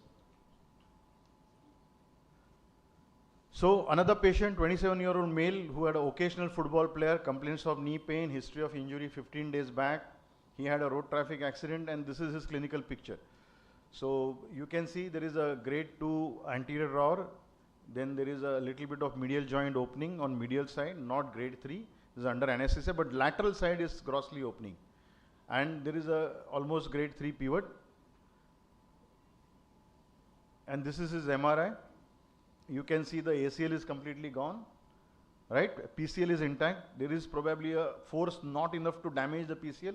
Otherwise, PCL would have damaged the, like avulsion. The lateral collateral, there is a partial grade 2 or grade 3 injury to lateral collateral injury. MCL, the femoral side is a little bit avulsed on femoral side. This is alignment, and this is the posterior tibial slope, which we often study nowadays before our surgery. So what is your graft choice for this patient? Multi-ligament injuries, PLC, PCL, hamstring. Where you will use hamstring? Start from Rakesh. For ACL, what will you use? I will peroneus here. ACL. ACL. And PLC? And ST we can do. Semitendinosis for PLC. Okay. Yes, agree? All of you agree? I will use hamstring. I will use hamstring for ACL and PL for the PLC. Peroneus for PLC. Yes. Peroneus for PLC and hamstring for okay. ACL.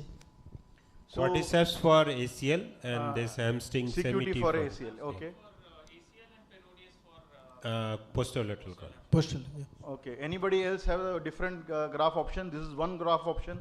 which I often use in my clinical practice. This is a synthetic graft. I have used augmented. the hamstring for ACL and the Kairos tape only for the extra-articular bit, but it's debatable because these are not isometric reconstructions. So I think you also used a Kairos, but you put it with a graft. I have used it standalone. on the extra-articular standalone. Standalone, okay. You are a daring, you have a lot of daring to do this standalone graft. I don't have a daring to do stand. I always mix it with the graft. And this is a simple ACL reconstruction. You can see the tunnel. Then you have to measure the... so sir, you use peroneus for... gracilis with Kairos. Kairos, okay. And peroneus for... Semiti, yeah. So you can see here how this graft, the synthetic graft will look like. They although give you a good advantage of having a good strength, but is debatable. I don't know what works and how it will work, but eventually a time will tell us what exactly is better in that hand. So probably this is what has been done, and then we proceeded with PLC reconstruction, I suppose. Now I don't know how to advance the video, so that is a problem. It's a very heavy presentation. So what we have done is the posterolateral reconstruction using the MCL repair, primary repair with the anchor, and the Kairos graft for your. So synthetic graft survival is also known, like what Sarthak has shown, the BioBrace. Similarly, the synthetic graft survival has been studied. This is from Klausowski from Poland and Neil Jain from UK. They have shown a wonderful 5-year result when they are using synthetic graft. So how do you explain the pivot in this patient, and what have you done? Pivot was a posterolateral corner. I had done a posterolateral reconstruction. The pivot is essentially because of the anterolateral structures. So anterolateral structures are gone, and that is why you get the... One more thing I just wanted to ask, like before the end of there was a coronal MRI that you've shown. Yeah. If you can show that again. Yeah. So you can see that the ITB and its insertion on the Gerdes is intact. Just one before, after this, there is a coronal section. This one. So the first image on the right shows that the ITB and its insertion at the Gerdes is intact. Yeah, this one is intact, right? So now how do you explain? No, so that's the LCL. I'm talking about this one. So this is intact. So how do you explain this patient getting a pivot? So ITB is not needed for pivot. Pivot is the posterolateral corner injury and anterolateral ligament. The PLC would give a dial, no sir? The pivot is like an anterolateral shift. So what happens is whenever you have damage to this, there is a change in the center of rotation of axis. And once you have a PLC with ACL, there is a more translation of femoral condyle onto the tibial plateau, and then you have a pivot. So all your PLCs, all your root, all your posterolateral, anterolateral corner will have pivot. Pivot is a mechanism. Change of rotation of axis of the femoral condyle onto the tibia on the medial side. That's pivot. So it will happen. The moment you have PLC, there is a posterior sagging, or maybe there is but with the PLC, it's described that you get what is called as a reverse pivot shift. That is usually seen in PCL, not PLC. Unlikely you see in PLC. The commonest cause of explosive pivot is posterolateral, anterolateral corner injuries, the roots, the ramp lesions. There is one paper by Alan Getgood they published recently where they said that patients with a varus stress test positive and getting a dial, if in the same patient you get a pivot, these are the patients actually who would need a modified RCRO or a PLC reconstruction and plus an ITB tenodesis. Yeah. Because the dial will help, I mean the PLC reconstruction will help close down the varus opening and the posterior dial. So why you get pivot is because deep Kaplan fibers. So deep Kaplan fibers plays a very important role. Whenever you have a IT band injury or injury to your posterolateral corner, the Kaplan fiber attachment at the distal femur on the lateral side gets detached, and that attachment. See why does extra-articular tenodesis work? Because you are creating an artificial Kaplan fiber attachment there. So that is why the extra-articular tenodesis work. So posterolateral corner, you will have a pivot when you have almost grade 3 injury with IT pad intact. IT band may not get injured. It's a lateral collateral and the popliteus So tendon. the will not dial get test is equally important. Yeah. When you're deciding upon doing a dial PLC, test is equally important. So that is why we have done a PLC reconstruction, not the LET. So when you have a IT band on anterolateral attachment, you do LET. And when you have PLC, you have to do a complete PLC reconstruction. So that has been done in that case. Sir, in that same coronal section that Dr. Miten was talking about, there was hyperintensity beneath the IT band. Yeah. So that is indirectly suggestive of the Kaplan fibers getting damaged. Yeah. So can we take that as a this one you're talking about? No, the other one. Sir, this one. There's a lot of hyperintensity below the IT band on the first slide. So can we take that as an indirect pointer that my ALL, my anterolateral structures are gone, my Kaplan fibers are gone. So that might explain the pivot. Yes. So we'll move on to the next case. Next case is about revision. So just a minute. Where I got, okay. Case 4. This is the 24-year-old male who has been operated elsewhere for his knee injury. An arthroscopic ACL will done with the hamstring around 3 years back. And since 1 year he is experiencing the knee instability. What do you think went right? Miten, start with you. What do you think went right? Wrong, right? This knee. So it's the right knee on the X-ray, Yeah, but right it's knee on the actually X-ray. his left knee that is So, injured, right? yeah. I mean, What- so is it what- his left knee that's injured? Yeah, left knee. So, but the X-rays generally for the left knee are with the fibula facing the other side. Hence, So we are pardon me for confused. that, but what do you think is wrong here? Anything you see here? Tunnel. Which is unusual? Yes, who said that? Tunnel position is. Tunnel position. So this button, if you see here, then you have to think that this is a malposition of tunnel. Your button should be usually here at this point. But this would also not be, and it possibly could be a right tunnel as well. This is what has happened. This is the tunnel which is almost at the level of your Blumenstedt's line or at the level of your. So malposition of tunnel is a very important reason for your ACL failure. This is what you can see here, the vertical tunnel. Probably this is done with a transtibial technique. Since morning we have been talking about the ACL reconstruction. Your tunnel has to be behind this line. Then only it will be anatomical tunnel, anatomical footprint. So this is the intra-op position. Again you can see the grade 3 pivot here. Yeah. Examination under anesthesia, always do that so that you can get the good opportunity to what should be done here in this case. With grade 3 pivot, with failed ACL. So revise, because the tunnels are not in the right position, it's easier to get to the Rakesh, right position. Lateral compartment, you can see the joint opening more than what naturally you see. What should be natural? We have to look at the lateral corners, if there is anything there or not. Sir, Because the tunnels are not in the right position, that could maybe Sir, but it is over-tightening and lifting it up. So do you mean to say that when tunnel is not in position in ACL, you will have a lateral laxity? No, just because it is being done, maybe it is too vertical and it is So- too anterior, it Sir, may just be pulling it up. Yes. like first of all, what I would like to say before this, I need a proper CT scan also, sir. Okay. To determine exactly the tunnel position I think and we the. have the CT scan. This is CT scan. Okay. This is CT. Sorry. 3 years back. So here the question now Since 1 comes. year he is having problem. So intra-op, what was before the intra-op, what was the tunnel positioning, sir? Sir. So intra-op I'll show you later because my videos are arranged accordingly. So this is the femoral tunnel position we are talking about. This femoral tunnel, if in 90-degree flexion, is in this area. This is the bifurcate ridge, this is the residence ridge. Any tunnel here is an anterior tunnel, malposition. Any tunnel here is an anatomical position. You can be at the bifurcate ridge or you can be posterior to the bifurcate ridge. So this is very important explanation, and this is where all your component or tunnel malposition are. So we decided to do a revision ACL reconstruction with a BTB type of graft. See, in arthroscopy, you should be ready for all kind of graft. You cannot say that I do only hamstring.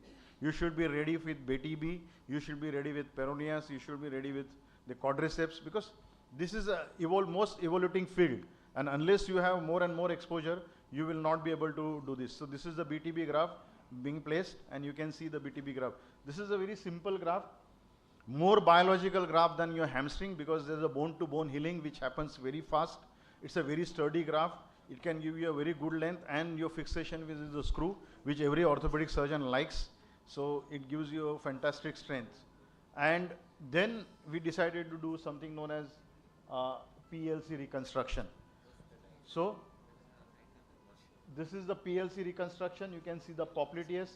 Then I am going to use this graft out into tibial footprint, and again I am going to take on fibula, and then I am going to pass as a.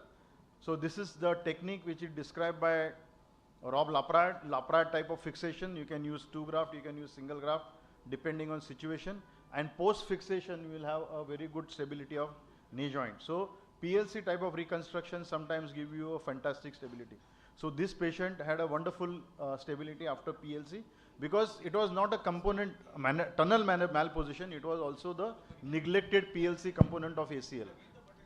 No, so I want to point out something. Yeah. How to judge the button's position on a post-operative lateral radiograph.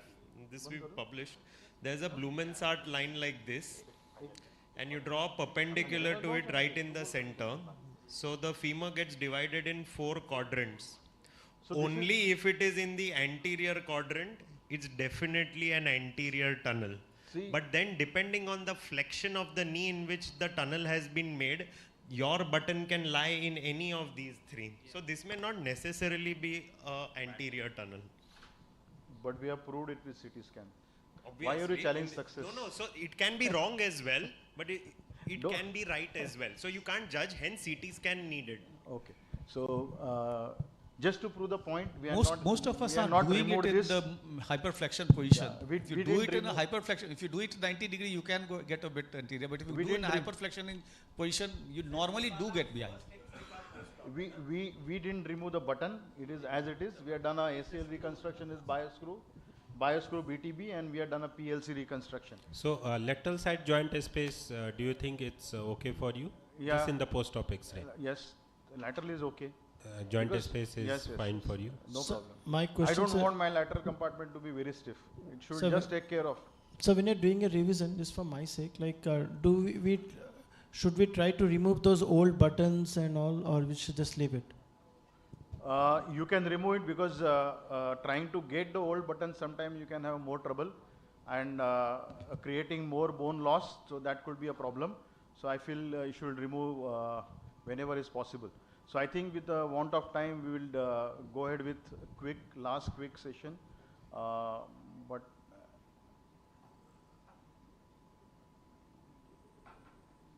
just alignment. So this is a young male. I'll just go through the history. 43-year-old young male, grade 3 Latchman, grade 3 McMurray's. Quickly, 2 minutes. Sir. So this is the alignment, and this is, you can see the malalignment here. How do you proceed? Grade 3 instability with malalignment. Rakesh to others. Can we have MRI. This is MRI.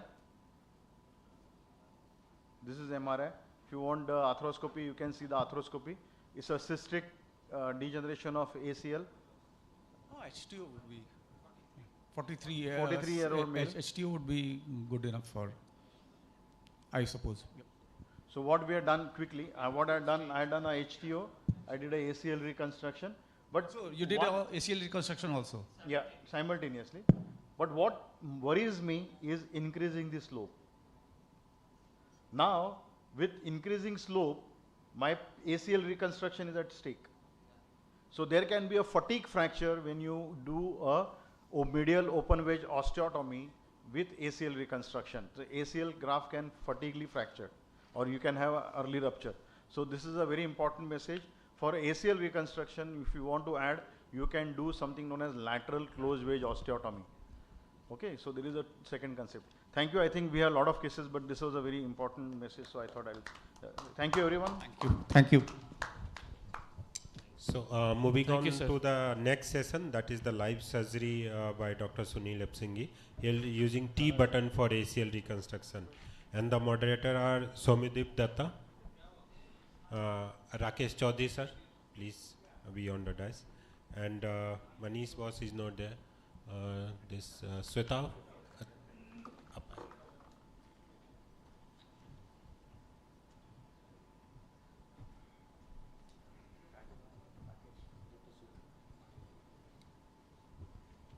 Sunil boss? Hello? Are you hearing? I can hear. Can you hear me? Perfect. So the moderator of this live surgery is Dr. Somudip Datta, Dr. Rakesh Chaudhary sir, and Dr. Sweta Bhai. Good afternoon, Dr. Sunil. So please tell about the patient and what you have done so far. We have practically not done anything. Patient history, can someone give the patient's history? Hello? History. No. Actually, history when we don't know in detail. A young patient had a history of trauma and presented with instability and pain. So in diagnostic, we found that there was complete ACL tear and a vertical tear in the posterior horn and body of lateral meniscus. Since we have planned with a cordyceps graft, we have harvested a graft. Size is 8.5 on the femur and 9.5 on the tibia. Okay. So 8.5 on the femoral side and 9.5 on the tibial side. So in the last 20 minutes, we have already prepared the graft with adjustable loop on the femoral side and T-button on the tibial side. Hello? Sir, what was the finding and clinical examination under anesthesia? He had a pivot positive, not an aggressive pivot, but a pivot positive. So is quadriceps your first go-to graft, or for this case only we are using quadriceps? Not really. Quadriceps is for like female patients, for polytraumas and things. Can you see that lateral meniscus posterior tear? Yes, we can appreciate it. Yeah, so we are just going to fix it now.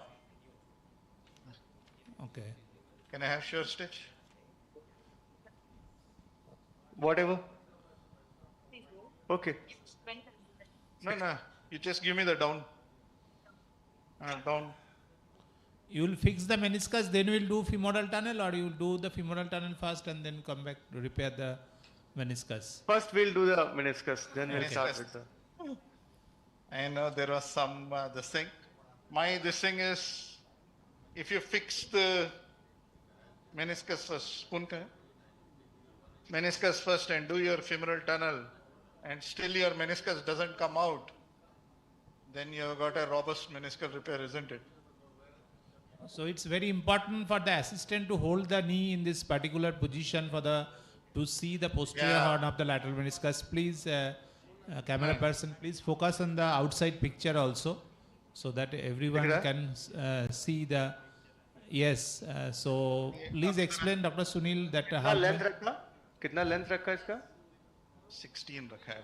16. So knee has to be flexed, and there should be a pressure on the femoral condyle by the assistant to open the lateral joint space. So the surgeon can go inside with his all inside device. So that's our first one. So what length, how far posterior you are going after piercing? Yeah, now you see that depends on the size of your patient. There is no universal size. So, where is the suture? For this particular patient, for his size of femur, he is not that big. So I've gone for 16. If patient is big, then I don't mind going 18. If you have like a female patient, small patient, then I go 14. So it basically depends on the size of the patient. Yes, I think 18 is the upper limit, that not more than 18 mm. Yeah, but then 18 is not universal for everyone, isn't it? Yes, yes. For a small female or short stature, you have to go less. Exactly. For a small female, 18 will be like suicide. Like a big, very big. But 18 is the upper limit. 16 to 18 is the limit. थोड़ा pressure दे दे यार. हाँ, थोड़ा सा. एक, दो से I think हो जाएगा ना? Sir, you are repairing the posterior horn of the lateral meniscus. So for the benefit of our audience, what precautions should we take? What should be the position of the needle of the all-inside device so that there are minimum chances of hurting the vessels? Yeah, you should know that the vessels are directly behind the posterior horn of lateral meniscus. That is the most important thing. So whenever we are doing posterior horn of lateral meniscus, there is a very, very high risk Give me one more. There is a very, very high risk of vascular injury. So, A, you should know how big is your patient. B, your trajectory should be right. Now, I don't know if you are able to see from the outside. I am actually viewing from the medial portal. Yeah, are you able Yes, to we see? can see your scope is in the medial portal and your device is coming from the lateral portal.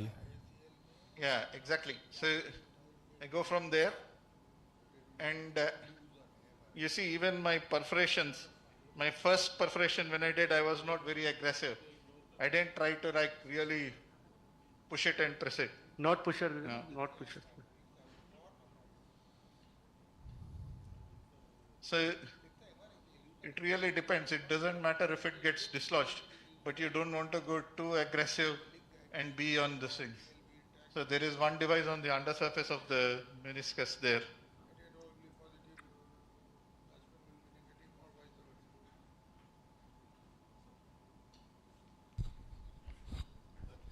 Dr. Sunil, I have a question.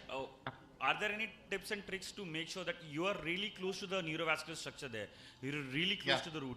So what are your tips for making sure that you can do this very safely without endangering any important structures behind? You see, number one is the amount of flexion you give to the knee joint. Yeah. Right. Number two is realizing the size of the patient. So how much was the depth in this? How much was the depth of the meniscal repair device that you chose? Yes, 18. Yes, this case he has chosen 18. This case I did 16. 16. Okay, 16. 16. With the knee flexed, the vessels do fall back quite, and you are They do starting fall from behind, They are not anterior that to the close, meniscus. So you will have 1 centimeter of meniscus, and then you have got a lot of space So there. have you ever taken 20 as a limit? Yeah, 20 is just too you much, won't. right? We should all be very, very, very cautious. But rare chance that we will perforate it as such.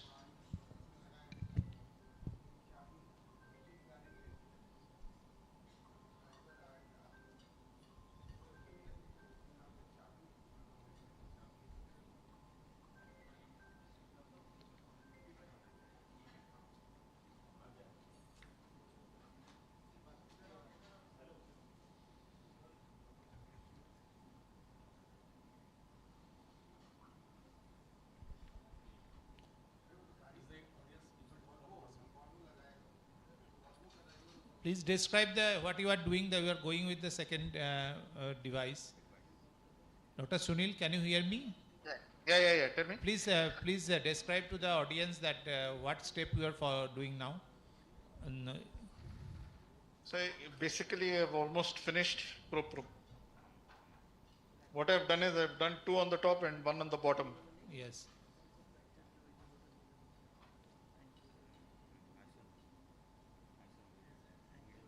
Yeah, those 2 are on the top. Yes, we can And I appreciate. did 1 on the bottom. And that will make it pretty stable. I don't think I need to do any more. Yeah? Yes, meniscus is stable now. Yeah. How old is the injury? It looks like a pretty fresh injury. When we put the scope in, we got blood and hematoma was there. Yeah, there was a bit of hematoma there. Yes. So it's a good job done. Fresh injury will give a good And result. now we are going to do the ACL. Okay, we've already prepared the quad strand and graft. Neeraj is going to do the tunnels. Neeraj is here with me. I am handing it over to Neeraj now.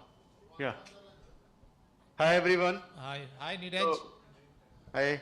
So we have already shaved off the remnant. We have not tried to save it because it is for demonstration purpose. Otherwise, whenever we get such fresh injuries, we try to save the remnant as much as possible. As it was discussed in the morning, that our non-athletic population may not actually do the rehab as good as the athletic population. So saving your remnant will actually adds on to the proprioception and they will feel better in future. So always try to save the remnants. In this we have removed all the remnants so as to make it very clear. Okay. So now I'll just, this is the PCL You can see this. This is all clear? Offset jig देना? Yes. ठीक है? 7. हाँ 7 offset jig. यार ये हट सकता है क्या? यहाँ पे जगह नहीं मिलेगी. हट सकता है क्या? Flex कर सकते हैं. सर मेरे से होगा नहीं. I'm hanging. Just give me a probe. Probe देना. So usually I don't use any accessory medial portal. I use my lateral portal only. So once you get used to it, actually you can see everything from this portal itself. You can see this is the back of your condyle. Okay? Yes. So you can see that हटाओ उसको. Bifurcate ridge is there. So yeah, intercondyle bifurcate ridge. So somewhere here is my native ACL. Somewhere here. Okay? Yes. So I usually go by an offset jig, but I just use my offset jig to give a direction. You cannot blindly lie on the offset jig, but this हो जाएगा sir. कितना? हाँ थोड़ा सा बढ़ा लो. One second, we are just removing one side post because we are doing it in a hanging position. निकलेगा? हाँ वो एक मिनट निकल गया? चलो. Can you just increase the height little bit? Table height. Table up. आ जाओ. 8.5 का होगा ना? ठीक है. गाइड वायर ले दो. एक आर्टरी दे दो. हाँ, straight artery just to. So what is the graft size in this particular case? So 8.5 on the femoral side 9.5 and 9.5 on the tibial side.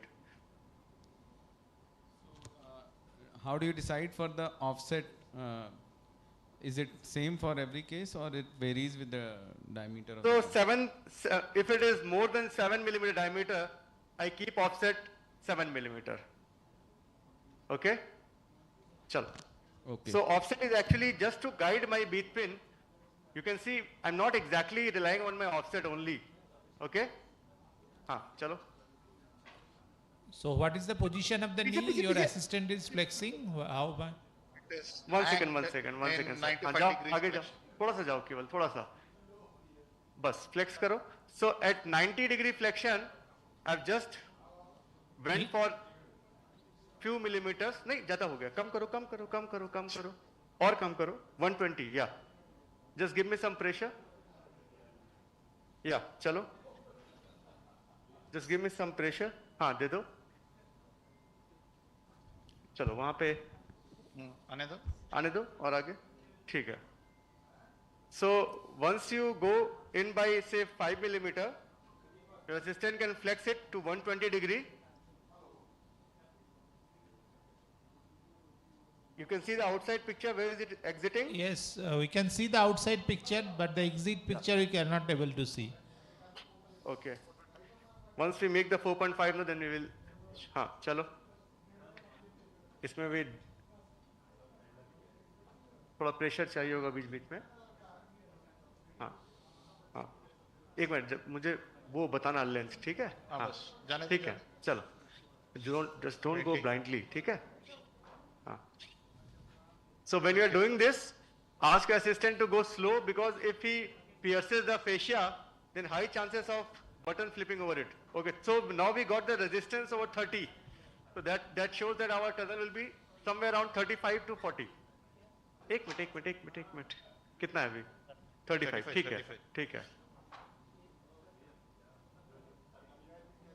ठीक है.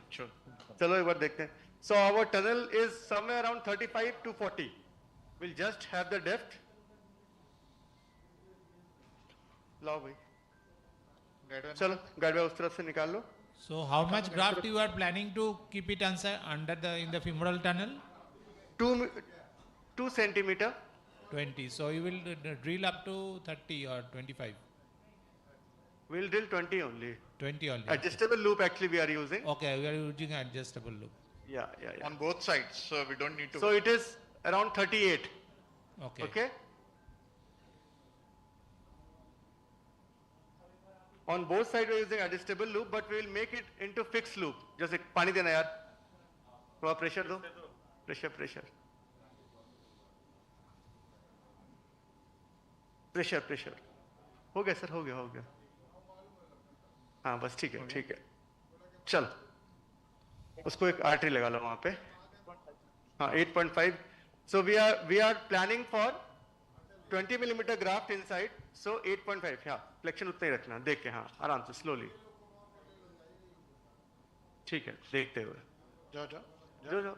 लास्ट वाला हाथ से जाओ लास्ट वाला। चलो 20 गॉन। थोड़ा सा और चल जा, जरा सा और जाने में कोई हर्ज नहीं है। ठीक है सब। वो बाद में टाइट करने का। चलो हो गया। So we have drilled almost 22 to 23 just in case we need some more final tightening. So after this we'll just clear our tunnel out of any debris by using shaver so that the graft passage will be very smooth. वो दिखा देते हैं? हाँ, क्या चीज? Lateral side. अच्छा वो आप जो करते हो? आप दिखा दो। नहीं सर, मेरे से नहीं होगा। हो जाएगा, कुछ नहीं है। आप दिखा दो कर। चलो निकाल लो। पूरा निकाल लो।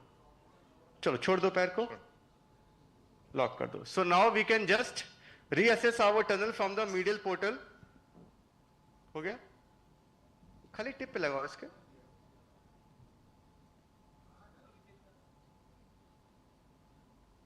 So this is our tunnel. Okay.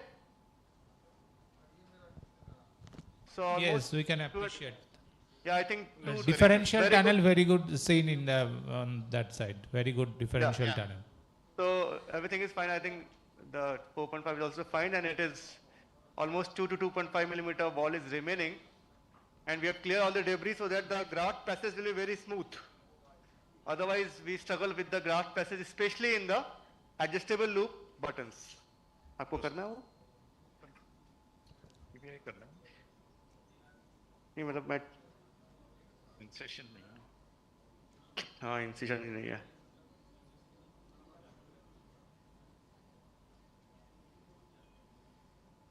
Just giving incision. हाँ रख दो इसको नीचे। बहुत है सर, ज़्यादा हो गया। दिख जाएगा ना? ठीक है, बस इसको चलो आ जाओ। So we have the footprint jig. Okay, good. Now we'll go for the tibial preparation. No, ठीक है। This is a footprint jig. This is very useful, especially if you want to save the tibial remnant. So this is my anterior or lateral meniscus, you can see, and this is the posterior border of it. Somewhere here, if I keep, it will have the exact anatomical exit. थोड़ा सा पैर को बाहर निकाल, जरा सा बाहर निकाल दो बस, स्पेस मिले उसको, बस. What angle have you chosen, or it is a fixed angle? We are about 60 degrees. We want a long tunnel because we are using T-button on tibial side. So we want slightly longer tunnel on the tibial side. We have that tibial stub also. Now if you have a shorter tunnel, yeah, 40. So tunnel is coming around 45, which I think is good for us. If it is very short, you must increase the tunnel length. Otherwise, you cannot use the T-button. Because if the graft fills the tunnel, surface fixation will not be possible. You don't need to be as meticulous as a all-inside technique, but then you need to make some calculations here when you are using T-button. Okay. 4.5 use करो पहले. हाँ पहले 4 से करीब आ गया. हाँ. बहुत करीब. हाँ निकालो. ठीक है निकालो सही उस पे. निकाल दो. नहीं ये मत निकालो. Is it a bit medial? 4.5 दे दो. So this is little more lateral, but we are not going to change it. We'll just use the 4.5 and we'll little medialize it. Because if you try to change it with the same jig, it will exit in the same position always and always. Okay? 4.5. You just hold it with a artery. Chalo 4.5.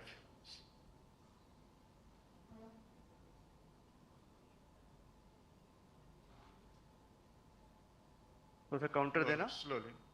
हाँ आराम से ना आराम से होगा, नहीं तो कोई दिक्कत नहीं होनी चाहिए.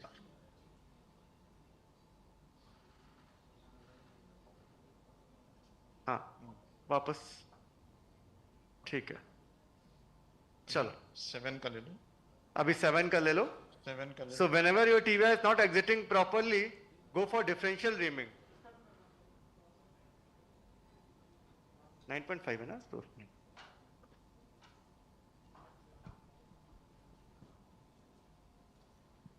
जो फाइनल होगा ना उसको धीरे धीरे करना क्यों चलो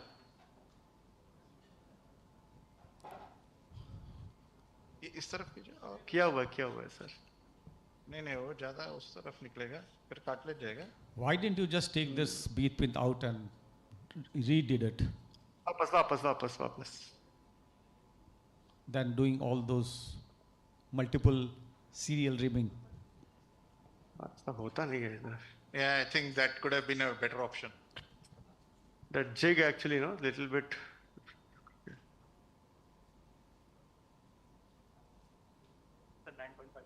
नहीं उससे कम में जाओ उससे कम डायरेक्टली में मत जाओ ये 7 हो गया ना 8.5 है उससे कर लो पहले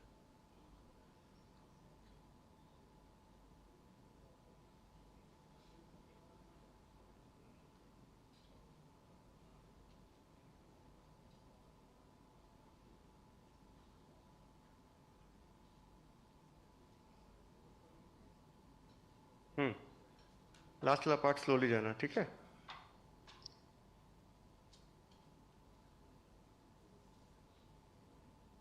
ठीक है वापस फाइनल उसमें भी लास्ट वाला हाथ से ही करना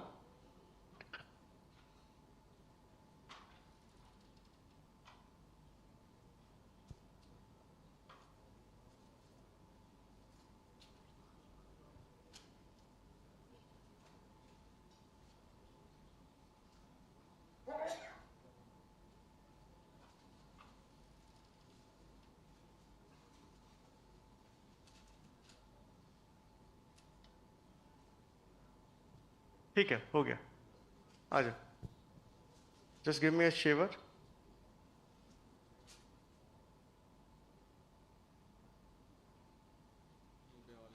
स्विच कहाँ है इसका यार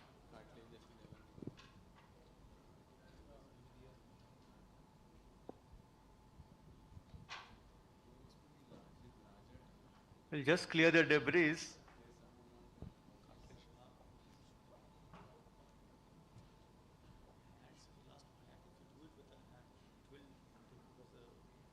सक्शन चल रहा है क्या सक्शन चल रहा है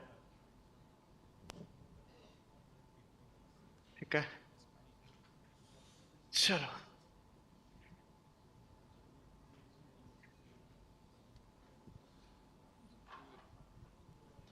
Please show us the graft also and the way the T button is being stitched and then yeah that will just show once. Can the outside camera focus this? For the audience here, it's very important for the precision of the tunnel. Outside camera. If you can't, if you don't put your pins in position, it's such a small space. Though it looks very enlarged, you can damage something or other. Okay, you can either damage the cartilage, you can damage the anterior horn of lateral meniscus, and all those things can happen. If you're a little bit 1 millimeter or maybe haywire this or that side, you can easily damage. So precision is very important in these surgeries. That is one thing that has to be very well understood. Okay, graft, implant, all things are there, but precision is in your hand. So you have to be very precise. You can see here, this is the graft, it is 60 mm in length. Yeah. And you can see this is the adjustable loop on the femoral side and this is on the tibial side. Okay.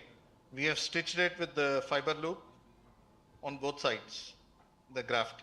And it has been sitting there under tension for some time right now. Yeah.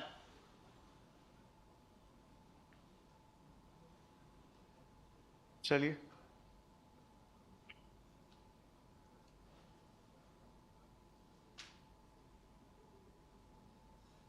See, we'll pass the scope. One second, I'll just put the scope inside from that side.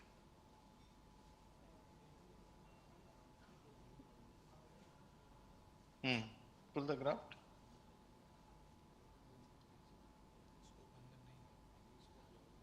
Medial put in middle. अच्छा वो इसका वो दिखाओगे flip. Graph नीचे पकड़ लो.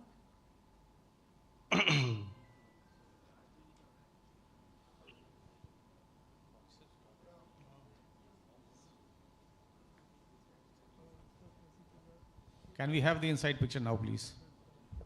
Inside picture. Arthroscopy picture. Yeah, you can see that. You can see?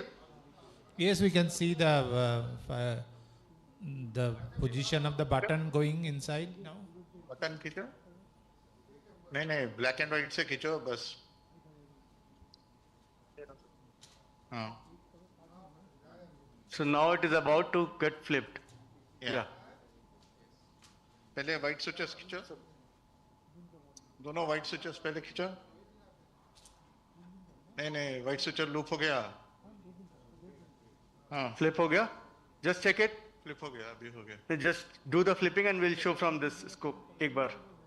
Black and white or black sutures. हाँ, खींचो. So now you can see it is flipped. Yeah. You can see it is sitting on the cortex and it has flipped nicely. हाँ.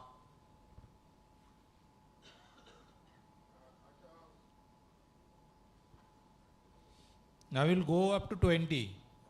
Or चला गया. Yeah, 20. Now, light on कर दो. Langenbeck's Detector. Knife देना. Knife. 15. Diathermy नहीं है. Diathermy हुआ क्या? चलो इसी से क्लियर कर लेंगे ना. नहीं, इससे सुचर कटने का चांस है.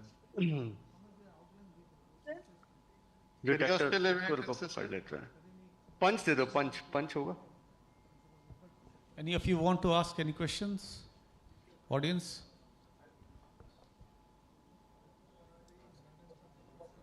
Forceps section. पंच दे दो. पंच उससे हो जाएगा.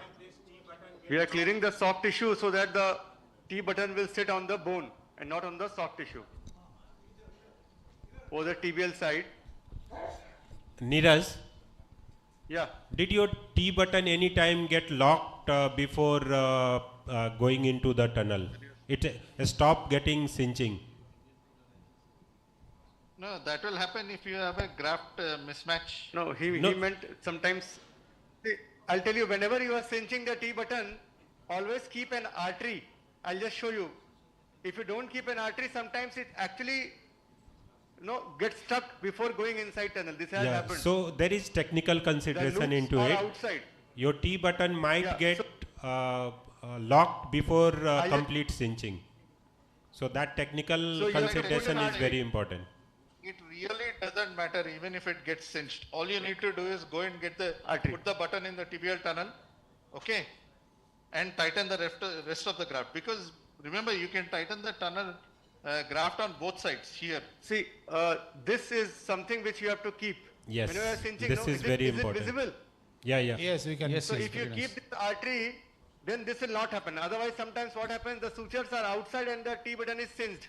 Yes, really absolutely right. As sir said, it doesn't matter, but still, if it is the case, you really get scared sometimes when you leave the OT. So better to keep something like this always.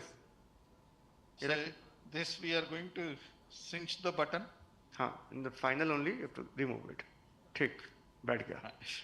I don't do बिना इसके नहीं होता. कई बार. I don't do it. Yeah, it gets stop getting cinching just before getting to the tibial surfaces. I've never done it. Sir is saying he has never done it, but I have been doing it because I face the same point what Dr. Arvind has mentioned. So there is no harm putting an artery while cinching it. Probe दे दे भाई. So if your T button gets locked before, is there any way out or just leave it?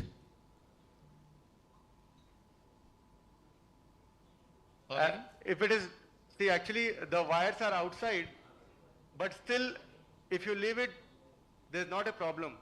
It never gets loose. You can see the graft there, properly tensioned. Yes. Yeah. Do you find any advantage over the conventional screw with this technique of T-button? Yeah, you see, screw gives the least kind of, the pull-out strength of T-button is far, far superior to any screw. Yeah. Whenever you are putting the screw, mind you, you are always destroying the graft. Number two, the screw is not bioabsorbable. All these screws, people who do revisions, they'll tell you that you can see the screw always there. It is either the screw is there or there is a paste there. But once you do T-button and you do a CT or an MRI 1.5 year down the line, the whole of the tunnel heals. Only that part where the stub is and where the graft is, that is the only part which remains patent. And I have revised T-buttons, my own T-buttons. And I shall tell you that drilling tibial tunnel is like drilling a primary tunnel. It's not like it's not like doing a revision. The bone on tibial side is really, really precious. That is the one which causes more problems to us. Actually, one very good thing which is good with all suspensory fixations, that you need only a single graft. So you have a shorter graft and a thicker graft. Okay. And you have the graft in the place where it works, not in the place where it doesn't work. You need a very graft in tunnel is not doing anything. Like what Roshan has rightly pointed out, it doesn't matter how much graft you have got in the tunnel. Even 10 mm, 15 mm is fine. If you have got a small patient and you have 20 mm graft, it doesn't make any sense. Sure. For them, you just need 10, 20 ml. When you have a small patient, your tendon is also thin, mind you. And these patients are normally women. And you also get short, chubby female patients who have an ACL tear, and you take out their hamstrings and see, then you see that it is barely 5 or 6 mm. So in order to thicken your graft, it doesn't matter if you put less in the femur, it heals at the mouth, it doesn't heal in the tunnel. Even 0.8 centimeter is enough in the tunnel now, the latest consensus has come. So even if you get a graft of say 24 centimeter, you can quadruple it and aram se you can put a 6 centimeter graft inside the. Okay, thank you Dr. Shunil and Dr. Neeraj for wonderful demonstration. We are signing out. Thank you for all. Thanks a lot. Thanks for the invitation. Yeah, thank you very much, sir. Thank you, Chairperson. And now we will felicitate our faculty as well as Chairperson. So may I ask Rajivan sir to please come on the stage so that we'll continue with this session. I'll first ask Dr. Rajesh Wade sir to please. Roshan Wade sir, please. Sir.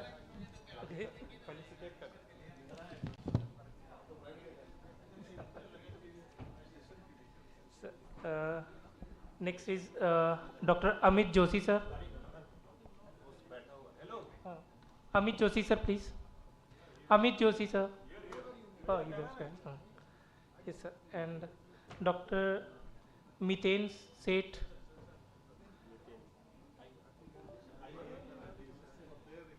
And Dr.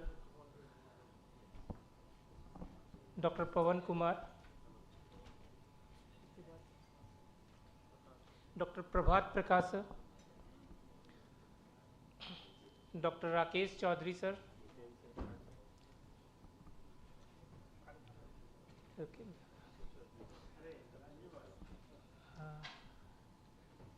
Dr. Rakesh Chaudhary sir, please. Sir. Dr. Vikas Kumar sir. Vikas sir. Yes, sir.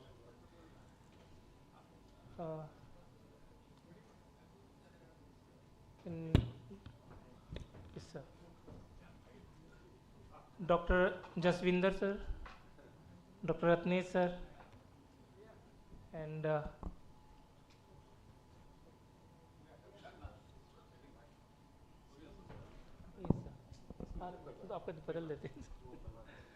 and from Cicero Hospital, Dr. Ravi Kumar sir.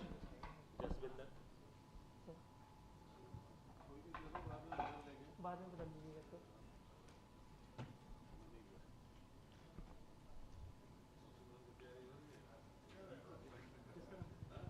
Ratni sir को दीजिए, Ratni sir आगे।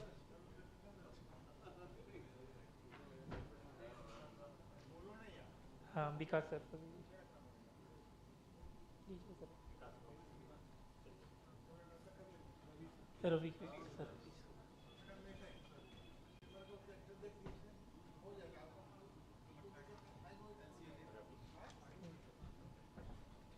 रख दीजिए। हो गया, बाकी थोड़ी देर के बाद अगले सेशन के बाद।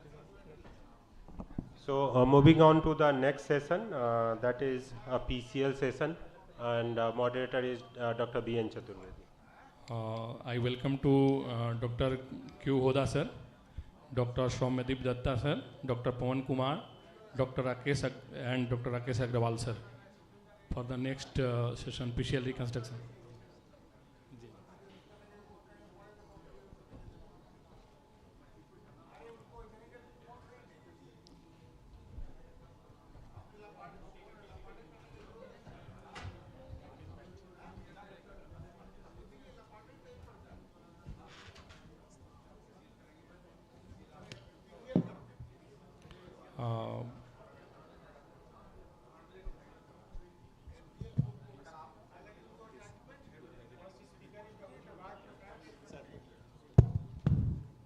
Dr. Prabhat Prakash, he shall have speech on mini open fixation of PCL spine avulsion.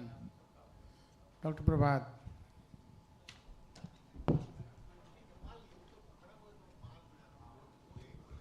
So, thank you, Dr. Arvind, for inviting me for the knee course. I am going to present on mini open fixation of PCL bone avulsion.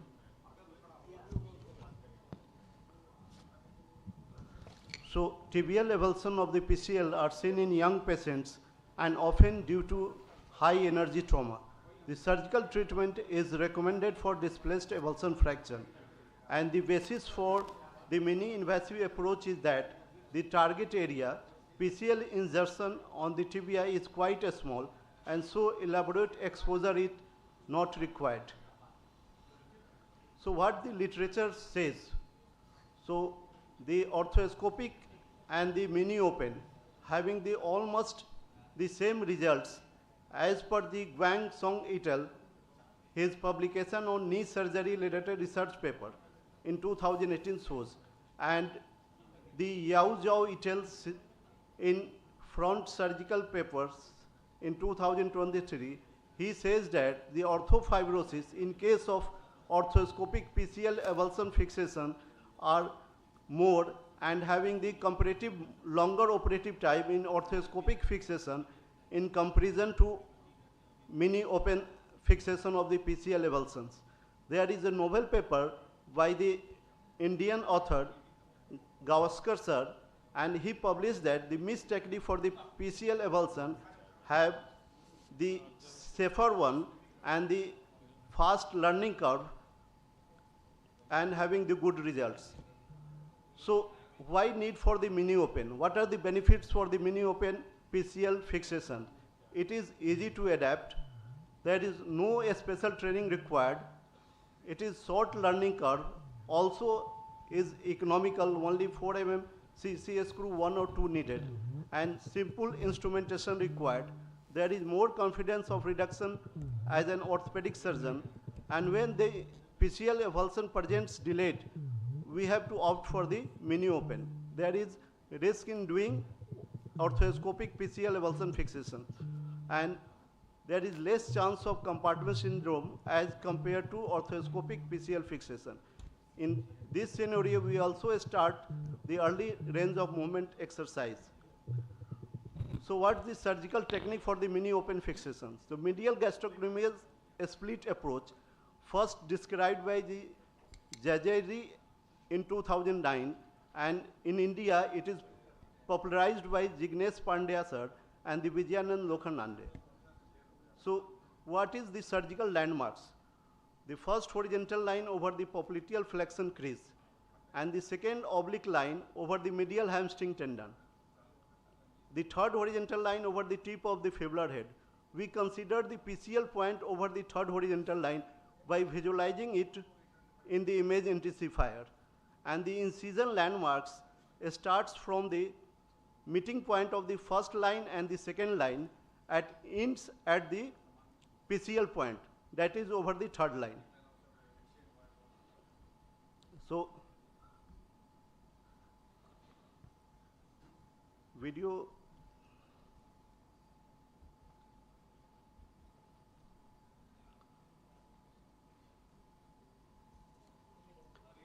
Please.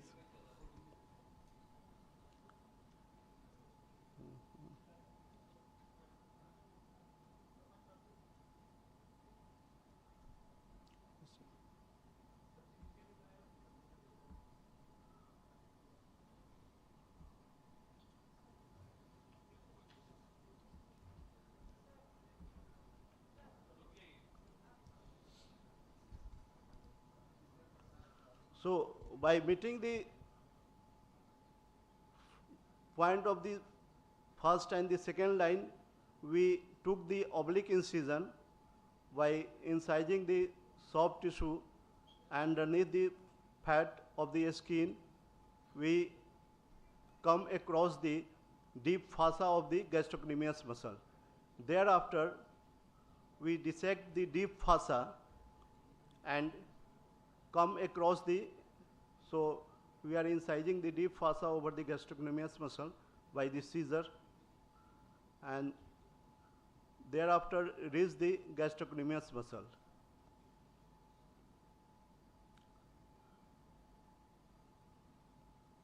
Now the retracting with the right angle, filling the gastrocnemius muscle, and we have to took the incision in the gastrocnemius muscle at the area of tendinous muscular junction, not over the muscular plane, because when deciding the muscular plane there is more chance of bleeding. So we took the vitis and the radius junction of the tendinous muscle junction and then divide it, and thereafter palpating or dissecting it through the fingers, we reach up to the capsule. So dividing the musculotendinous junction of the gastrocnemius by the scissor and putting the finger inside to reach up to the capsule. So this is a very time-saving technique. There is very less chance of injury of the neurovascular bundle, because by the dividing the gastrocnemius muscle, we retract the muscle towards the fossa laterally by protecting through the gastrocnemius muscle the neurovascular bundles. There is a lease of vessels over the capsules, so we have to cauterize it. Thereafter, we took the incision over the capsule by the either cautery or by the scalpel. So this is what is the structure is the capsule, and now incising the capsule obliquely to reach the crater of the PCL avulsion. Sure, so this is all about the technique of the video presentation.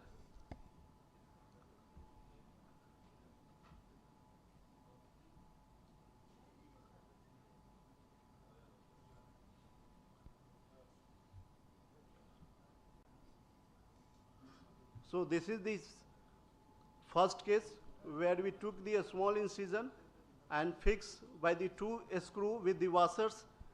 So after the healing of the fracture, there is full range of movement of the knee joint, and the skin scar is hardly visible. So this is the second case done by mini open PCL fixation technique, and there is a good result, full range of movement. So my post-op protocol is, we divide the post-op protocol in 3 phases. First up to the 6 weeks, second up to the 6 to 12 weeks, and the third after the 12 weeks. So in first phase, from day 1 we started static quadriceps and hamstring drill and use extension brace or dynamic anterior dowel brace for the 3 weeks. and the non-weight bearing walking after the 3 weeks. So partial weight bearing walking 3 to 6 weeks. In second phase, we allow full weight bearing, ROM, and ascending exercises. And in third phase, return to pre-injury activities. So follow-up is at 3 weeks, 6 weeks, 12 weeks, 6 months, and 12 months. And in conclusion, I want to say that mini open approach is simple, easy to learn, less morbid, economical, and less instrument required. So result is as good as arthroscopic surgery, hence its way to go. Thank you for brilliant telling. Sir, what is the advantage of oblique incision of the capsule over the straight incision? So we have to look for the fracture pattern. Fracture pattern is not the straight one. So most of the time, avulsion of the PCL is most of the places it's mentioned that the straight line incision is better to protect other meniscal structures and. No, we after reaching the capsule, you may opt for the oblique or the straight incision. There is no question of injury any vessel if you reach up to the capsule. So Yeah, there is yes, no sir. neurovascular structure near the capsule. No, neurovascular, nahi sir, meniscal injury. Meniscal injury. Yes. So there is no question of meniscus. PCL bone is more far inferior in area in the posterior aspect. Yes, so yes. there is no question of meniscus at that point. So Yes, you are yes. not going to injure any meniscus or any structure intra-articularly. Intra-articularly. Okay, okay, sir. And sir, how to differentiate or create a gap between the semimembranosus and the medial head of the gastrocnemius during the. In this approach, you are not going to create gap between the semimembranosus and the gastrocnemius. You have to split the gastrocnemius muscle only. Oh, okay, sir. Okay. You are not going for the conventional splitting approach. Yes. Oh. You have to only split the gastrocnemius at the musculotendinous junction. Okay, sir.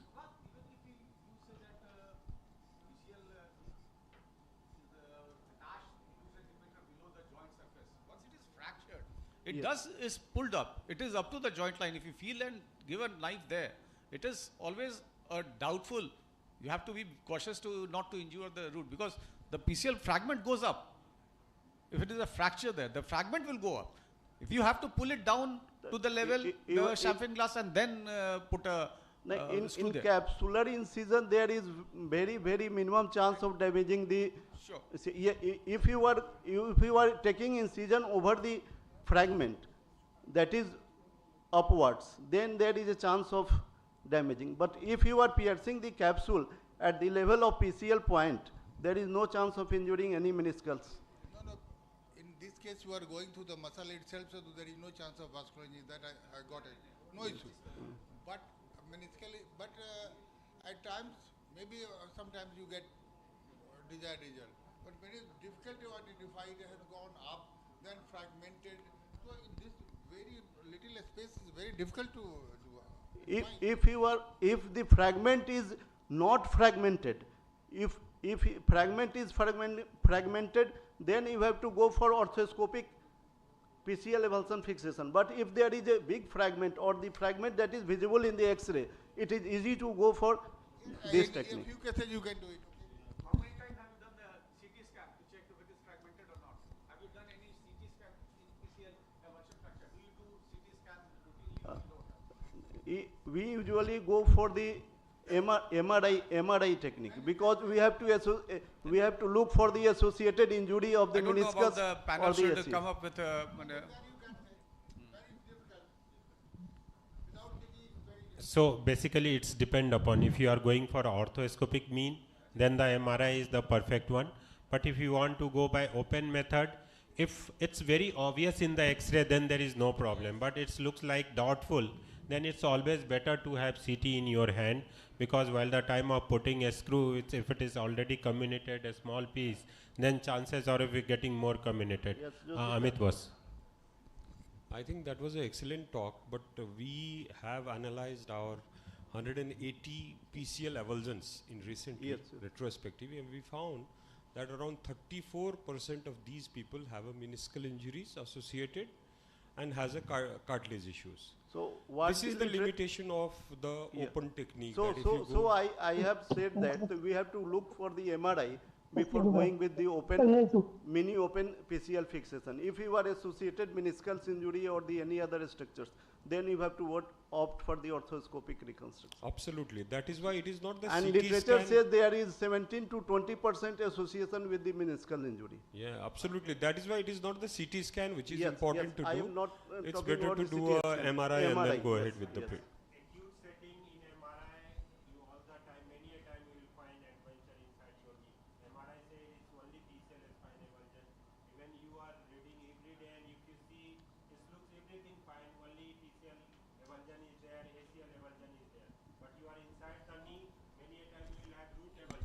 Many a time you will have root avulsion. That MRI don't say to you because there is no extrusion of the meniscus, and that very easily miss on the MRI. So that, as boss has said, is 30% of the chances of injury to that. Even if you are planning for doing open, then it's better to have one orthoscopy at the same time, and then you do the open. People like us who do normally do arthroscopically, I hardly do any open PCL repair or even reconstruction. PCL bony avulsion, most of the time, the more surgeons do open reduction than the PCL avulsion fixation by the orthoscopic. So it's all depend upon your training and how you do it. But Both have equal result if it is isolated PCL. There is no any randomized control say there is hardly any difference between open method and orthoscopic method. There is no harm in doing open method if it is isolated PCL. The things here come out is almost in 33%, even 40% of the cases, you have associated intra-articular injury, and many a time it get missed with the MRI. That's the thing. So any difference in the incision, like I have used transverse incision. Anybody has used transverse incision? So if I have to do open, if it is very big fragment or it is chronic one, big one I have did at the end of 6 months of open PCL avulsion. That was very big fragment, almost taking some part of the tibia. So all the times I use this Lowenhofer approach or Burke approach, what you say, that looks good for me. It's always, you just go behind the this soleus muscle, take everything up along with the gastrocnemius. There is no need to look for the vessel or anything. You just put the L type of incision. You come over the posterior part, over the crease of the knee, then over the medial side, over the posteromedial border of the tibia. Take all the hamstring muscle anteriorly, hamstring tendon, and then you go in between the this soleus muscle. That will take your gastrocnemius up along with the vessels, and then you flex the knee little bit around 45 degree, and everything will be in front of you. So that is my most standard open method of doing this. What is the classical one? Classical, yes. Thank you, Dr. Prabhat, for wonderful presentation.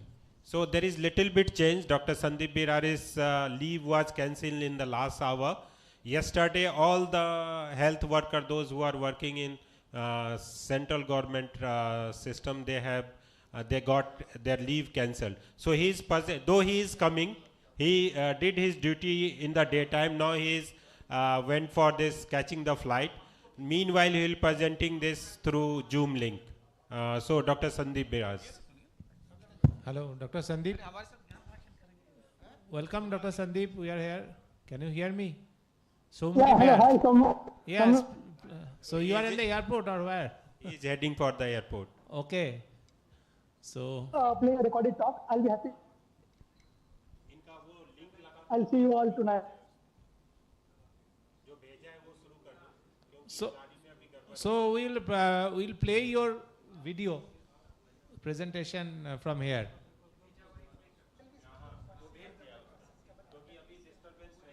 So we'll play the presentation from here. Okay.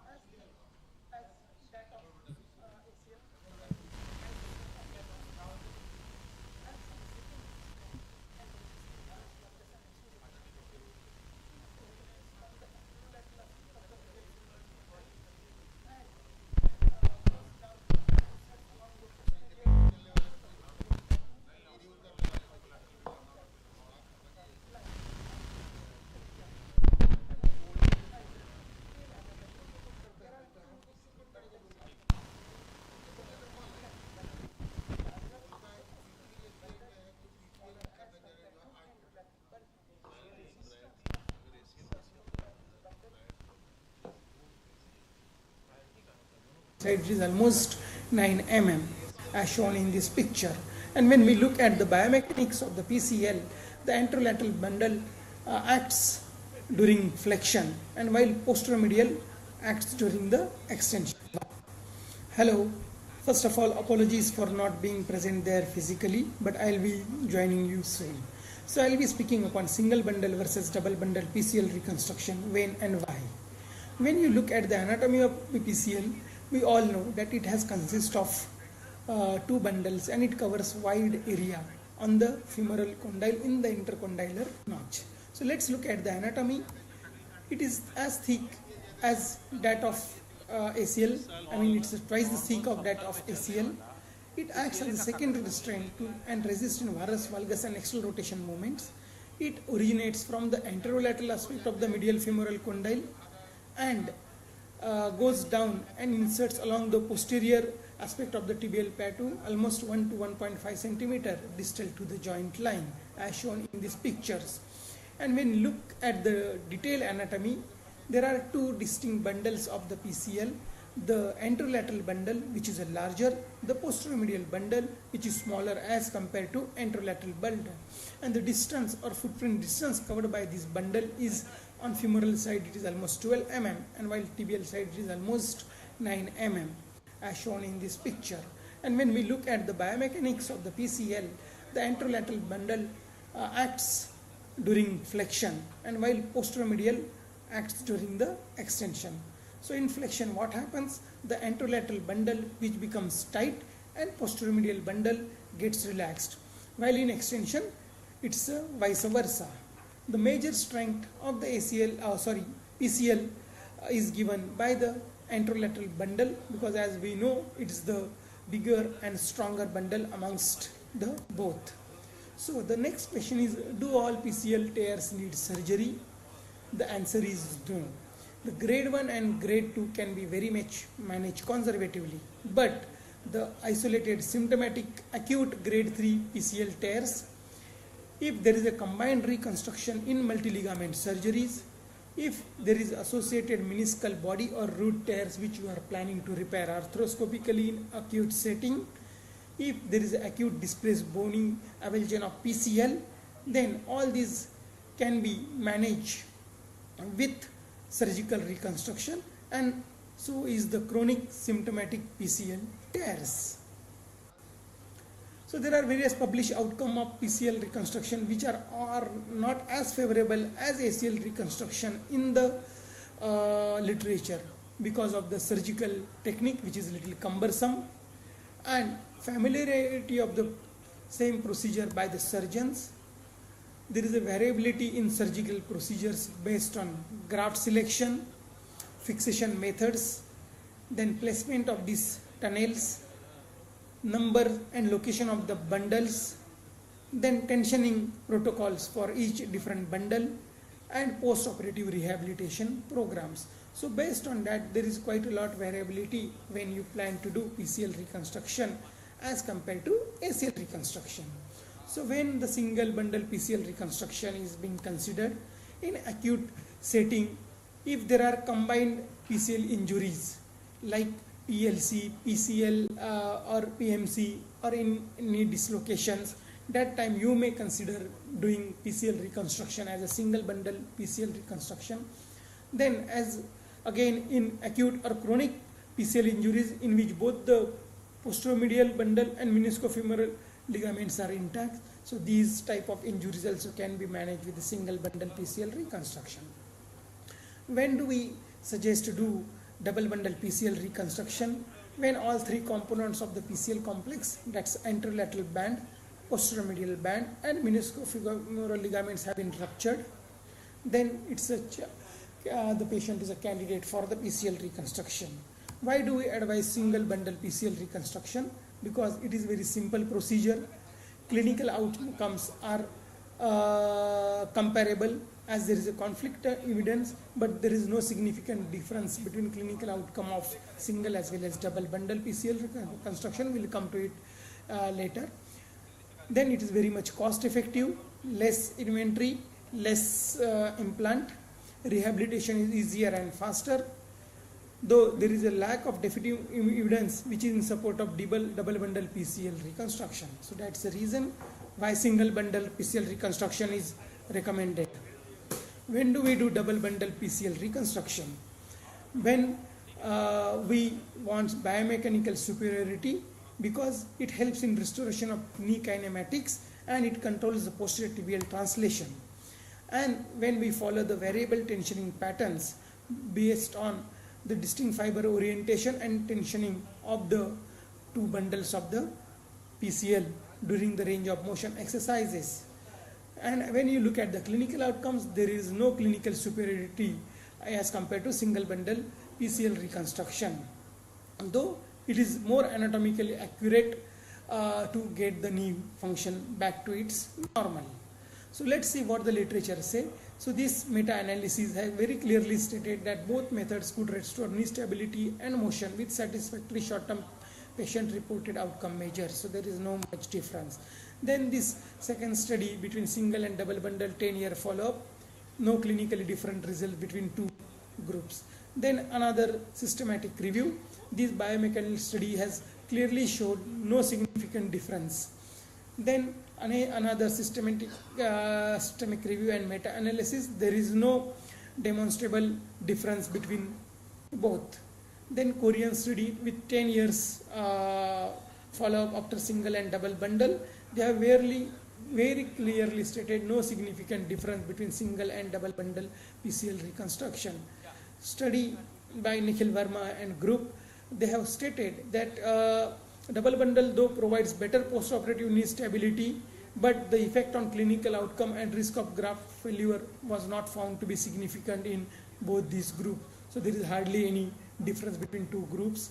Then study by Laprad, they have stated that there is an improved patient-reported outcomes and knee stability by both single and double bundle, but the knee scores were slightly better as compared in double bundle as compared to single bundle. Then another study by the Jorge Chahala group, that double bundle PCL reconstruction leads to superior biomechanical outcomes and clinical outcomes.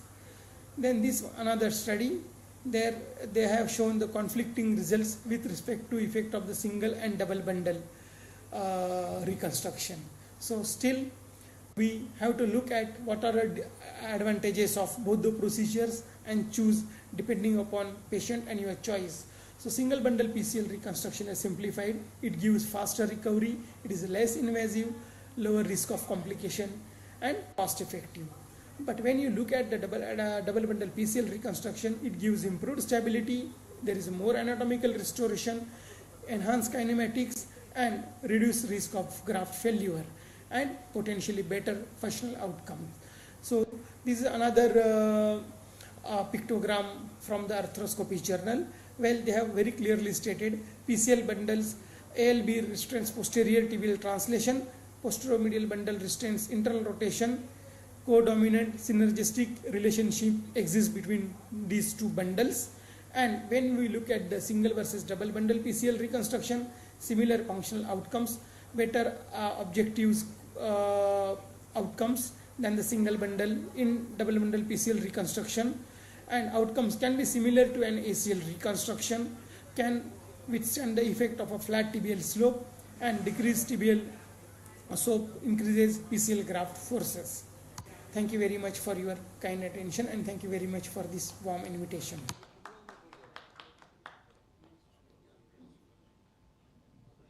Is he available for questions? No. Boss. It was really amazing. Yeah. So, thank you. Your flight is on time? Yeah, it looks like it's on time. Yeah, that's perfect. So we'll meet in the evening. So moving to the expert lecture. Thank you. So Dr. Sunit is not here, and in his place, Dr. Soumyadeep.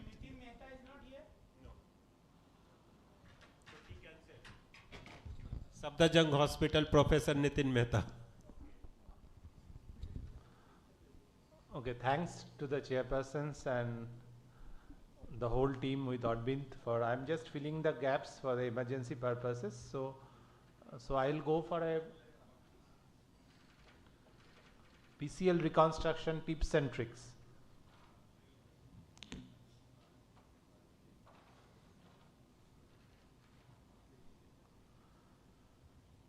So we have to understand that ACL and PCL are two different ligaments. Their biomechanics and everything is different. If you see the tibial footprint is way behind between on the posterior horn of the two meniscus, about 1 to 1.5 centimeter below the posterior tibial margin, which we call as a PCL facet. So as Dr. Shandip has said that PCL has a two distinct bundle. It's a very broad attachment. Whole of the medial condyle is been attached on the by PCL. So there are two fibers. I'm not going to the details. So it's a very strong and thick fiber over the whole on the knee, and it's the strongest ligament on the knee, and it's called also the pivot of the knee. So its tensile load is around 2 to 3 kg Newton. It is 38 millimeter in length and 13 mm diameter. So it's a thick ligament compared to ACL, which is around 9 to 10 mm diameter. So it's 1.3 times more thicker than the ACL. So first we have to understand the diagnosis of PCL is not radiological at all. It's a clinical diagnosis. So clinical examination plays a very important role for PCL diagnosis. You have to look, understand the pathology, mode of injury, you have to feel, you have to see the posterior translation, posterior drawer, and PCL is very commonly associated with collateral injuries. So if you only address the PCL and miss out the collateral, then you are going for a disaster. So look, feel, move is always there. So there are different controversies. So whether it's operative treatment needed or non-operative, whether there is a repair or reconstruction, single bundle, double bundle, what are the graft choices, and what are the fixation techniques. So I'll come one by one. So first of all, we have to understand that the ACL stress, this stress radiograph in PCL plays a very important role. It is a simple technique. You just kneel your patient knee. That's then take a stress X-ray, or if you have a facility to a resident or someone to your technician, take a stress view. So see your tibia pushing back or not. How much tibia is pushing back, you can always take a normal side X-ray and compare with it. If it is 0 to 7 mm, it's a partial PCL tear. It's a 8 to 11 mm on the mark, so it's an isolated or complete PCL tear on the posterior translation. If it is a more than 12 mm, that indicates that not only PCL, that the collateral, the posterolateral corner is also injured. So in spite of that, the stress radiograph on PCL is a very important diagnosis. So always keep in mind in your day-to-day practice, if you have the facility, you always use this facility to take a stress radiograph, or you can take your patient to the OR, do it under fluoroscopy. So non-operative treatment has a very important role, especially is that type 1 and 2 tears, the tibia heel, because it's a thick ligament, extra synovium, and it's a very good capacity to heal. There are specially designed PCL brace is there. The whole purpose of the PCL brace is to push the tibia forward, to push the healed PCL in its anatomical position, and it should be immobilized depending on the injury 2 to 4 weeks, and then gradual movement. And one important thing about the rehabilitation is always it should be flexed on a prone position, not a supine position. Always instruct your physio to do the knee flexion on a prone position, because otherwise if you do it in a supine position, the tibia will be pushed back and your PCL will elongate and leading to all kind of failures. So operative treatment needed when there is a grade 3 injury, more than 10 mm of posterior tibial displacement, symptomatic complete tear with an associated ligamentous injury, bony avulsion as Dr. Prakash has beautifully described, and if your conservative treatment fails. So PCL has a very good role of repair also. In an acute scenario, your PCL can be repaired. So in this presentation, I don't have a video. I have a case of PCL repair also. So indication of PCL repair is a proximal soft tissue avulsion tear where there is a very good thick tissue quality, and patient with the open physis, you can go with a PCL repair. And in a multi-ligament scenario, if you can do the PCL first, repair your PCL, and then you go for your collateral. But if it is a mid-substance tear, it is not going to work. If it's a tissue quality poor, it's a chronic tear, your repair will not work. So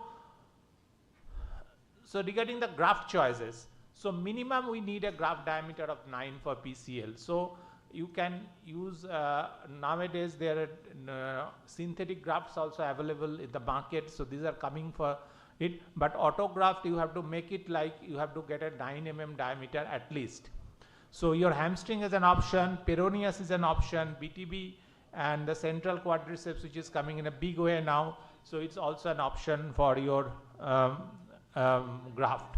So regarding single bundle, double bundle, Sandeep has beautifully described in his lecture. I will not go into the details. Regarding the fixation techniques, there are 2 types of fixations. You can use your buttons, screws, whatever device you are comfortable with. But the most important part is that for the tibia, you should always go for a double fixation in the PCL. Unlike ACL, you cannot rely on a screw or a button only. You have to, my standard practice is to put a screw. Along with that, I put a suture post over there for a double fixation technique. So I'll go for a small video.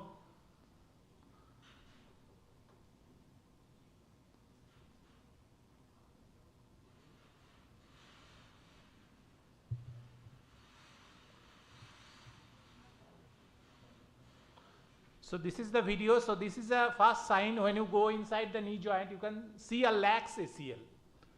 If you are a beginner, sometimes you will miss it as an ACL tear. It's not an ACL tear. Lax ACL is a telltale sign of a PCL tear. So if you further probe it, you can see the scar tissue over the PCL. You have to remove it because you have to go behind the knee. You need a posterior medial portal. This is the scar tissue is cleared, and then you go your posterior medial portal coming in. It should be outside in with a Gelco or a needle, whichever you are more comfortable. Then your number 11 blade coming over it, and you dilate it. Always be very careful. It should be done under guidance, under direct vision. You should not be struggled with it because you should not scarf your cartilage over during making this portal. And my standard practice is to put a cannula over there because couple of times I have to switch my scope and saver between the anterior and the posterior side. So I put a cannula over there, and I used to stitch the cannula so that it doesn't go away. So now use your standard shoulder cannula. You can use it because that will be parked over there. Now your saver coming in. Always you be very careful that your severed blade should be facing towards the tibia because otherwise your neurovascular bundle is just behind it. So you just clear the tibial footprint. The tibial footprint is around 15 to 20 millimeter away down from the articular margin. Now you can see that we are going down and clearing all the scar tissues of the PCL. Now your tibial jig comes into the play. So your tibial jig should be on the around 20 mm down. And you should be always see that here you can use your RF if you have the facility of RF, or you take some time to see it. If you don't see it, you don't drill it because otherwise you can drill away and anytime you can use your damage your neurovascular bundle. Now my bit pin is coming in. Now there are some jigs also that will protect it, or you can use a scoop or whatever device. To always have to protect this bit pin so that that bit pin doesn't go away. So now my drill is done. My graft choice is always generally I use a peroneus longus or a central quad tendon for this PCL. So now drilling is done. So always the drilling should be done always under vision so that you do not lose track. Anytime if you are not able to see it, so you then have to do some clearance and saving on all that. Now you pass a suture and then you will go for the femoral tunnel. So now the scope is switched over there on the anterior side, and we will go do the femoral drilling. This is the tibial loop. The suture is parked on the PM cannula, so that it is then you will take it to the femoral cannula. This is the femoral footprint. I use an outside in drilling. There are different types. You can use inside out or outside in, depending upon the you are comfortable with. It is around on the 1 to 1 o'clock or 11 o'clock, depending upon the knee you use. It is around 6 to 7 mm from the osteoarticular margin.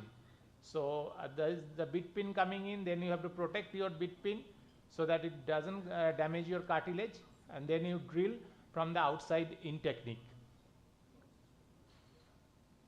So now my bit pin is protected and drill is coming from the outside in technique. Now this loop, which is parked over the cannula, has been transferred to the femoral tunnel.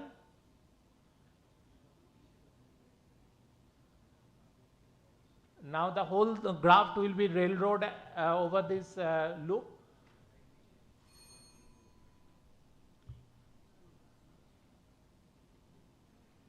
Now the important part is that you have to give a guide.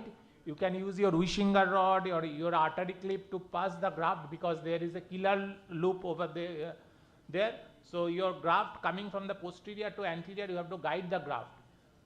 When it comes to the mouth of the femur, I usually give screw from outside in technique.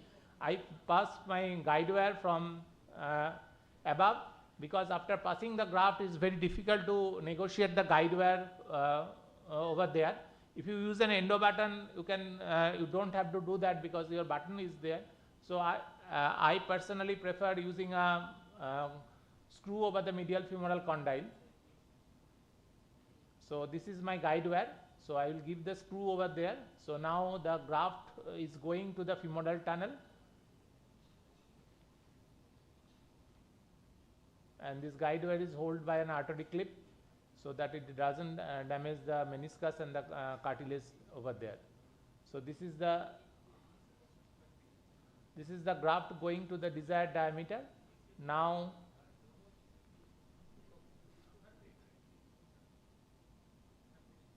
the screw is given. So for the time purpose, so this is the fixation of the screw. I will not. This is the final picture after doing the femoral fixation. This is the if you do that the anterior dryad of the patient, this laxity of the ACL goes away, and the whole thing is completed by giving a screw over there. And after the screw, we just put a post over there for an additional fixation. Thank you.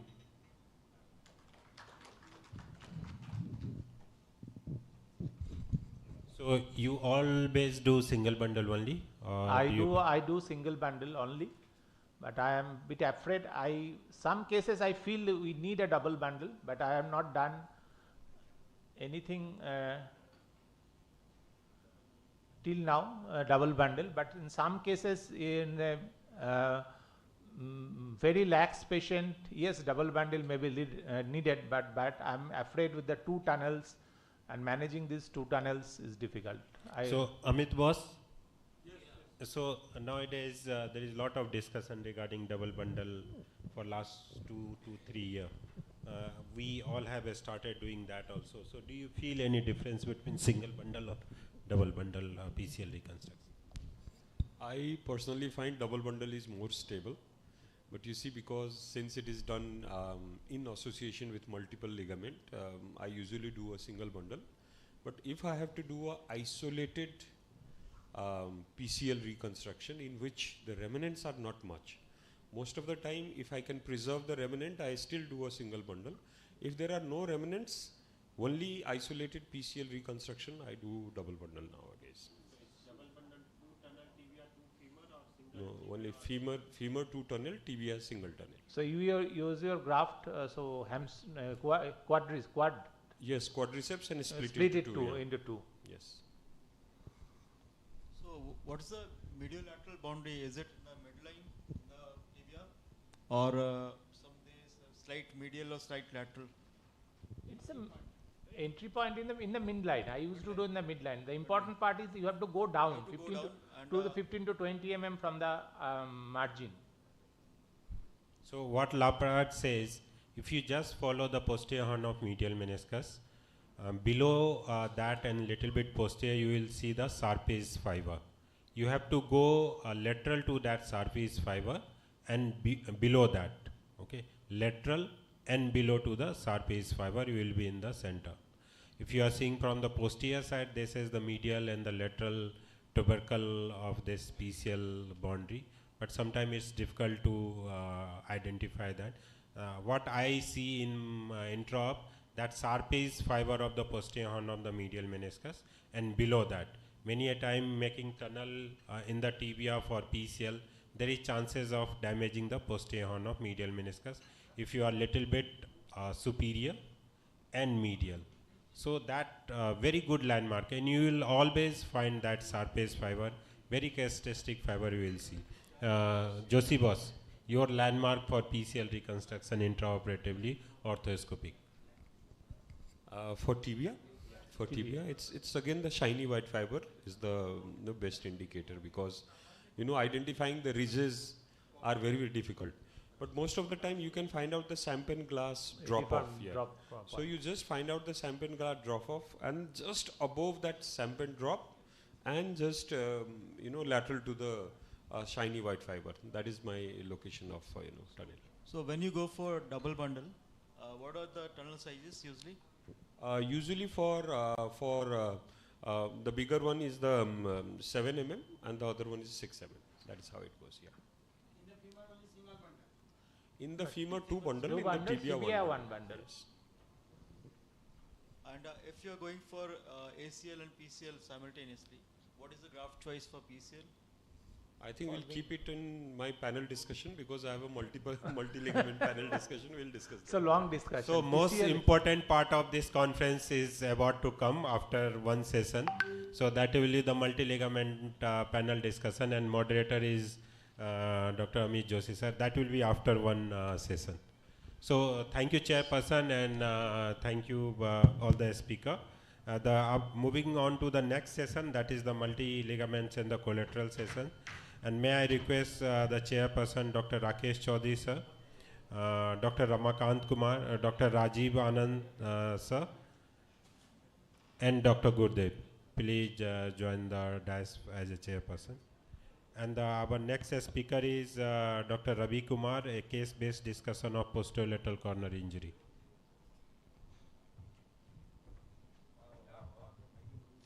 Oh, Rajiv boss is already here. So Rajiv boss, hand over to you.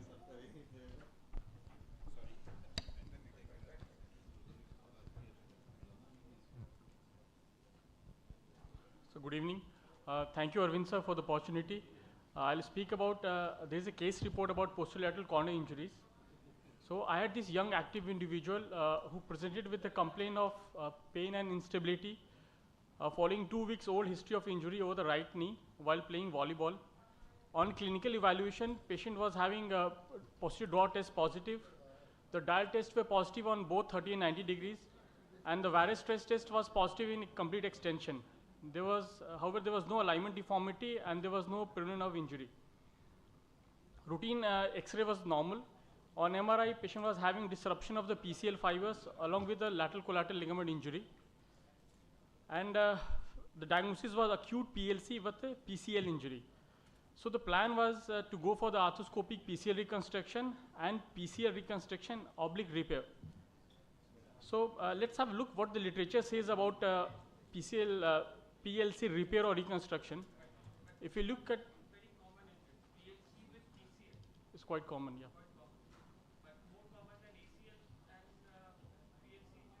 So PLC with ACL is more common than the, almost 67%. So if we go by the literature, the surgical failure was significantly higher in patients undergoing repair as compared to the reconstruction, and the return to sports were greater in patients undergoing reconstruction. Similarly, there was another paper where they found that there was 9% failure in reconstruction as compared to 37% failure rate in repair group. Repair is recommended where graft tissue is not readily available, when aggressive post-op rehab cannot be performed, or patient is having isolated bony avulsion or meniscocapsular avulsion injuries. As far as PLC reconstruction is concerned, it's broadly classified into two different techniques. The first one is fibula-based, and another one is the tibiofibula-based techniques. The fibula-based techniques are basically Larsen's and Arciero's technique. And if you look at the tibiofibula, it's Laprat's and Versailles technique, which is more anatomical reconstructions. So my preferred technique is Arciero's technique. It restores the fibular collateral ligament and the popliteofibular ligament. There is a small video demonstration of the Arciero's technique. We take an inverted lateral hockey shepherd incision. Important is that there are two facial incisions. The first facial incision is just posterior to the biceps femoris. The objective is to isolate the common peroneal nerve. So once the common peroneal nerve is isolated, we go for the second facial incision. It's splitting the IT band to identify both the landmarks. Then expose the fibula head. You know, there was a paper published almost 10 years ago about the trajectory for the fibular tunnel. It's a 50-60 technique where this 50-degree external rotation and 60-degree in the axial plane. That ensures that the beath pin is directly from the anterolateral to the posterior medial side of the fibula head. So once the fibular tunnel is prepared, normally 6 mm drill is used to prepare the fibular tunnel. We prepare two different tunnels for the lateral collateral ligament attachment and the popliteus tendon on the femur. Again, the trajectory is important for both the tunnels on the femoral end. It's normally 30-degree anterior and proximal, especially for the lateral collateral ligament. Once both the tunnels are prepared, the first graft fixed is into the popliteus tunnel. Then the graft is passed underneath the IT band and the biceps femoris, and through their posterior medial to anterolateral through the fibular tunnel. Now this fibular tunnel is fixed in 60-degree neutral rotation. After that, graft is passed underneath the IT band into the lateral collateral ligament tunnel and fixed in the 30-degree or complete extension neutral rotation. So that's how is Arciero's technique.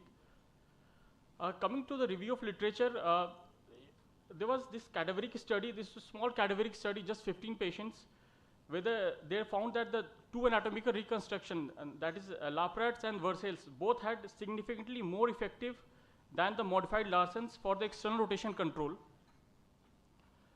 However, of late, a lot of systemic reviews and meta-analysis have come, where they have found that both constructs, both the tibia fibula-based and tibia fibula-based constructs had comparable clinical outcomes and were equally effective in restoring varus and rotational stability for PLC knee injuries.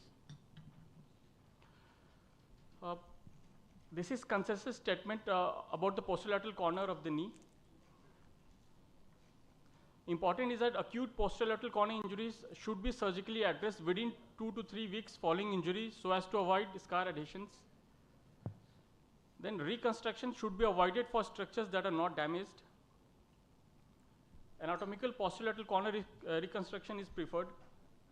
In chronic cases, varus malalignment should be corrected first. Hybrid procedures like reconstruction of the primary structures and repair of the meniscocapsular avulsion or the bony avulsions is recommended.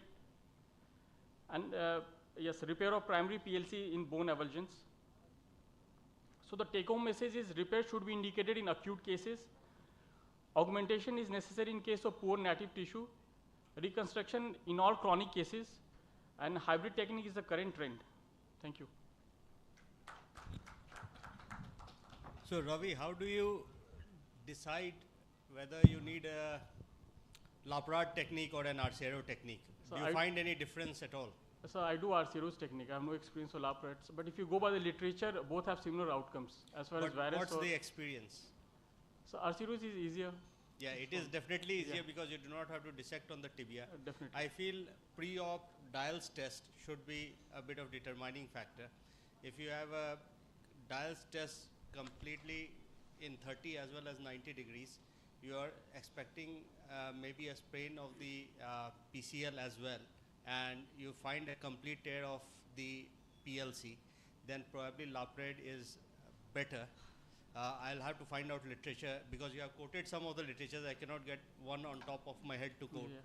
But looking at the technique, Laprade feels more stable and probably providing more rotatory stability as compared to Arcero technique. But if you go by the literature, the patient-reported outcomes are similar in both the techniques. Depends upon which literature you quote. So it's a meta-analysis.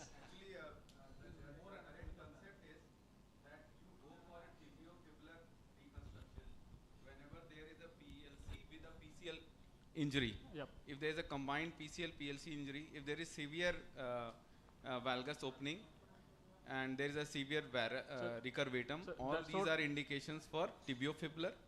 And among the fibular, if you have a mainly lateral opening, you go for a Larson's, and if you have a mainly exaggerated dial, then you go for a RCR. That's what Laprade recommends. He recommends that you have to go for anatomical reconstruction as long as you have an associated PCL injury, you have a hyperextension, you have a tibiofibular injury, syndesmotic injury, and recurvatum varus tibia. There are 4 indications for the anatomical, as per Laprade. Yeah, but between RCRO and Larson, if there is primarily a lateral opening, you go for a Larson. If primarily there is a rotational, then you go for External is primarily constant is LCL and the popliteal fibular ligament. Yeah. So if it's more, you have to correct both of them. Yes. Thank you. Thank you very much, Ravi. And may I call upon the next speaker, Dr. Gurudev Kumar. He'll be talking on multi-ligament 1 stage.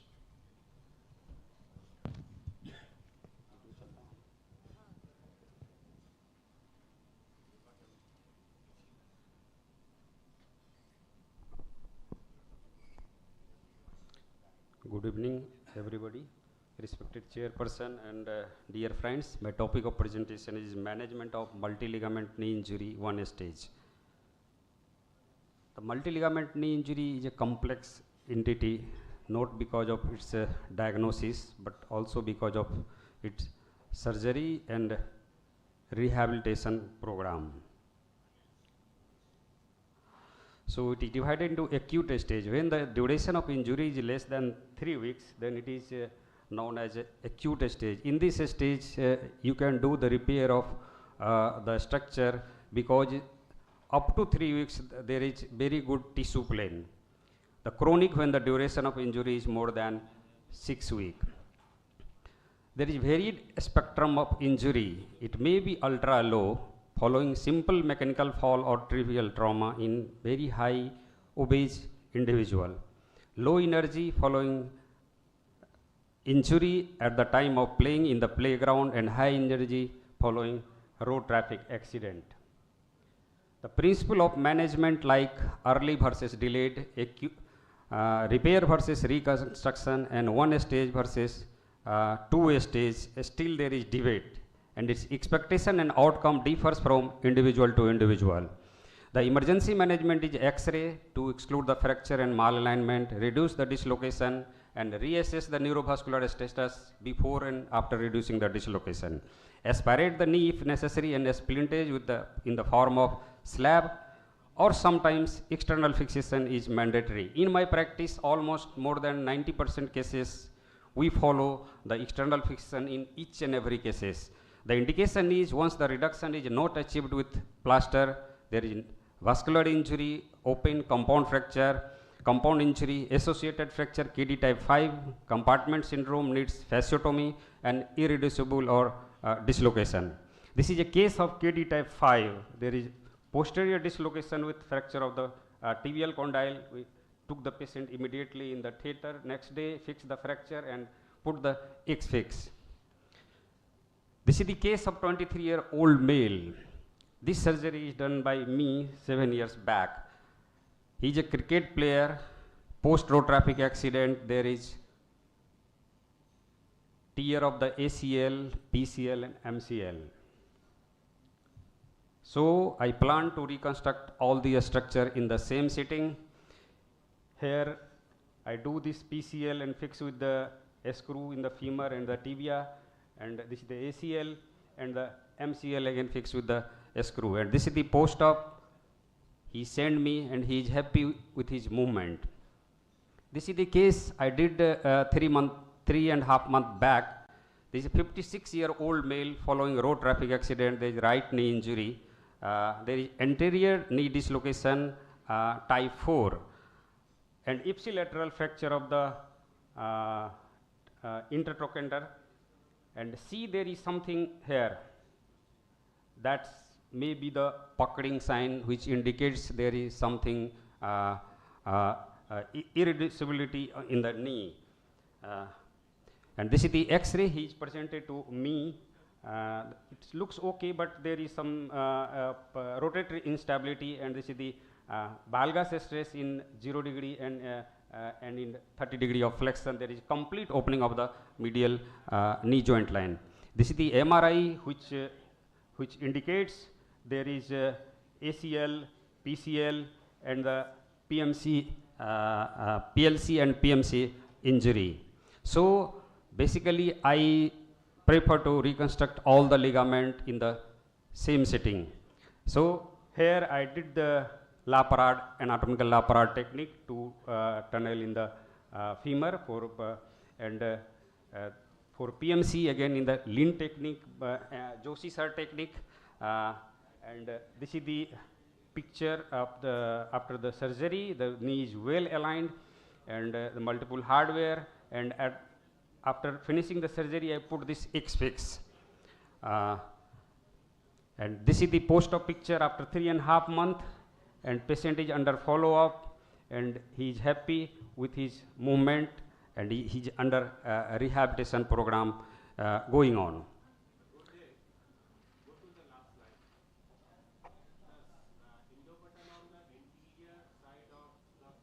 Yes, which one? This one. This is for MCL.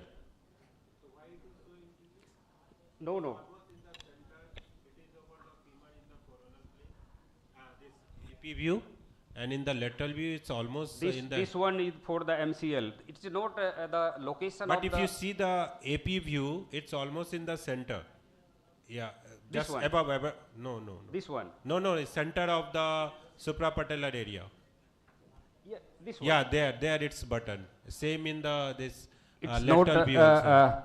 by seeing this endo button or hard bed, we cannot locate where we are going to make the tunnel. My tunnel is at the Usually you should not accept anything in the patellofemoral But articulation. That's I mean. it to looks say. like, but once I checked this this picture during the surgery by putting the scope. It is not hitting any cartilage, or it is just underneath the soft tissue, so not bothering about this. And the most important thing is when we are reconstructing all the structure, there is very high chance of collision of the tunnel. Yeah, so it's not necessary. So we have to put the eject on the lateral side. So this is again interesting case of 22-year-old male, posterior knee dislocation. And this is the X-ray. Again, there is a rotatory instability, and on the valgus stage there is a complete opening of the medial joint line. On the MRI, there is ACL, PCL, both medial and lateral meniscus, medial collateral, and the posterior oblique ligament, MPFL tear, and the patellar tendon rupture. So this is the clinical picture. See, the knee is totally highly unstable, and there is avulsion of this quadriceps tendon from the tibial tuberosity, and this, look at this meniscus. The medial meniscus is separated from the meniscocapsular region, and on the lateral side the meniscocapsular separation along with root detachment of the lateral meniscus. So again, Here I did the two stage. First repaired the collateral by reconstructing the patellar tendon with biological augmented technique, and repair of the meniscocapsular separation with this couple of anchor, the both meniscus, and the root detachment of the lateral meniscus with post, and avulse of piece of the medial collateral ligament with the spike washer and the CCA screw, and then put the X-fix and check under the image. It looks like well aligned, and give the plastic surgeon opinion. Second stage, cover the raw area with the flap and remove the X-fix after 2 weeks. CPM, gain range of movement and patellar tracking. MRI, show the complete healing of the repaired structure, and plan for ACL and MCL reconstruction. Here, get the opportunity to see the repair meniscus while doing the ACL and the PCL. The meniscus is well healed, both medial and lateral side, along with the root detachment of the meniscus. And this is the post-op picture after the 1.5 years. He is a OT technician somewhere in Muzaffarpur, and he is happy with his movement, and he regained his job after doing this surgery. So this is a case of 35-year-old obese female. I have shown the previous slide. There is a low energy knee dislocation. There is anterior knee dislocation here. She is a teacher just cleaning her room, and she fell down, and there is anterior knee dislocation.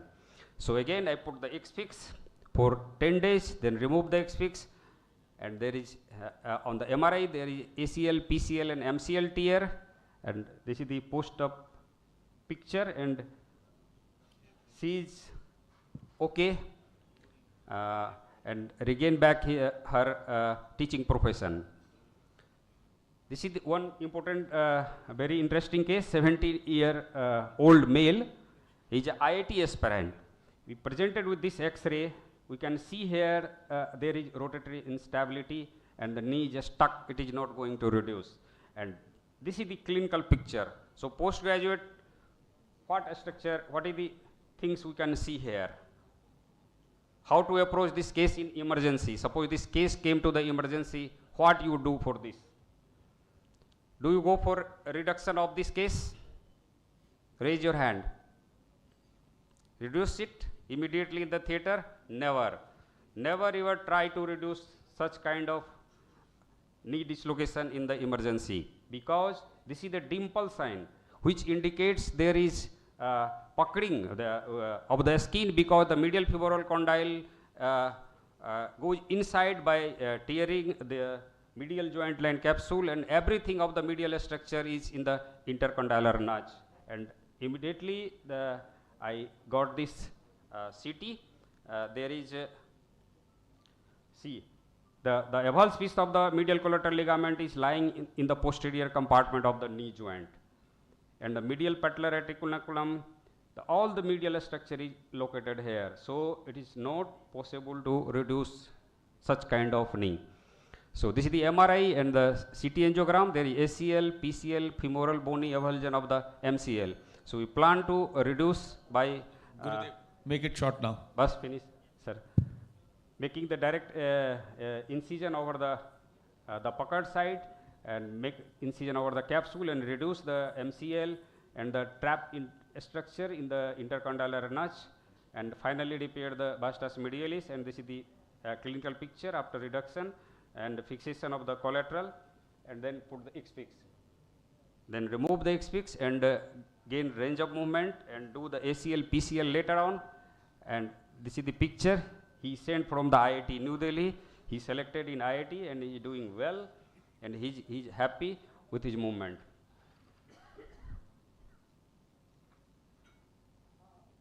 So take home message: in the multi-ligament injury, surgery better than conservative, reconstruction is better than repair.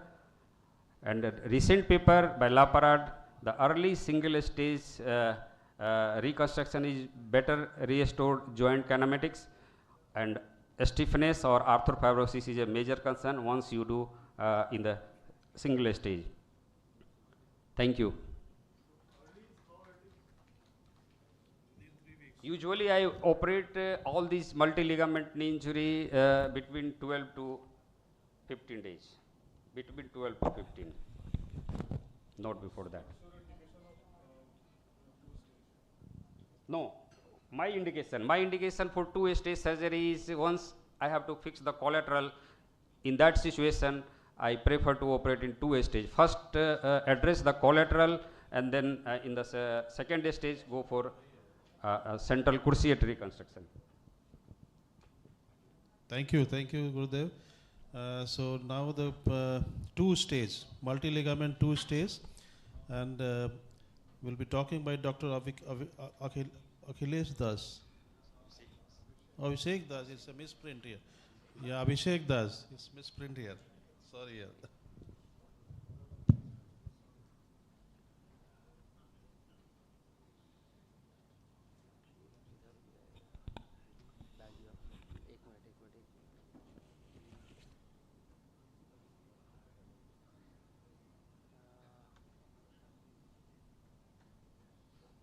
Good afternoon, everybody. After the exhaustive and very, very nice presentation by Gurudev boss, I hope to keep my talk very short, limited to one case, and hopefully have a little bit of thought that single stage is always good if we can do it, but 2-stage multi-ligament reconstruction in the knee does have a role, and we'll look at it as what is the relevance of 2-stage multi-ligament reconstruction in today's scenario.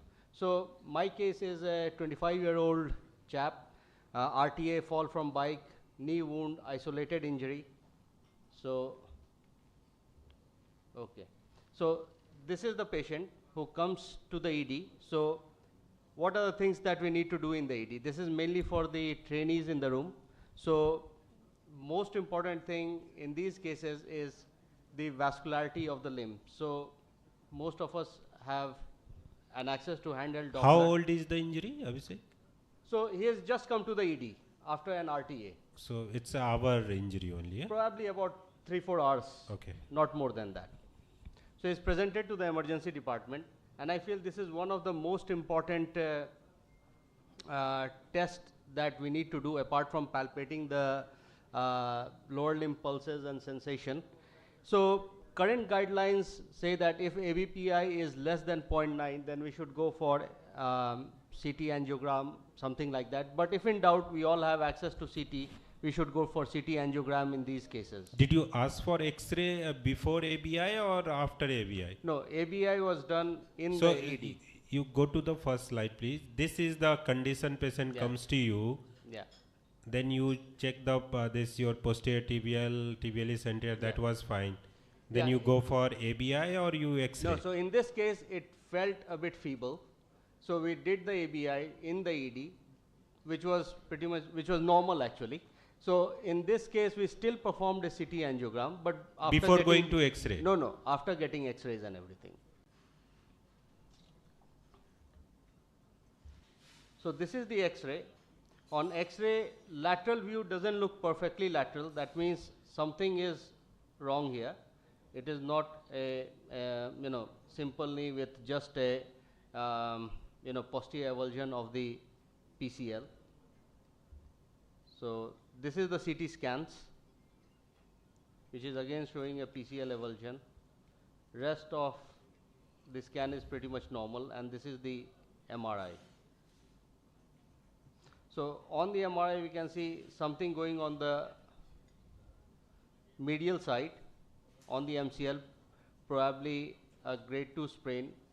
ACL is gone, PCL is obviously avulsed, and I do not have the axial slices which show the MPFL and the medial retinacular injury as well.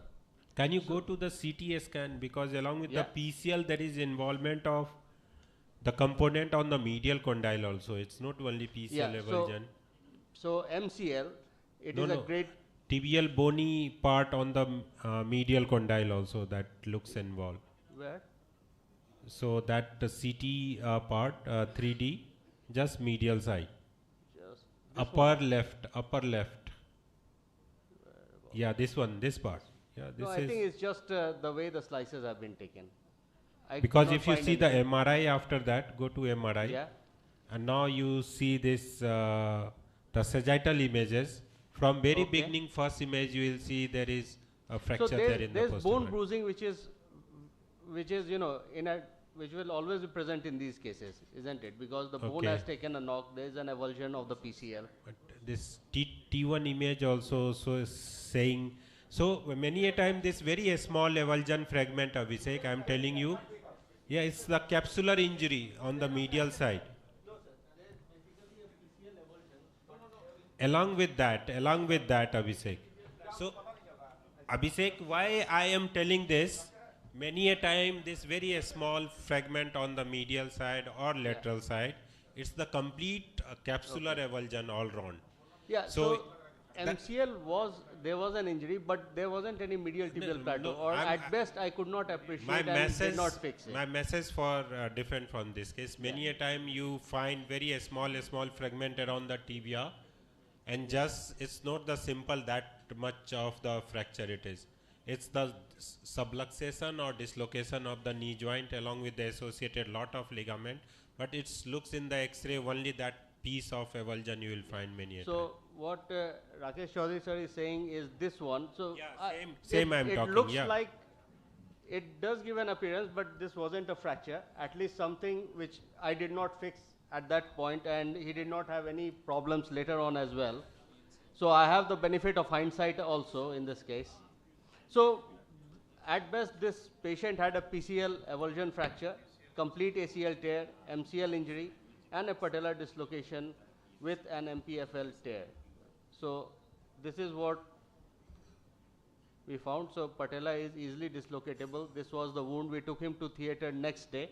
So initially he was put in a back slab. So there is a big rent, and this wound was slightly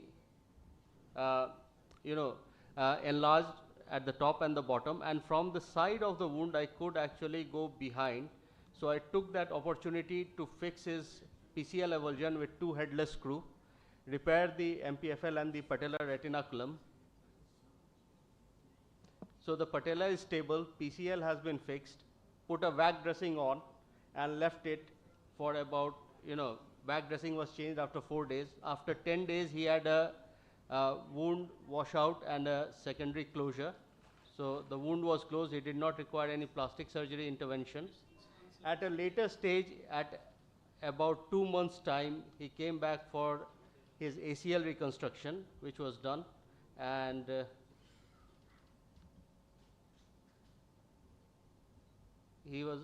this is 3 months after his ACL reconstruction, so about 5 to 6 months after the index surgery. So he's been walking, he's able to squat, he's able to do. So what Dr. Gurudev does, he puts an external fixator. I did not put an external fixator, put a back slab. Next day into the operating theater because wound needed debridement. Took that opportunity to fix the PCL. You can differ from me, but if you are taking to theater, there's a big chunk. I feel we should fix what can be fixed at that point. And arthroscopy, I wasn't very comfortable doing at that stage, so left the ACL for a later date. That is 6 months. So what does the literature say? This is my go-to article if I have to do a multi-ligamentous reconstruction by Dr. Dinshaw Pardiwala. In his opinion, the things that require urgent attention is the vascularity, open wound, and if there's an open dislocation, then they need urgent attention taken to theater immediately. Otherwise, it can be staged, and when we are staging it, then collaterals needs to be done first. Probably PCL can be done at that time and ACL can be left for a later date. There's another article by Laprade which is worth reading if you have time, and this is what we did. Thank you. So, sir, if I go back to the video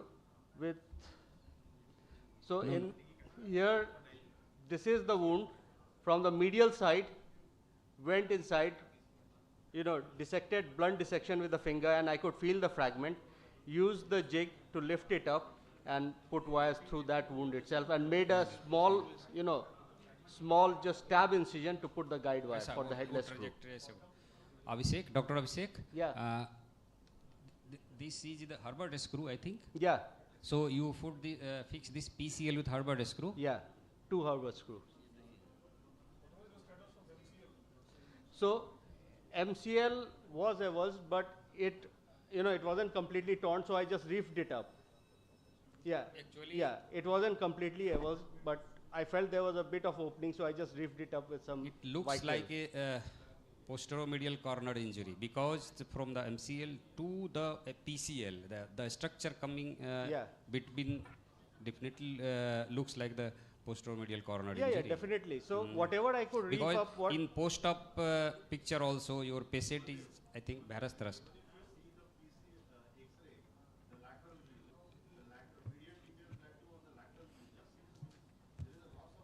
Yes. So this one. Yes, yes, yes.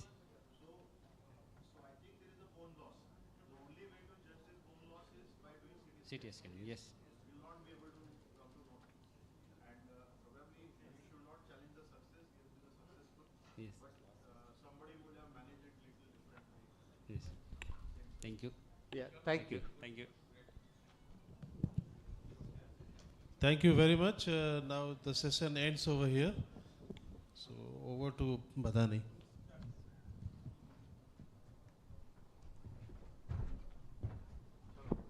So for the next session on multi-ligament knee injury, a panel discussion, we may call upon stage the Amit Joshi sir, Dr. Arvind Prasad Gupta sir, and Dr. Miten Seth.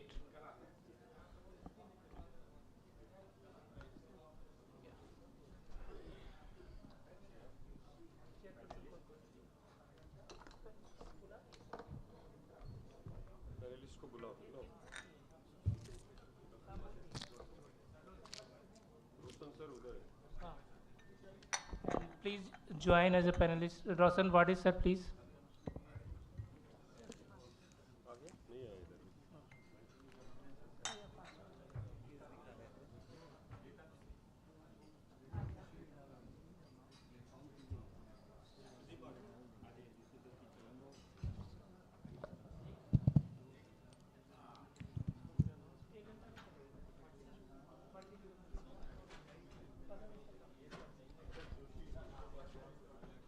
रोशन तू सबसे आगे है आप वो मैंने डाला है लेकिन काफ़ी लोग इसमें से नहीं they are not coming because of the war situation but I am sure या रितु यू कम हियर या Arvind you have to be there yes so okay let's start because how much time do I have 50 minutes okay so rules and regulations of the panel discussion is the answer has to be short and precise. Let us not tell stories. Please raise your hand if you disagree with someone, okay? So we'll give you enough time. And in an attempt to cover all the presentations and the slides, I have all the authority to stop you at any point of time. Dr. Roshan, okay? You are... No need. Stay there. So, yeah, basically this, my talk is based upon these 3 papers, you know, 2 of these papers are ours. We have recently published our systematic review in Indian Journal of Orthopaedics. Then another paper, a survey of graft options among the, you know, SAARC country surgeons, which is still in, you know, decision process of in Journal of Arthroscopy.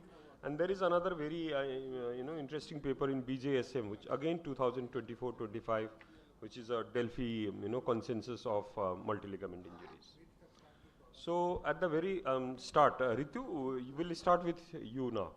So just immediately, 1 or 2 hours ago, sustained a motorbike accident, and then the patient presents to the emergency, and your resident takes the picture after this X-ray and sends to you.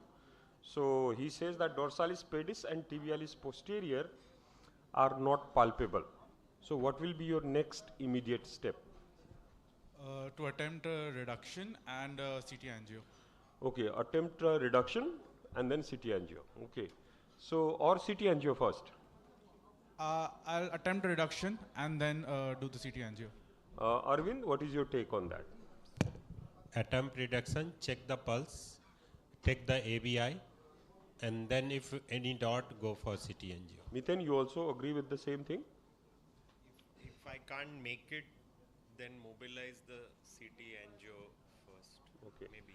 I'm sure, Roshan, what is your take on this thing? Because this is, although it is a very simple, it is important to... This is not simple. This is very...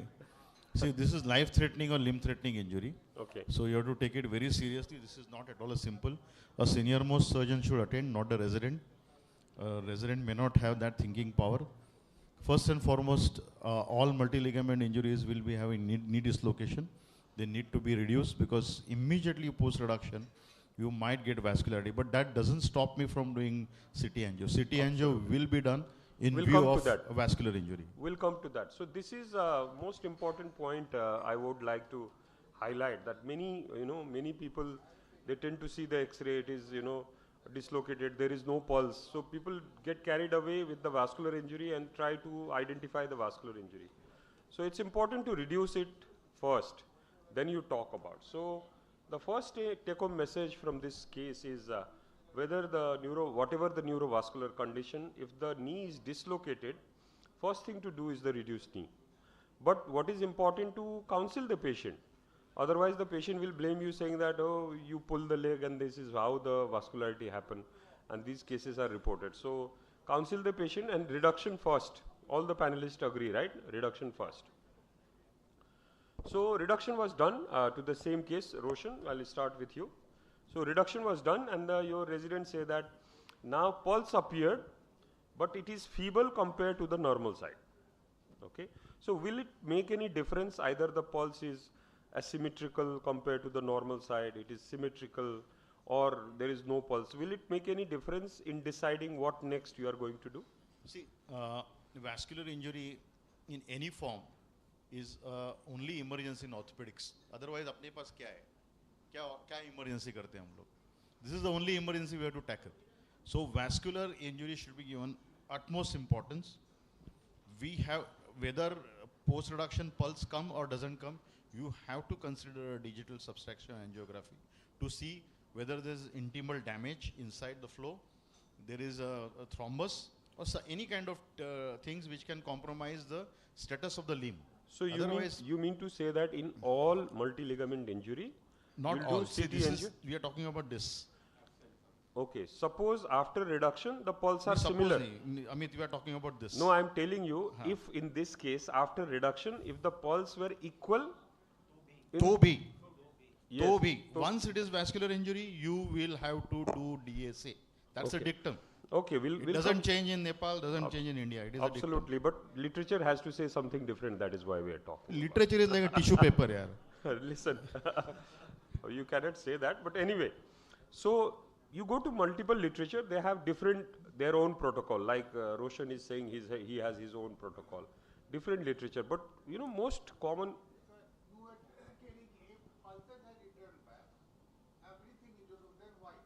Why? That's very important, because if it is a intimal damage, vascular intimal damage, so vascular intimal damage, the pulse will come back, but eventually it will have a delayed occlusion of the vessel. Huh? But wait, we'll discuss that. But it's you not, see, it's even not a question of observation. Roshan. It's a question of limb versus life. No, Roshan. Today you did a CT scan, which is normal. But who can say that after 3 days there is no thrombus? So see, thrombus is different thing. I am talking about intimal damage. Same thing. Intimal damage can lead to dissection. And what is wrong in DSA? There is no wrong. Then फर्क क्या पड़ता है? How many times you are going to do it? What is wrong? When you are going to do it is important. So, what is our hospital dictum is, once reduction pulse is returned, then you can delay with the NGO. You can go with the ABI. That is very important. Monitoring, that particularly the serial monitoring is again important, because in first instance you may have CT NGO normal, particularly if your intimal damage is there. But it's the serial monitoring of your ABI that is very important. I'll come to that. Absolutely. You all are right. That is what literature is doing. They are doing all different kind of stuff.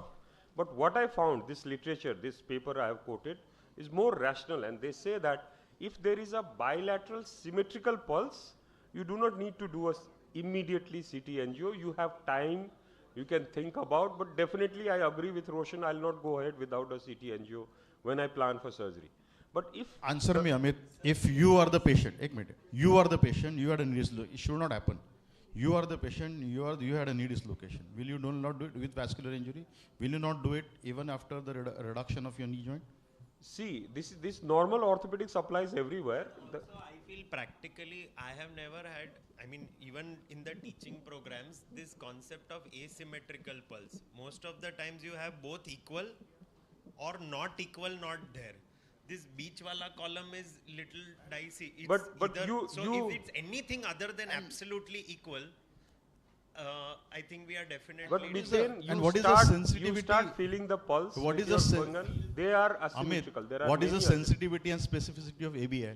ABI is so interdependent. I am coming to that. Don't jump into my slides. Let us stay in this slide.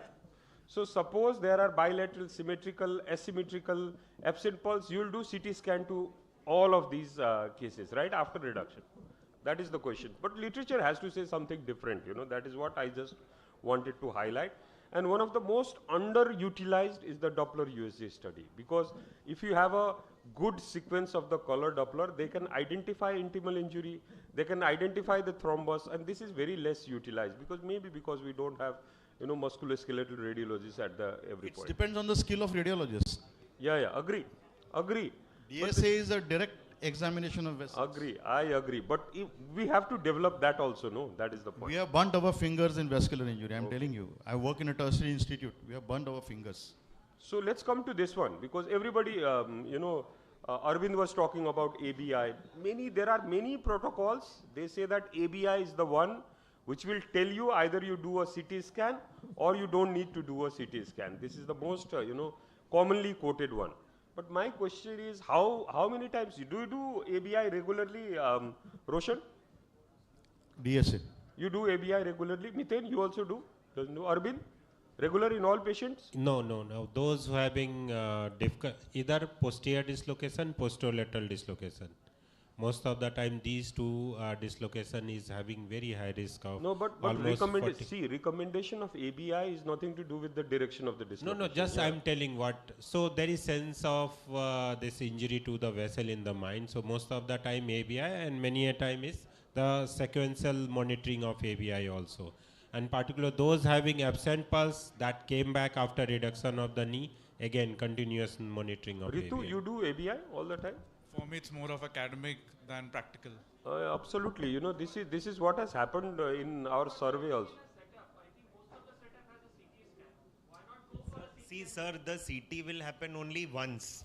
But get it done twice. Why not? Ideally, the ABI, if done 4 to 6 times a day for at least 48 hours, can give more. Let me summarize. CT angio is the best one you can do, but CT angio is not dynamic. This is one point. So CT angio will say that at this point of time there is no intimal injury, there is no thrombus, but thrombus can develop after 72 hours. So how you follow this is most of the literature they suggest. Agree. You can do Doppler. What is more important is the blockage. The damage to the vessel, the structure of the vessel, and the blockage. That is more important. See, management of simple thrombus and management of the damage to the vessel is completely different. Simple thrombus, even a thrombectomy will work. If your vessel is damaged, you will need interposition grafting. I agree. Completely different spectrum.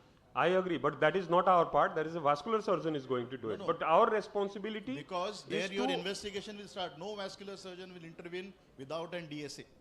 All these patients will be in a backslap once you have reduced it, have gone to the ward. So quitting a Doppler done every 4 hours, 6 hours is practically not possible. Getting ABI also done, removing the slab is not ankle brachial index. Anyway, let's come to the... Can I ask one question? Suppose you have this patient who had a dislocation and no pulse. You reduced it, the pulse came back. Will you not get a vascular surgeon opinion? Or you will still get a vascular surgeon opinion? I'll not take a vascular surgeon's opinion immediately, yes. Because if you will, so let us... The first thing they'll ask for is the CT angio. They don't agree with the Doppler, they don't agree with the ABI. That is why you have to take a vascular surgeon opinion. Okay, let us conclude. let's conclude to this. ABI is a very much studied and published one, but this is not, very commonly used because of its limited usefulness. Doppler USG is non-invasive, but it says that it's very sensitive and specific in certain hands. But again, this is, doing that in every hours is not very much. So CT angio is, in selective cases, most of the time in all the cases, its sensitivity and specificity is high. But we have to remember that thrombus can occur even after 72 hours.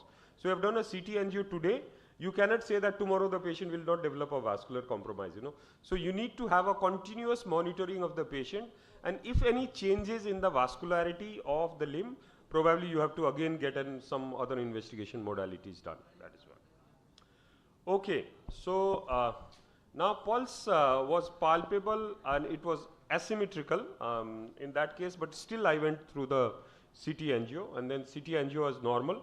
That's why I didn't do vascular consultation. So that is how I altered. If the vascularity is not present, I'll first consult the vascular surgeon and then decide what he also wants to do. In this case, that is what it is. So the patient had KD3L. I'll not go into this video, but had KD3L. So if the joint is stable and unstable, will it decide how you are going to immobilize this patient? Suppose you are planning to postpone the surgery for, say, about 10 days time. Ritu, how you immobilize if the joint is stable, if the joint is unstable, and if it is open? For a stable and unstable, I'll use a brace if I'm delaying the surgery. Okay. For a open and vascular, an X-fix. X-fix, absolutely. I'm sure everybody agrees, and that is what Dr. Dinshaw's paper, my previous presenter also mentioned that is what is recommended. So basically it is stable or unstable. If it is stable after reduction, we can apply brace, slab, whatever we have. If it is unstable or open, probably external fixator is an important device. Irreducible. Because that is also an emergency. Okay, so I have a case on that. When yes. he was working in KEM, we added another entity which is yet to be published. Because irreducible. So what you do if it is irreducible? You have to immediately reduce it. Absolutely, you have to do an open reduction. I agree. I have a case on that. You do an open reduction on that one. Okay. So third take-home message is immobilization after reduction depends on various factors. After reduction, stability is the most important. If it is stable, you brace. If it is unstable, then probably you have to put an external fixator. Okay. And if it is irreducible, you do an open reduction and then do accordingly. Okay. So KD3L, same case. When is your plan for surgery, Roshan? Any ideas? You will plan same for patient? Yes, same patient. Same KD3L. Yes. Okay. So CT angio normal. We normal. did CT Everything angio. is normal. Now he's 5 days after the injury. 5 days post injury. Yes. So KD3L, PCL, LCL, ACL. I will plan for PCL, LCL, PCL reconstruction, LCL repair plus augmentation, and ACL reconstruction. When? All at one go. When? Same day, 5th day, 6th day. 6 days? 6 days time. What is it? Why do you want to wait? No, I'm just, there are people who will wait. Yeah. 7 to 10 days. Nahi hai. No compartment, that's just normal. So early surgery? Yeah, early. 7 early to surgery. 10 days. Okay, we'll come to that because early reconstruction group required more manipulation under anesthesia, but the outcome of early and delayed, which is around after 3 weeks, is same. Early surgical intervention in multi-ligament injury of the knee produces significant superior clinical outcome compared to the late reconstruction. And we all know that early you can repair, after 3 weeks you cannot repair. You agree, Roshan? After 3 weeks also you will try to repair or what? You reconstruct. So take home message number 4 is early surgery within 3 weeks allows repair work as there is a lesser scar tissues. However, a high rate of stiffness requiring subsequent manipulation under anesthesia has to be thought of. So may I ask one question? Yes. Early stage surgery, stiffness of the knee at the end of 2.5 months. So do you do manipulation under anesthesia or will you do orthoscopic ortholysis? Arvind, you invited me to moderate. I'll ask question. Now what you will do? Not you are going to ask me the so, question. Yes. Many a time manipulation under anesthesia may leads to tear of your reconstructed ligament. So in all the cases, any stiffness post orthoscopy, I do orthoscopic release of all the adhesion. Choose one. Ritu, suppose after 3 months of rehab, this patient has 10 degree of extension deficit and flexion is 100 degree only. So what will be your further course? I'll counsel and go in for the arthroscopic adhesiolysis. Arthroscopic. Roshan? 10 degree FFD. Extension log, yes. So I feel 3 months is too early for plan arthroscopic. I think he can easily make up for another 10 degree with a good rehab. See, what is important here is a very, very early and aggressive rehabilitation in multi-ligament. I think Dr. Rob Laprade, when he presented his work on multi-ligament injuries, his emphasis was on day 1 rehab. In fact, day 1. I was so surprised. Before Dr. Rob Laprade's Goa meeting, we were so conservative about multi-ligament injuries. We used to brace them 3 weeks, 4 weeks, don't move it. But after that meeting, the concepts were completely changed.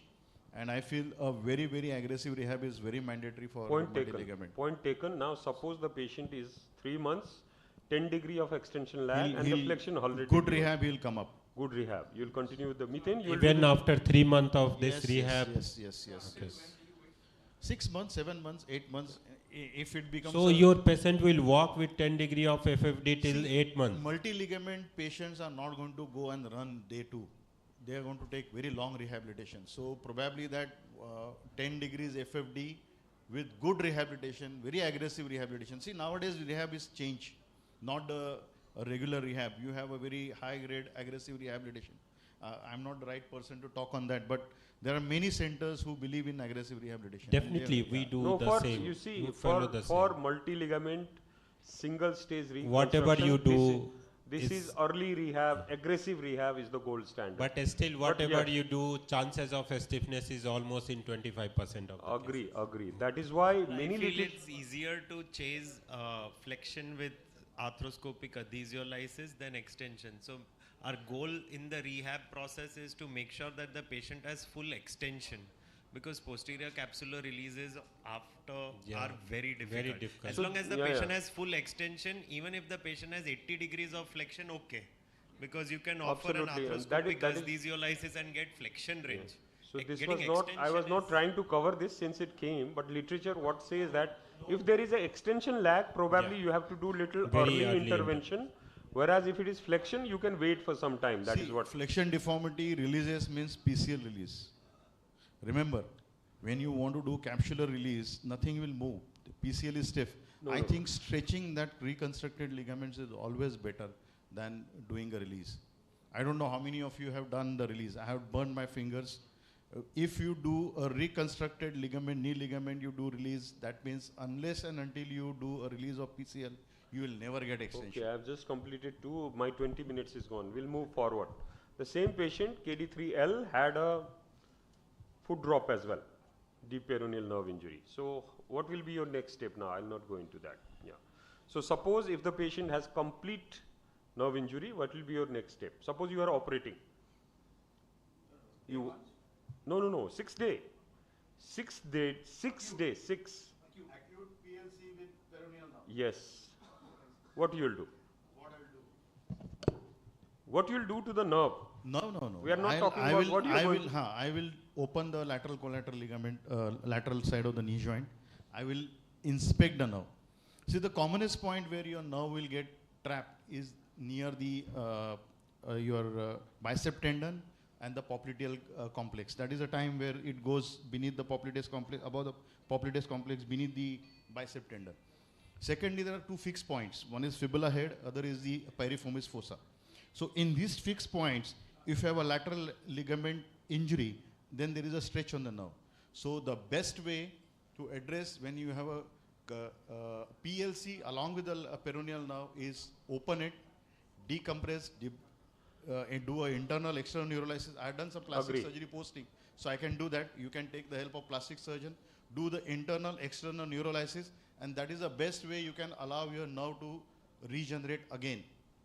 Nitin, you want to say something? Yeah, just wanted to say that for the complete nerve injuries, the way we open it, proximally we are able to expose the nerve well enough, but the plastic surgeons open up the branching of the nerve and the peroneal fascia much better distally. So in case there is a complete injury, I'll always have my colleague there. They change the direction of the incision distally and do great dissection in this area near the fibula head and distal Point to taken. it. If it is complete, you explore the nerve. Will it make any difference if your nerve injury is incomplete? How do you know complete or incomplete? It's Unless just you open clinical. it. Because Sensory motor, yes, examination of the see, sensory motor and all See, that. without EMG, NCV, that too Agree. before 3 weeks, you are not going to Agree. get any information. Agree. So the only way to understand your peroneal nerve in continuity or without continuity is by opening. Absolutely. Okay. So that is what literature has to say. If the nerve injury is incomplete, we are always right, boss. the recovery is very good. If it is complete, the recovery is very poor. So you have to probably counsel your patient that he might require some other surgery just to restore his foot drop, maybe nerve transfer or the tendon transfer, whatever you need. So what literature has to say, if it is incomplete, you can still absorb. If it is complete, probably you need to decompress. If you find that there is a discontinuity, you have to do a repair. Saying that the patient has like a grade 3, so you are not, it's okay if you don't explore the nerve at all. Yeah, that is what literature has to say. Yeah, but since it is KD3L, While doing your surgery, you don't expose the nerve? If you are doing a plain PLC, it is okay. So obviously this is acute and it is imperative that you have this kind of an injury, so you will I don't know. explore it. I didn't understand. Decompress or repair? If fails surgery usually after 4 to 6 months. so other surgeries, not nerve surgery, other surgery, tendon transfer or the nerve transfer after 4 Tendon to transfer 6. after 12 months. No, if it doesn't recover, nowadays it is not recommended to wait till 12 months, because of the muscle wasting and the nerve endings situation. See, We're not going to that one. Wallerian degeneration, nobody can challenge. The Agreed. speed is set, 1 mm per day. So Even if patient belongs to Kathmandu or Mumbai, 1 mm per day is degeneration speed. But it it will start after. differs. See, you have to follow the physiology and biology. Agree. No one can go out. Even this guy who has written this article is not out of the box. So Wallerian degeneration will never change. The progress and recovery of the nerve. What you are saying, I agree. But the current indication of doing nerve transfer is within 6 months. Don't wait for 12 months. And if it or recovers? No, in 6 months you will know how it is recovering. No. No. You should have to wait. Yes, and Wallerian degeneration, you have to follow. You have to wait for 12 to 18 months at least. Sir, you are Isn't right. it? You are right. Exam fail ho jayega apna bachcha. No. If you wait for I've got one patient. I've got one patient very recently. He had got acute ACL injury with common and peroneal palsy in a 14 years young child. He was sent to a different West Bengal. It was complete tear or incomplete? It was complete injury or incomplete?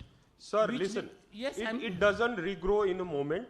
If you That is find out okay. that the Tenel sign is going down, there are so many things you That have you to have to know. I'm wait not for going to- some time. See, But mixed sir- motor nerves. Yes. Motor nerves will have very high regeneration potential. Right. Mixed nerve will have. Purely sensory nerve doesn't need to recover. So I think one has to understand the peroneal nerve is a mixed nerve. Exactly. Recovery chances are very high. Very high. We have to give that chance. You have to give chance, but you do not burn out other techniques. Nowadays, tendon transfer is not the recommended transfers. It is the nerve transfer which is recommended. And nerve transfer, if you do it after 18 months, it is useless. No. So you have to weigh how it is recovering. Now If it is not recovering, now transfer nahi. I'm talking about tendon transfer. Fine. If you are sticking with the tendon transfer, Now don't transfer, think. yes. Now transfer because is that going to is- have a Transfer same- you can do same at an early age, but tendon transfer you have to wait for some time. Yeah, tendon transfer also you can wait, no problem. You can wait till 18 months, there is no problem. But what you are doing, you are excluding nerve transfer, which is the current trend. So what is harm on taking your patient to consultation with the, the microsurgeon? They will decide whatever needs to be done. That is the whole question, Don't decide everything by yourself. Okay. Okay. Their multi-ligament is a complex injury. Multi-ligament with nerve injury is a complex problem. If you sit there as an arthroscopy surgeon and decide you are going to do everything, you know everything, you are burning some bridges. So try to recruit other people also who will take Sir, I have decision a on it. question. In such cases, suppose the patient has a foot drop, you have explored and done a neurolysis. Post-surgery also patient has a foot drop at what time after the surgery do we get an EMG NCV done? Usually it is recommended after 3 weeks. 3 to 4 weeks is the normal time duration which is recommended. But you have to see that normal neurological examination, how your tinel sign is progressing, where it was 4 weeks ago, now where it is.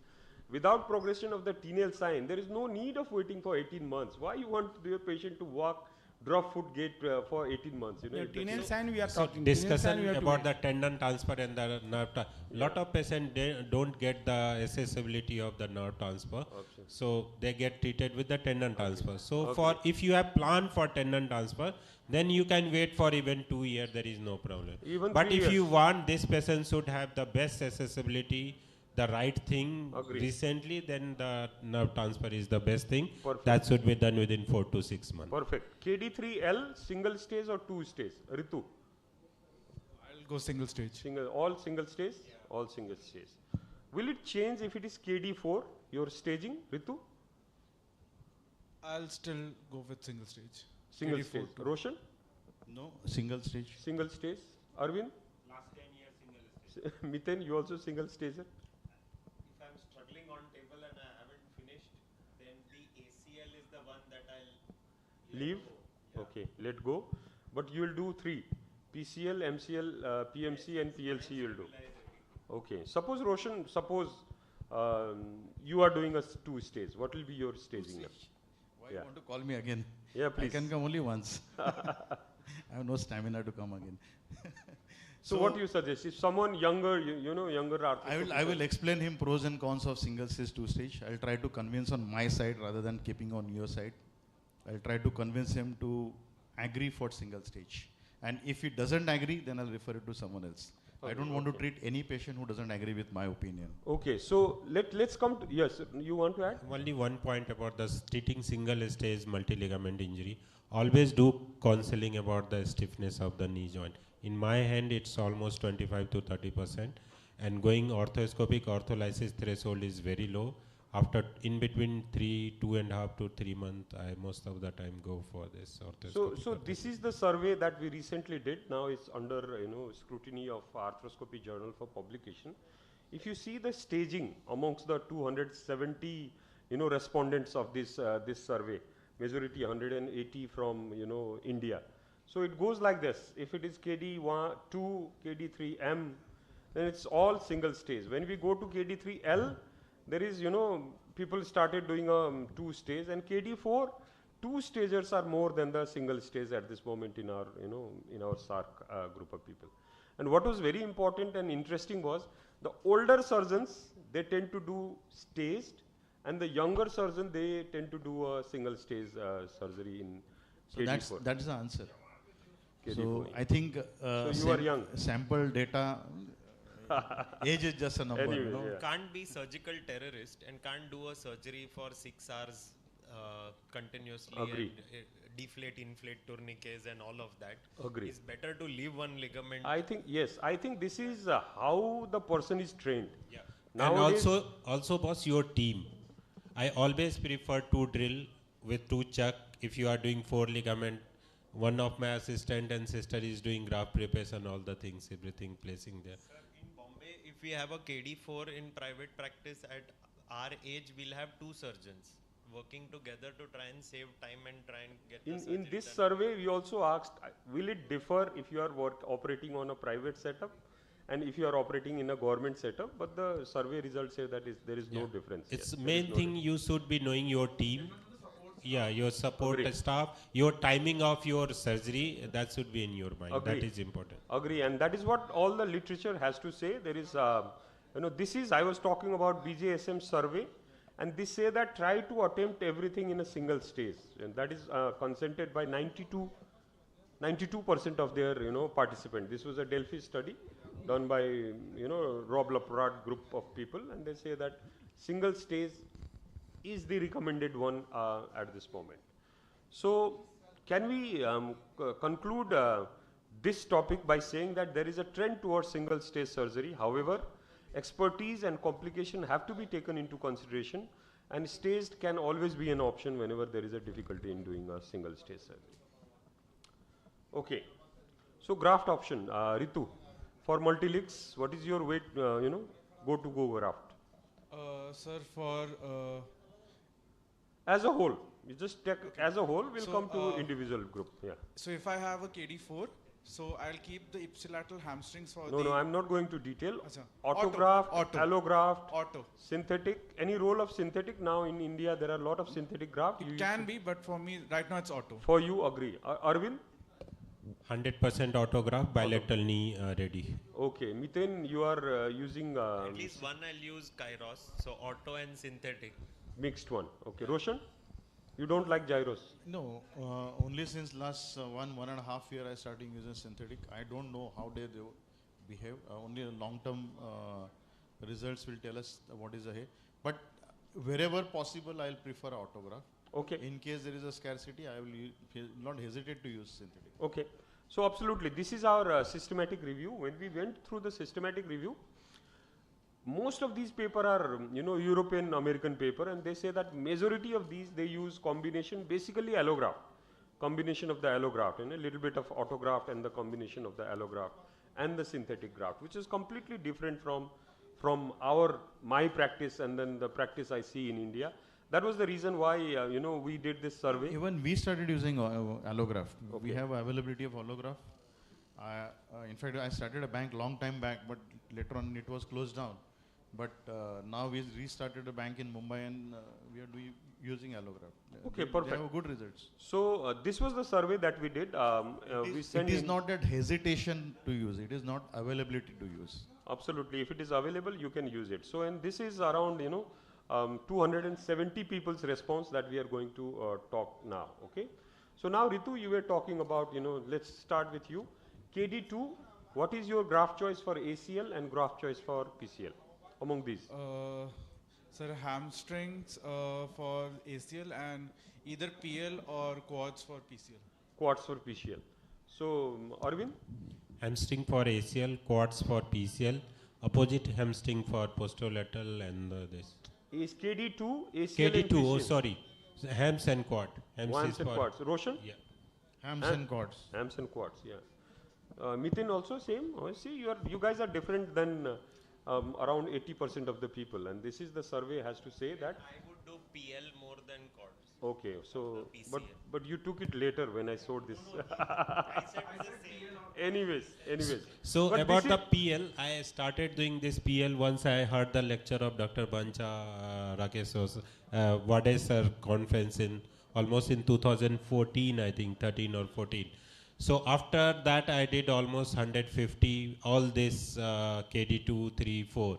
And after that 4 year of that, from 18, almost I have stopped doing this PL graft. For a lot of patients come with the soreness in the ankle. There is something paresthesia type of thing, almost in 25 to 30% of the cases. All the scoring of this PL graft done by independent, my physiotherapist, head of, and he said, sir, US ankle score is 80. It's never 100. Though patient don't have symptomatic problem, but US ankle scoring is almost 80. It's not. Yeah, I think Arvind, you have to come up with the publication, because publication has to say something different, So it has to say something different, and then there is no high morbidity. The quadriceps morbidity is more than the peroneus longus popularity morbidity. to PL came because of academic dishonesty, right? We'll not go into that, but this is academic honesty. And the survey says that you go on any international forums. See, we are a scientific breed. We have to talk about science, evidence-based and evidence-based science. Any scientific forum, you ask anyone, any top surgeon, they will never sacrifice their peroneus longus. It's a very big tendon of foot and ankle. I agree. If you are talking about American, European, because I submitted this to arthroscopy, one American surgeon was this thing, and then he said, how come 80% of your people take peroneus longus? That is very important. That is why I'm telling you. Because they don't have experience of taking the peroneus longus. It's not a question of experience. Probably we are hiding something. Okay. I don't know. Probably they are not getting the good graft. That is the another way to look at it, But this is what you see, that quadriceps only by 5%, but 80% would take peroneus longus, and this was a big survey, This was a big survey. Indian survey, right? SAARC countries. Yes. So, Yes. sir, it could also, there are many biases in these surveys. So, for example, the Point ones taken. who opted into your survey are ones by nature who have opted into something new. So, they opted for the PL also and they chose to answer your survey also. I agree. Maybe So the there is bias in all the research, conclude but this is opinion. I am presenting opinion of 217 surgeon, and this is what was there. Okay, you may disagree. There is no issue on that. Arvind, now it is KD3M. Yes, sir. Sir, in my limited experience, I do use quite a lot PL graft, and there are a lot of rugby players in Bihar. I came to know that Bihar is the topper in rugby, national rugby. They won gold as well. And 6 patients operated by me, including Bihar captain, is the rugby player who I took PL graft. Out of 35 patients that I have done with PL graft, 2 had superficial infection subsided by antibiotic, none had knee infection. One had herniation of the muscle there with bulging. She kept on complaining something is bulging here. In that was my second case where I did not do a proper fascial repair. So nowadays I do proper fascial repair, which I think reduces the chances of infection. And I counsel them about foot hygiene. One thing I always do in these patients is I check their foot. I make them stand sort of single leg tiptoe stance. If they can do that, their arch is well, they will have no problems with PL. I will not go into that. There are pros and cons of every graft. Let us not finalize that this graft is the best. What I am showing is this is the opinion of the 217 surgeon. That is what I am saying. We can have a difference in opinion. I'll tell you the similar story. One of my patients was a mixed martial art player, and I did a peroneus longus where I burned my finger. He is not able to kick it. There is no power in his peroneus. So probably we are one case will not determine the fate of whole similar peroneus. Thing, similar thing. Many patients. In fact, I was the one who started peroneus longus, but within a year I realized this is something not right.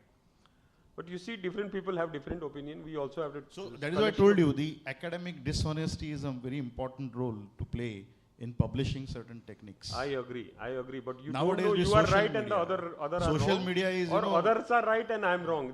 This is a thin line between this one. So we'll not go into that. Okay. Suppose Arvind, your time ACL, PCL, and PMC KD3M graft choices. Opposite knee. It's hamstring and quads most of the time. For ACL? ACL is hamstring. Okay. And, hamstring from same side or opposite side? It's same side. Okay. And opposite side, another hamstring for the medial side. Okay, medial side. For PCL? Quads. Yeah, we need 9 to 10. I don't do less than 9. So 9 length, 9 diameter is important for me. Okay.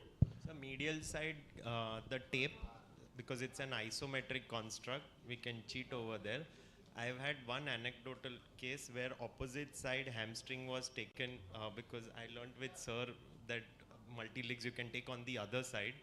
There was no counseling as such, no complaints, but 1 year after, the patient had a fall and had an ACL tear on the opposite side, and he blamed the graft harvest on that side for the ACL injury. So the question here is not that. What will be your graft option? Why to touch the opposite side? Take everything on the same side and try and use whatever. India में ना bone graft निकालोगे तो बोलेगा kidney निकाल लिया, तो ये भी ब्लेम होता है. So what will be your choice for ACL, PCL? ACL, PCL we already decided. Those we are keeping the same as the KD2s. Now the extra one I am using synthetic on the medial side. Okay, Roshan, you're synthetic on the medial side? Off late, yes, but not the primary choice. Primary choice is hamstring on the medial side. The PCL I can do quad. For ACL, I'm very comfortable taking it from the opposite side if required. Or if there is a 3 ligaments gone, I know these patients are not going to go and jump in and get involved in a very high level activity. I can take out the peroneus longus also. Okay. So this is the result. So ACL. For ACL, quadriceps was the commonest one, although hamstring again, almost equal 23%. Peroneus, if you see, peroneus consistently, for some reason in this survey, consistently peroneus is high in all this group as well, for PCL. And for, MCL, it is, 73% hamstring graft. Usually it is from the opposite side, or the same side hamstring graft for the MCL, opposite side hamstring, quadriceps and hamstring for the ACL. That is how it has been, recommended. So KD3L now, Roshan. Draft options. Yeah. ACL quads. PCL quads, ACL hams, and PLC. I'll take either a peroneus longus or I'll not hesitate to take the BTB, use BTB for ACL and hams for the PLC. Okay. Mithun, you different? PCL peroneus. Okay. The PLC, the semi-T. And for the ACL, I'll use the Kairos. Kairos. Because on the lateral side, they are not isometric. I can't use the tape extra-articular. I will use it for the ACL. Okay, so this is the survey says ACL. Somehow, I don't know for PCL how people prefer the peroneus. I also don't. CQT is the best graft. It's a very thick, robust, and it can fill in that PCL. But anybody has experienced Isn't the quadriceps very important to prevent the posterior draw, and in the rehab for a PCL where the tibia is continuously drawing posterior? We can work on the quadriceps. That's a muscle. That's it. So I think that's the justification. So taking the cords doesn't mean anyways that the cords will atrophy. But traditionally, long time back, all seniors used to say ki don't take the cords for the PCL. With PL, I don't know if anybody's experienced. I have used PL for PCL and I have realized that the PL tends to stretch out more than the hamstring or the quads. Yeah, that is why PL, even the hamstring in PL is not a preferred graft for PCL. PCL reconstruction, BTB and CQT is a preferred graft. I don't know why you are getting wrong survey. Probably your survey people are completely biased. No, these were the all option given. The people had opportunity to choose quads as well. There is I think advantage of taking PL is the diameter and length as well, both. With the single graft harvesting, you will have 9 and as well as length of 9 millimeter as well as 9 centimeter of the length. But I remember one study which says that there is no difference in secondary laxity if you use quads, CQT or any other soft tissue graft. Yes, it is difference when you take a BPTB, but not along with the quads. If you take a bone plug with the quads, there may be difference, but there are no study mentioning something like that. So just blindly saying that there will be a laxity, there will be no laxity is no point. It's your experience, but this is 217 people also mentioning all these things. That means there is a trend towards harvesting the peroneus longus. Finally, KD4, Arvind, for ACL. Yeah, bilateral hamstring and bilateral quads. Bilateral hamstring. And ACL, PCL quads, and MCL, LCL is this bilateral hamstring. Okay, so here people, it seems that my panelists, all of them, they don't like peroneus longus. But if you see from KD2 to KD4, for PCL, it is consistently peroneus longus. Because it's single graft which give you the length as well as diameter. What I used to do almost 4 or 5 years back.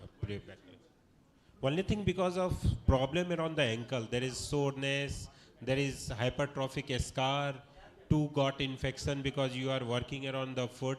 Maybe Arvind, maybe you have to blame some, problem in the technique rather than blaming the graft, Or maybe something hidden in the study people are not telling about. But boss, I just said, there is no subjective problem from the patient side, but your US ankle is never 100. It's always 80, but there are publications of all the foot and ankle score. They say that the powers, everything is almost next to the. How is that possible with such a loss of such a big muscle? You have a same power. If you talk to the foot and ankle surgeon, that means it's a vestigial organ.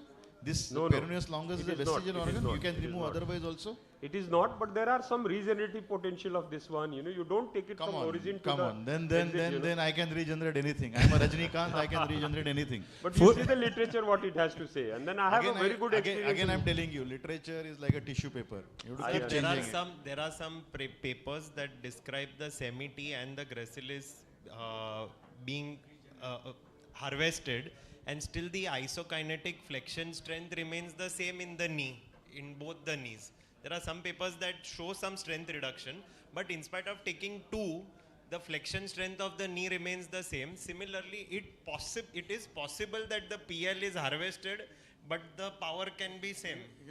You are comparing apple with orange. No, let us not distort. What is the function of hamstring? Roshan. What is the function of hamstring? There are other gracilis. flexors also. These Yeah. are anti-rape muscles. Very small muscles, very, very small muscles. They have no literal function. So you are trying to compare a very strong everter of an ankle with a small, tiny muscle in the knee joint. Come on. I agree. So you have to believe on Boss, something. What you believe इधर अगर on. Grant रहता था ना, grant anatomy वाला डूब के मरता था इधर. But you see, Roshan, this is what the trend. Trend is peroneus longus now. Even if you Trend don't तो अभी follow- war का चल रहा है भाई. So various combination have to be considered. I absolutely agree. It is not one graft which is good for one. It has to be considered. How you are choosing. What is your experience? What is your preference? I absolutely agree. Surgeons have their own preference. There are surgeons who prefer peroneus longus. There are surgeons who do not prefer peroneus longus. No, I'm not saying There I is- don't there prefer. is not For multi-ligament injury, KD3, KD4, the graft is no problem. I know this patient is not going to back at highest level of contact athleticism. There I can spare. But for a primary ACL reconstruction, you take out peroneus longus.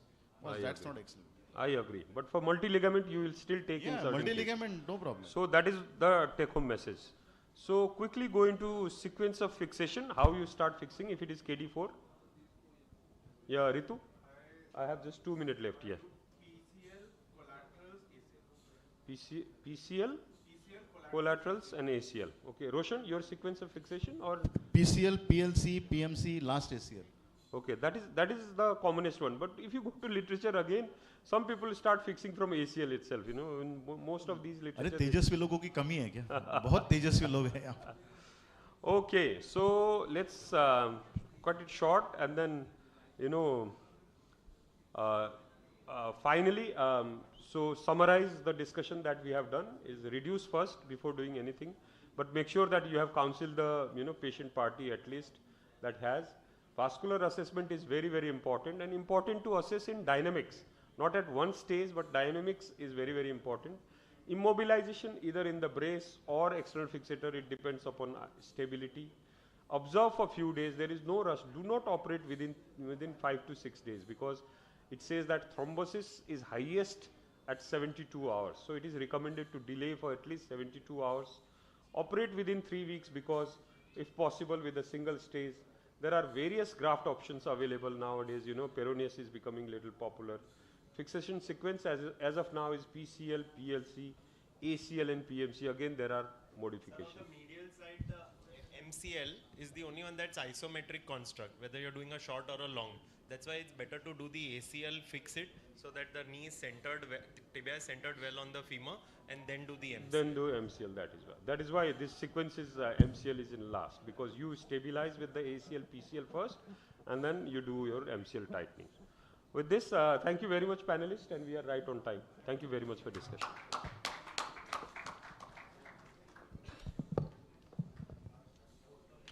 Yeah, this is the end of the session, scientific. Only quiz left. In between, we can have group photographs. You all kindly join on the stage for good group photographs, please. Chalo piche se, hello, come fast.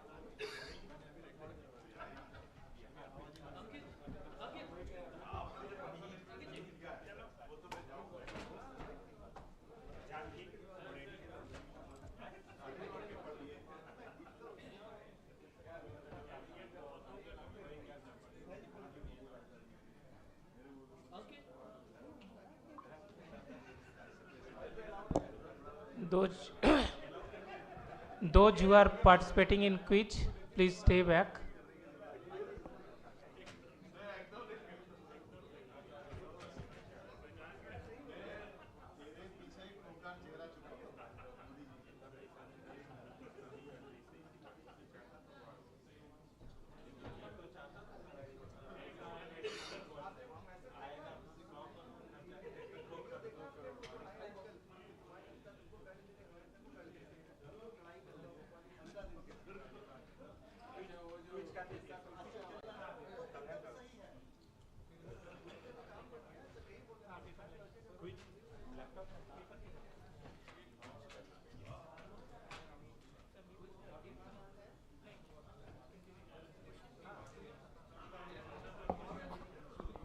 All the quiz participants, please come into the front.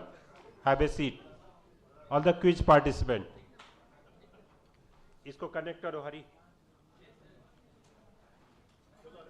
Sir.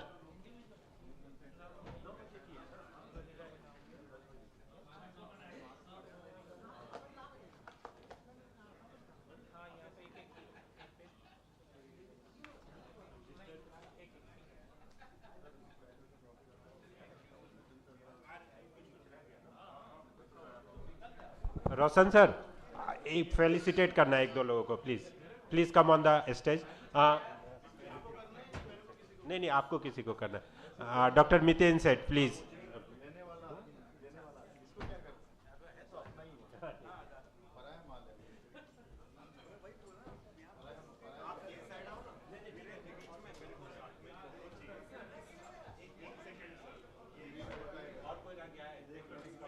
देखिए तो सुनिए, और किसका है? इन्हीं का जो छूटा हुआ है पवन चतुर्वेदी है.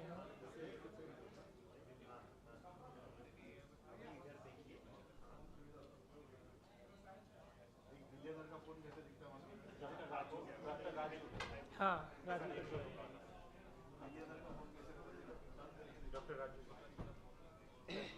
ये तो कल आएगा ये. कल तो हाँ.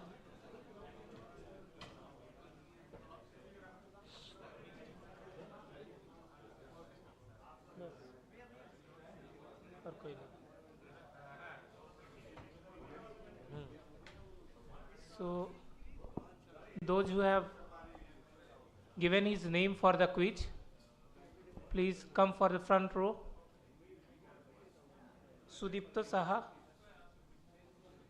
सुदीप्तो वहाँ से बैठना शुरू करो कॉर्नर से. बैठो सब क्वेश्चन अभी बताओ. Then Shyam Sabib. हाँ सीट दे. तुम बैठो. Then इधर आओ.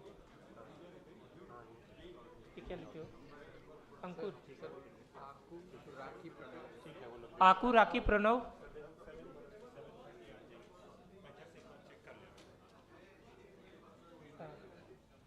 इधर आ जाओ. वहाँ नहीं, यहाँ आगे आओ. इस रूम में फ्रंट रूम में ज़्यादा लोग नहीं.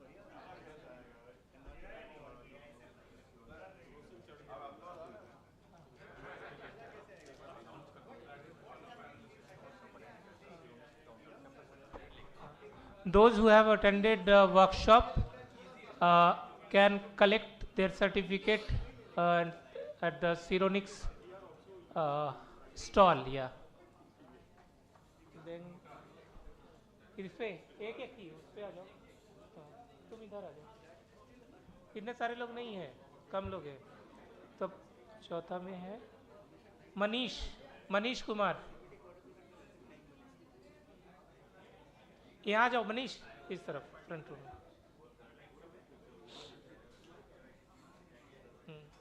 रिशु बीच में आ जाओ। Hamid Jafar. Important announcement about the dinner. Dinner will be served in this hall only. That will start after 7. So those who are participating in the quiz or staying, they can have dinner from 7 onward. Okay, बैठो। Then अभिषेक चौधरी, वहाँ शुरू करो अभिषेक, उस तरफ से। अभिषेक वहाँ से शुरू करो। कौन अभिषेक कौन है? हाँ वहाँ शुरू करो बैठ। निहाल,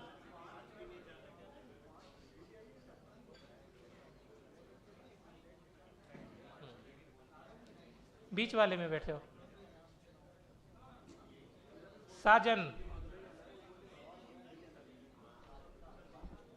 वहाँ बैठ जाओ, बैठ जाओ। अमन, यहाँ बैठ जाओ। दो लोग नहीं, एक एक। इधर आ जाओ साजन, यहाँ जाओ। रितेश, यहाँ जाओ रितेश।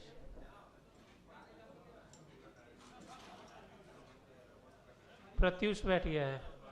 सब लोगों का हो गया है ना? और तो कोई नहीं पार्टिसिपेट कर रहा? हाँ निशान नाम नहीं दिया है। तुम यहाँ जाओ, ऊपर आओ, ऊपर आओ। आकाश किधर है? आ जाओ, यहाँ ऊपर। तुमको और बाकी चीज भी देखना है, ऊपर बैठो। इधर आओ, बैठो ना, बैठो ना वहाँ। हाँ तो ठीक है ना, बैठो, बैठ जाओ ना। और किसका है? और कोई पार्टिसिपेट नहीं कर रहा? ठीक है, 13 लोग हैं सर, एक सवाल है। हाँ दे देते हैं। आकाश किधर है? Rishu,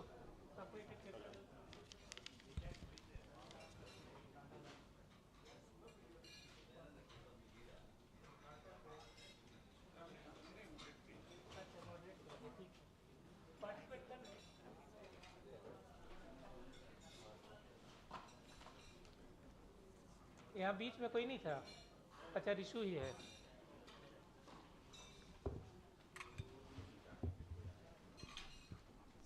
Today there will be 15 questions and there will be negative marking. The marking for each question is different. So the result what you'll get for the second round will be tomorrow morning, and second round will be at 1 PM tomorrow.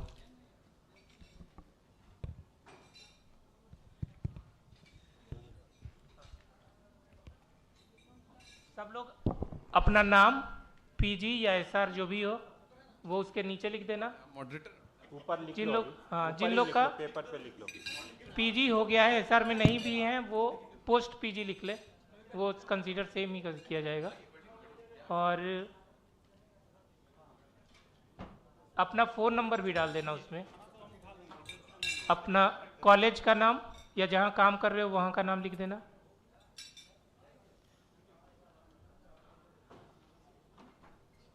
और negative marking भी है तो इसलिए सोच समझ कर ही answer करना।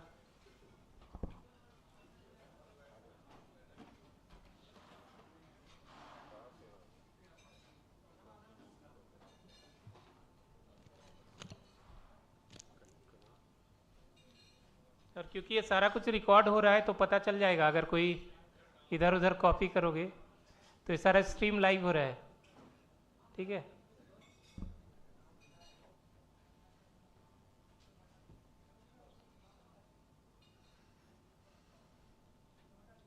Okay. So how much is the time for one Sir, question? For one question 1 minute sir. 1 minute. It's very ज़्यादा हो much. जाएगा. तब तो खुल जाएगा Google's पे.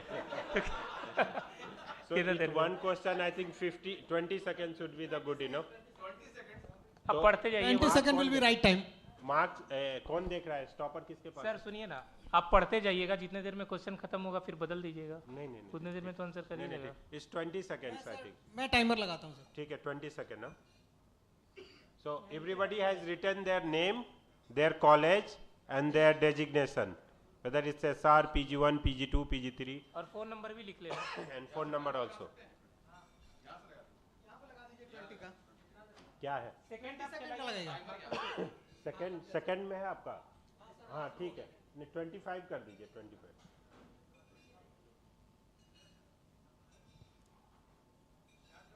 टाइमर को 25 कीजिए. क्वेश्चन जैसे ही आ जाएगा तब क्लिक कर दीजिएगा. So okay. So first question. Timer. Timer on. Which of the following structure is not part of the posteromedial corner of the knee joint? Oblique popliteal ligament, posterior oblique ligament, semimembranous tendon, and the medial patellofemoral ligament. You have to write down only A, B, C, D. That's it. So, and time has started already. Question number लिख के ABCD लिख लो. चलिए next sir हो गया. When evaluating patient who need revision ACL surgery, what is the most common cause of failure of primary ACL reconstruction? Is the tunnel malpositioning, obesity, smoking, or early return to sports? There should not be hints any. Please keep silence.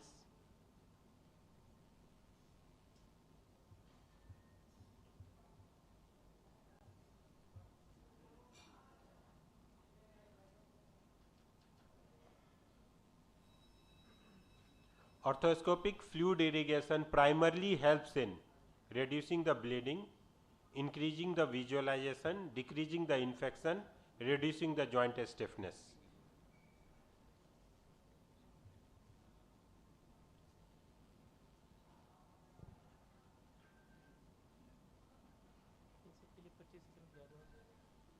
ठीक है कोई नहीं.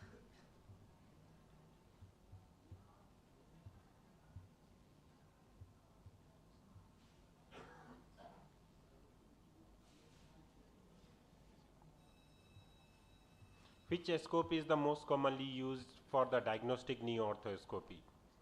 2.7 mm 30 degree, 4 mm 0 degree, 4 mm 30 degree, 5.5 mm 70 degree.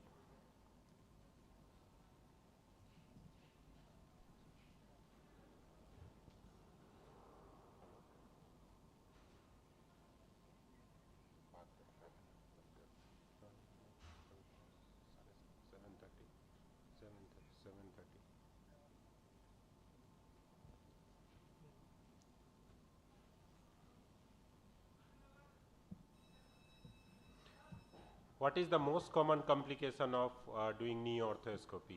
Infection, DVT, cartilage injury, instrument breakage.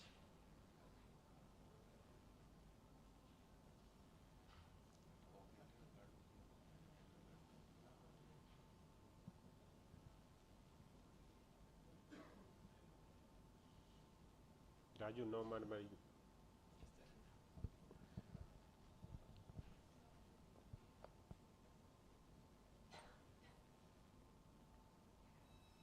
Which meniscus is most commonly injured in the knee when ACL is intact after a sports injury? ACL is intact. So which after primarily knee injury, which meniscus get injured mostly?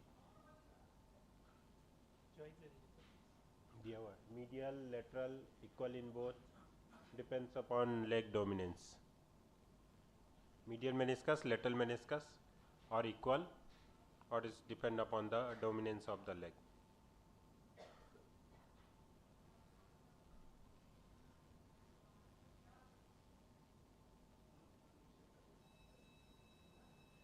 Which test is the most reliable in diagnosis of the ACL tear clinically? Pivot shift test, Latchman test, anterior door test, and McMurray test.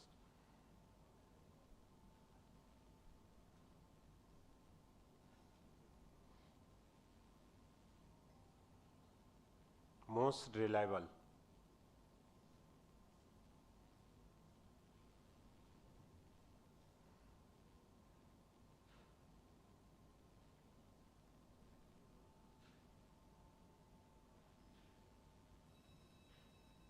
Which lesion is referred as the jip lesion? Horizontal tear in the medial meniscus, posterior horn detachment of the lateral meniscus, longitudinal tear in the posterior root junction of the lateral meniscus, and radial tear of anterior horn of medial meniscus. Jip lesion. ये तो discuss हुआ है. जो पूछा जा रहा है सब डिस्कस ही हुआ है. वही सुन के अपन बैठ के क्वेश्चन बनाए इधर. Nothing is outside from outside syllabus.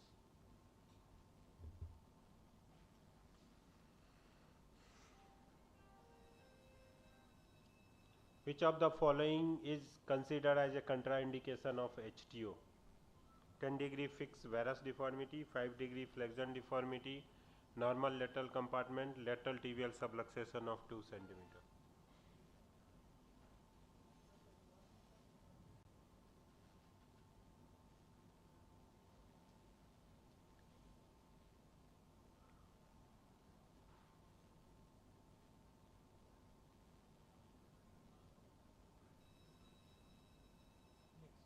Modified Ellison technique is दो लाइव सर्जरी में डिमॉन्स्ट्रेट हुआ है. MPFL reconstruction using autograft, IT band transfer up to the patella, IT band transfer to the lateral epicondyle, IT band transfer to the Gurdjieff tubercle.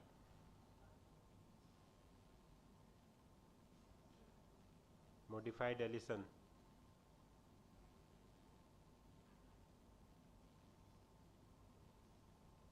ये जो mistake करेगा उसको बहुत minus लगने वाला है.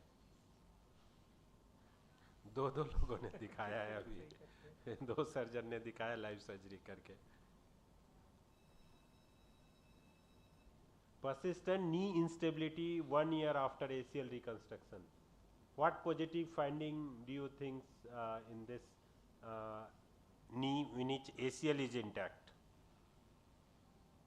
Negative Latchman and the pivot shift, negative Latchman and positive pivot shift, positive Latchman and negative pivot shift, unable to assess without an MRI. So which clinical test in this case do you find will be positive? ACL is intact. Only it's the vertical tunnel.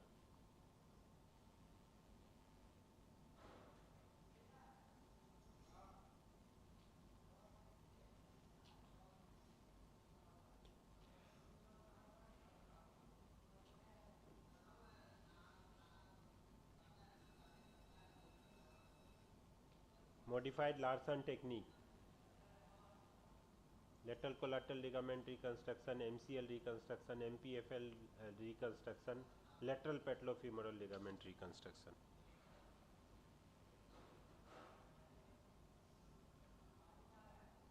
अभी इतना सारा modified Larson सब चल रहा था अभी.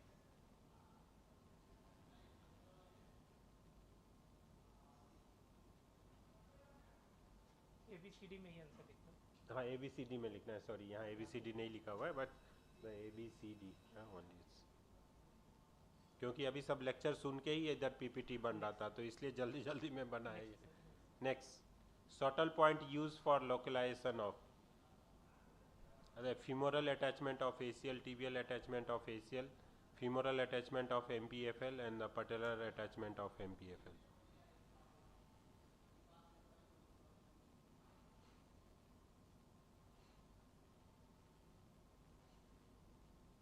ये थोड़ा सिलेबस से बाहर का लग रहा है. ये लगता है जानकी ने बना दिया. But it's related to the knee only.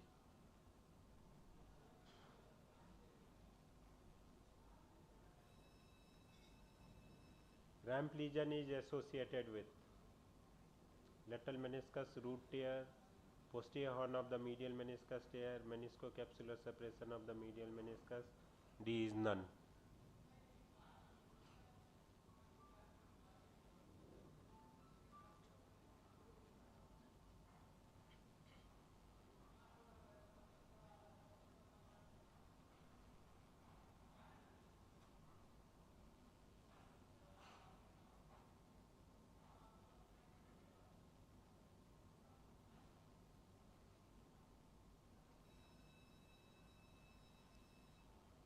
Eighteen-year-old athlete, 3 months out from the ACL reconstruction, but the range of motion is 12 to 125 degree.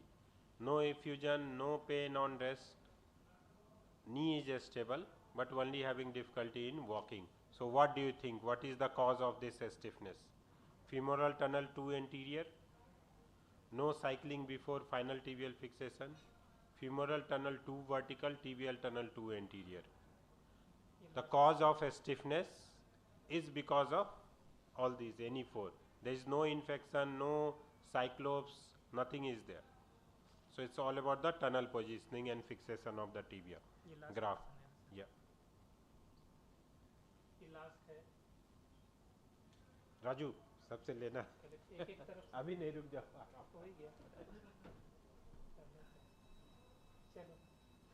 हो गया डन नीड मोर टाइम समझने में क्या बोल रहा है कि नी एक्सटेंड नहीं हो रहा है स्टिफ हो गया है ओके आंसर अभी कर देते हैं नहीं क्वेश्चन ले लेने दीजिए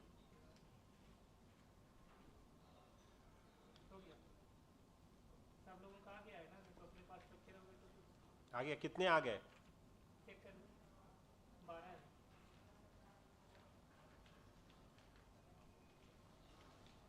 So first question was which of the following structure is not the part of posteromedial corner of the knee joint? MPFL, okay? Who said MPFL? अरे वो तो पीछे है यार इधर पार्टिसिपेंट को बोलने दो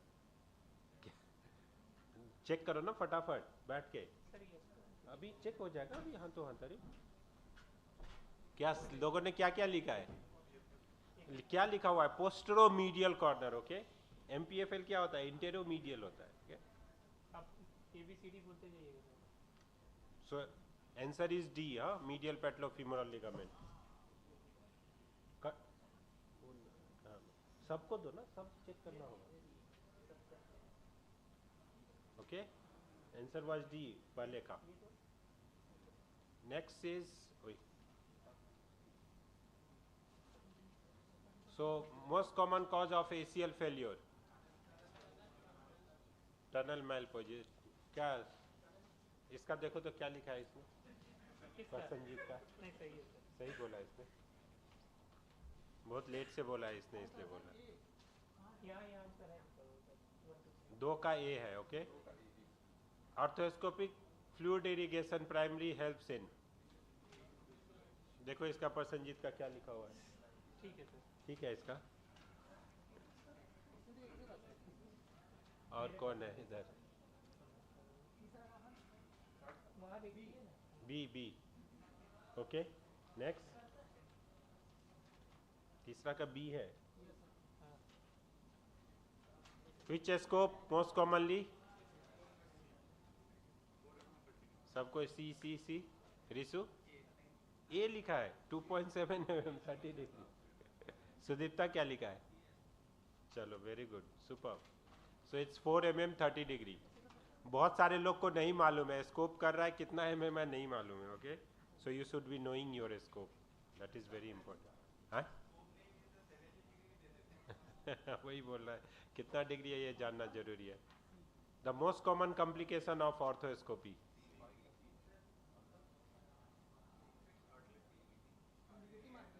देख लो क्या है देख लो क्या लिखा हुआ है हाँ is the iatrogenic cartilage injury the most common complaint if you are doing meniscus in a very good hand almost 70% are doing some kind of injury to the cartilage while doing meniscus in fact ACL also very high chances of in the deep flexion if you are doing tunneling for the femur the chances of medial condyle injury is high so it's the cartilaginous injury That is very high in case of, that is the most common complication. Which of the meniscus get more injury if ACL is intact? Medial meniscus. Why? Anybody can explain this? हो सकता है extra mark मिल जाए उसको इसके. Fix रहता है, okay? So your medial meniscus is fixed structure, lateral meniscus is mobile structure. Suppose नी को झटका लगा, कुछ आगे पीछे हुआ, तो lateral meniscus तो अपना उसके साथ चला जाएगा, but medial meniscus fix है, वो मूव ही नहीं कर सकता, वहीं का वहीं है, तो वो टूटेगा, okay? So answer is A. Okay? Most reliable in diagnosing ACL tear clinically.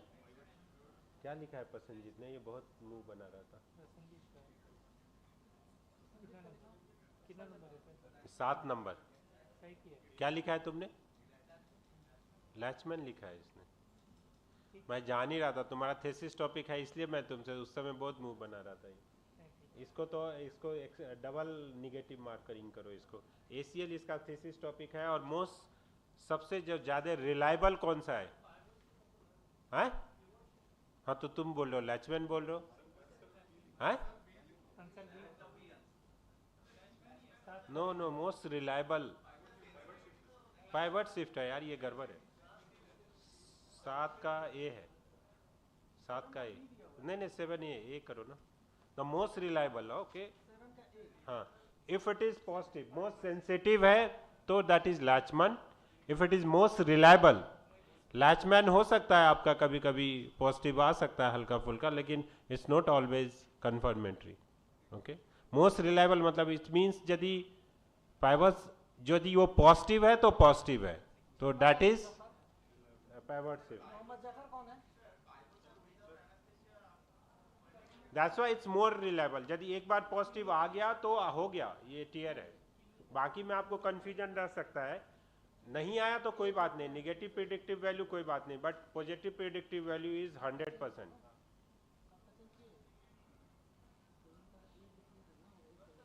Which lesion is refer to as zip legion?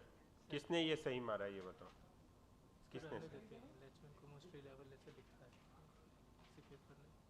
अच्छा चलो ये लैचमैन ही लिखा. नहीं चलो ठीक है, लैचमैन ही वो रेफरेंस, वैसे लैचमैन ही. कुछ इसमें टेक्निकली वर्ड्स का बी ही रखो, 7 का बी रखो. लैचमैन ही बोल रहा है, but still I will say it's pivot shift. नहीं बी रखो, 7 का बी रखो. चलो ये इंग्लिश वर्ड्स का सेंटेंस का कुछ लफड़ा लग रहा है इसमें. बी ही रखो, 7 का बी रखो. जानकी की रिकन्फर्म कर रहा है बहुत सही पढ़ा रहे कि नहीं पढ़ा है. ओके, बी कर दिया, 7 का B it's Lachman. Most sensitive test is definitely Lachman, but reliable थोड़ा सा ना कंफ्यूजन हो रहा है. सेंसिटिव है कि स्पेसिफिक है, वो बीच का रिलायबल लिखा हुआ है, ये वर्ड्स तो ठीक नहीं है, but it's okay, will go with the Lachman. Okay, हो गया सबका. Then zip legion.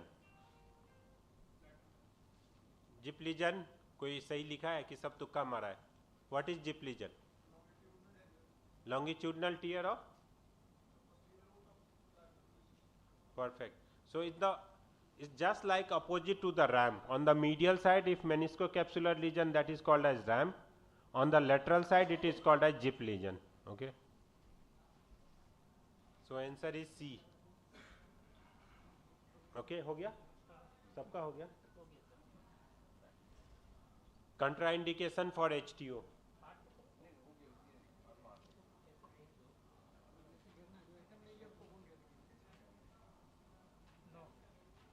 सही टिक करो या हाँ हाँ हो गया. उधर भी कर दिया.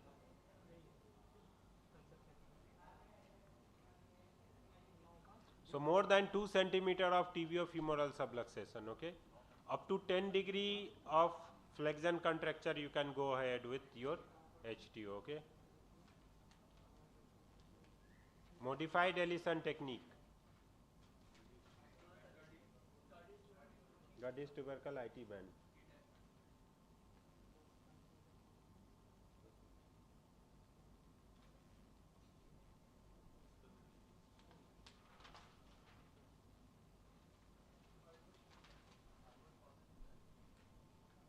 Pivot पॉजिटिव रहेगा, लैचमैन नेगेटिव रहेगा. Okay, perfect. क्यों लैचमैन क्यों नेगेटिव रहेगा? बिकॉज ACL इंटैक्ट है आपका, इट्स इंटैक्ट, तो इसलिए लैचमैन आपका नेगेटिव आया. टनल वर्टिकल है तो इसलिए लेटरल साइड में कोई सपोर्ट नहीं है, रोटेशनल स्टेबिलिटी नहीं है. But anterior posterior stability is there, but rotational stability is not there. Modified Larsen हो गया. मॉडिफाइड लार्सन टेक्निक कि क्या क्या टिक मारा है, कोई नहीं बोल रहा है. MCL, LCL, perfect. वो देख रहा है उधर मोबाइल में. हो गया. इसका A है. हाँ, ओके. 12 का A.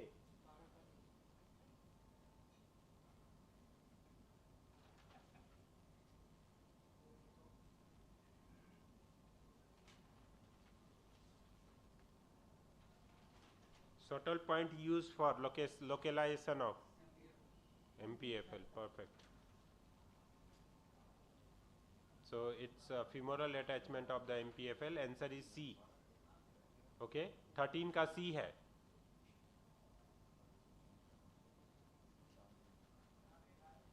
इसने अटेम्प्ट ही नहीं किया. किसने अटेम्प्ट किया? और प्रसन्नजीत भी अटेम्प्ट नहीं किया है. किया है? अच्छा, किसी और का किया होगा, उसको बताया हुआ है. MPFL में बताया गया था. कब के दौरान बताया हुआ है. ओटी के दौरान तब भी नहीं अटेम्प्ट किया है. लो कैसे बताया? तो ramp lesion is associated with meniscocapsular separation of the medial meniscus. Okay, so its answer is C again. 14C.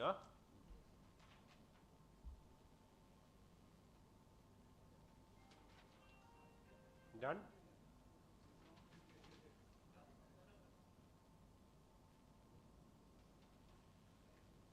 हो गया. Then the last is, it was reconstructed ACL. There was no effusion, no swelling, nothing, but it was only extension lag was there. So reason behind this, tunnel graph फंस रहा होगा. इसको तो पक्का negative marking करो. इसको tunnel तो fix हो गया, अब क्या फंसेगा यार. एंटीरियर इतना सारा दिखाया है. टीबियल है,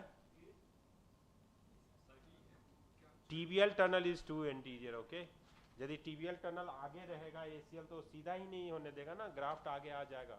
फीमर और इसके बीच में नॉचिंग होएगी. ओके, नॉच में फट जाएगा. ठीक. हेलो,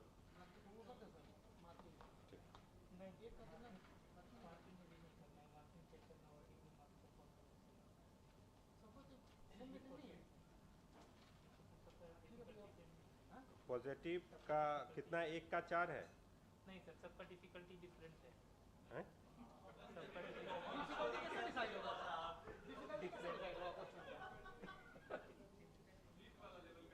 क्या और क्या बराबर का नहीं. सर समान वेटेज दीजिए. नीट में हल्के क्वेश्चन भी रहते हैं, भारी क्वेश्चन भी रहता है.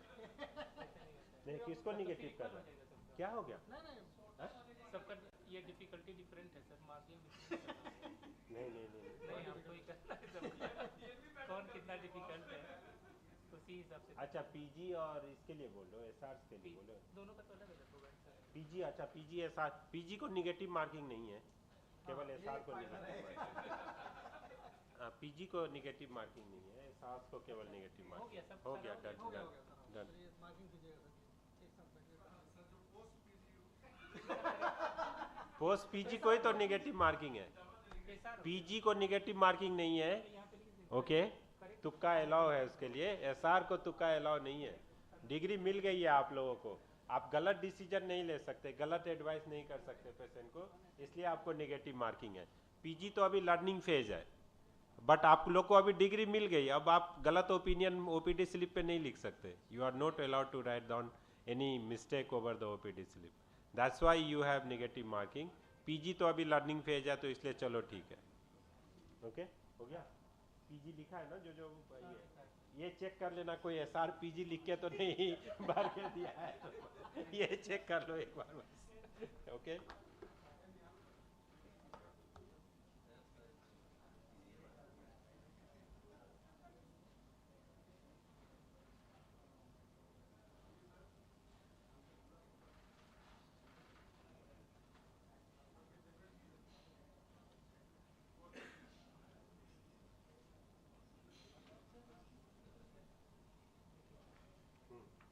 को नेगेटिव नहीं बाकी करो, कल कर दीजिएगा आप रिजल्ट अनाउंस।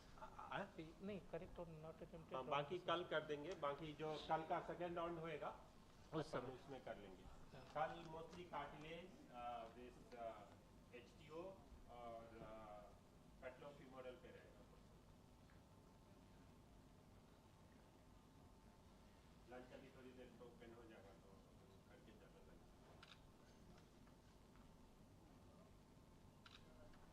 कंपनी वाला है क्या वर्कशॉप अभी कर ही लेते हैं लोग, अभी सबका वर्कशॉप हो जाता है। देखे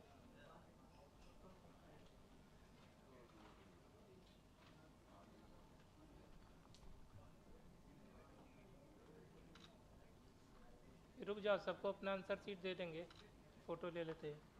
नहीं मत दो ना, ये तो ये रख लेते हैं। अरे नहीं नहीं एक ही काट देंगे, एक ही बार। हाँ हाँ, तो जिसको लगेगा कि नहीं फोटो ले लेते हैं। फाइनल एक ही बार अनाउंस करेंगे।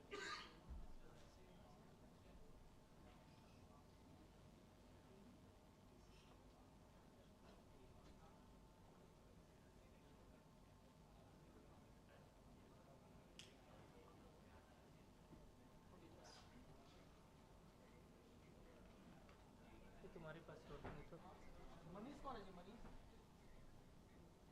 सबसे ऐसे करके पूछ क्यों रहे हैं कि बहुत खराब किया बहुत अच्छा किया इसलिए।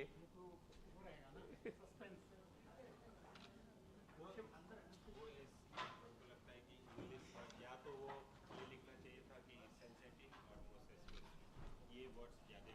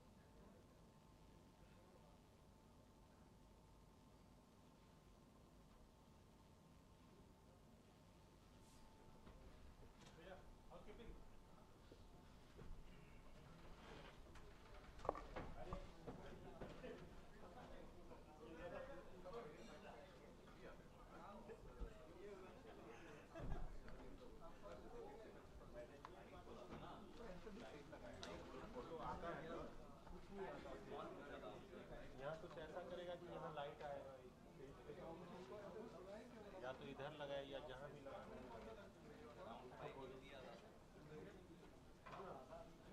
सीज़फायर हो गया, सीज़फायर हो गया। सर वो धोखे से मारेगा।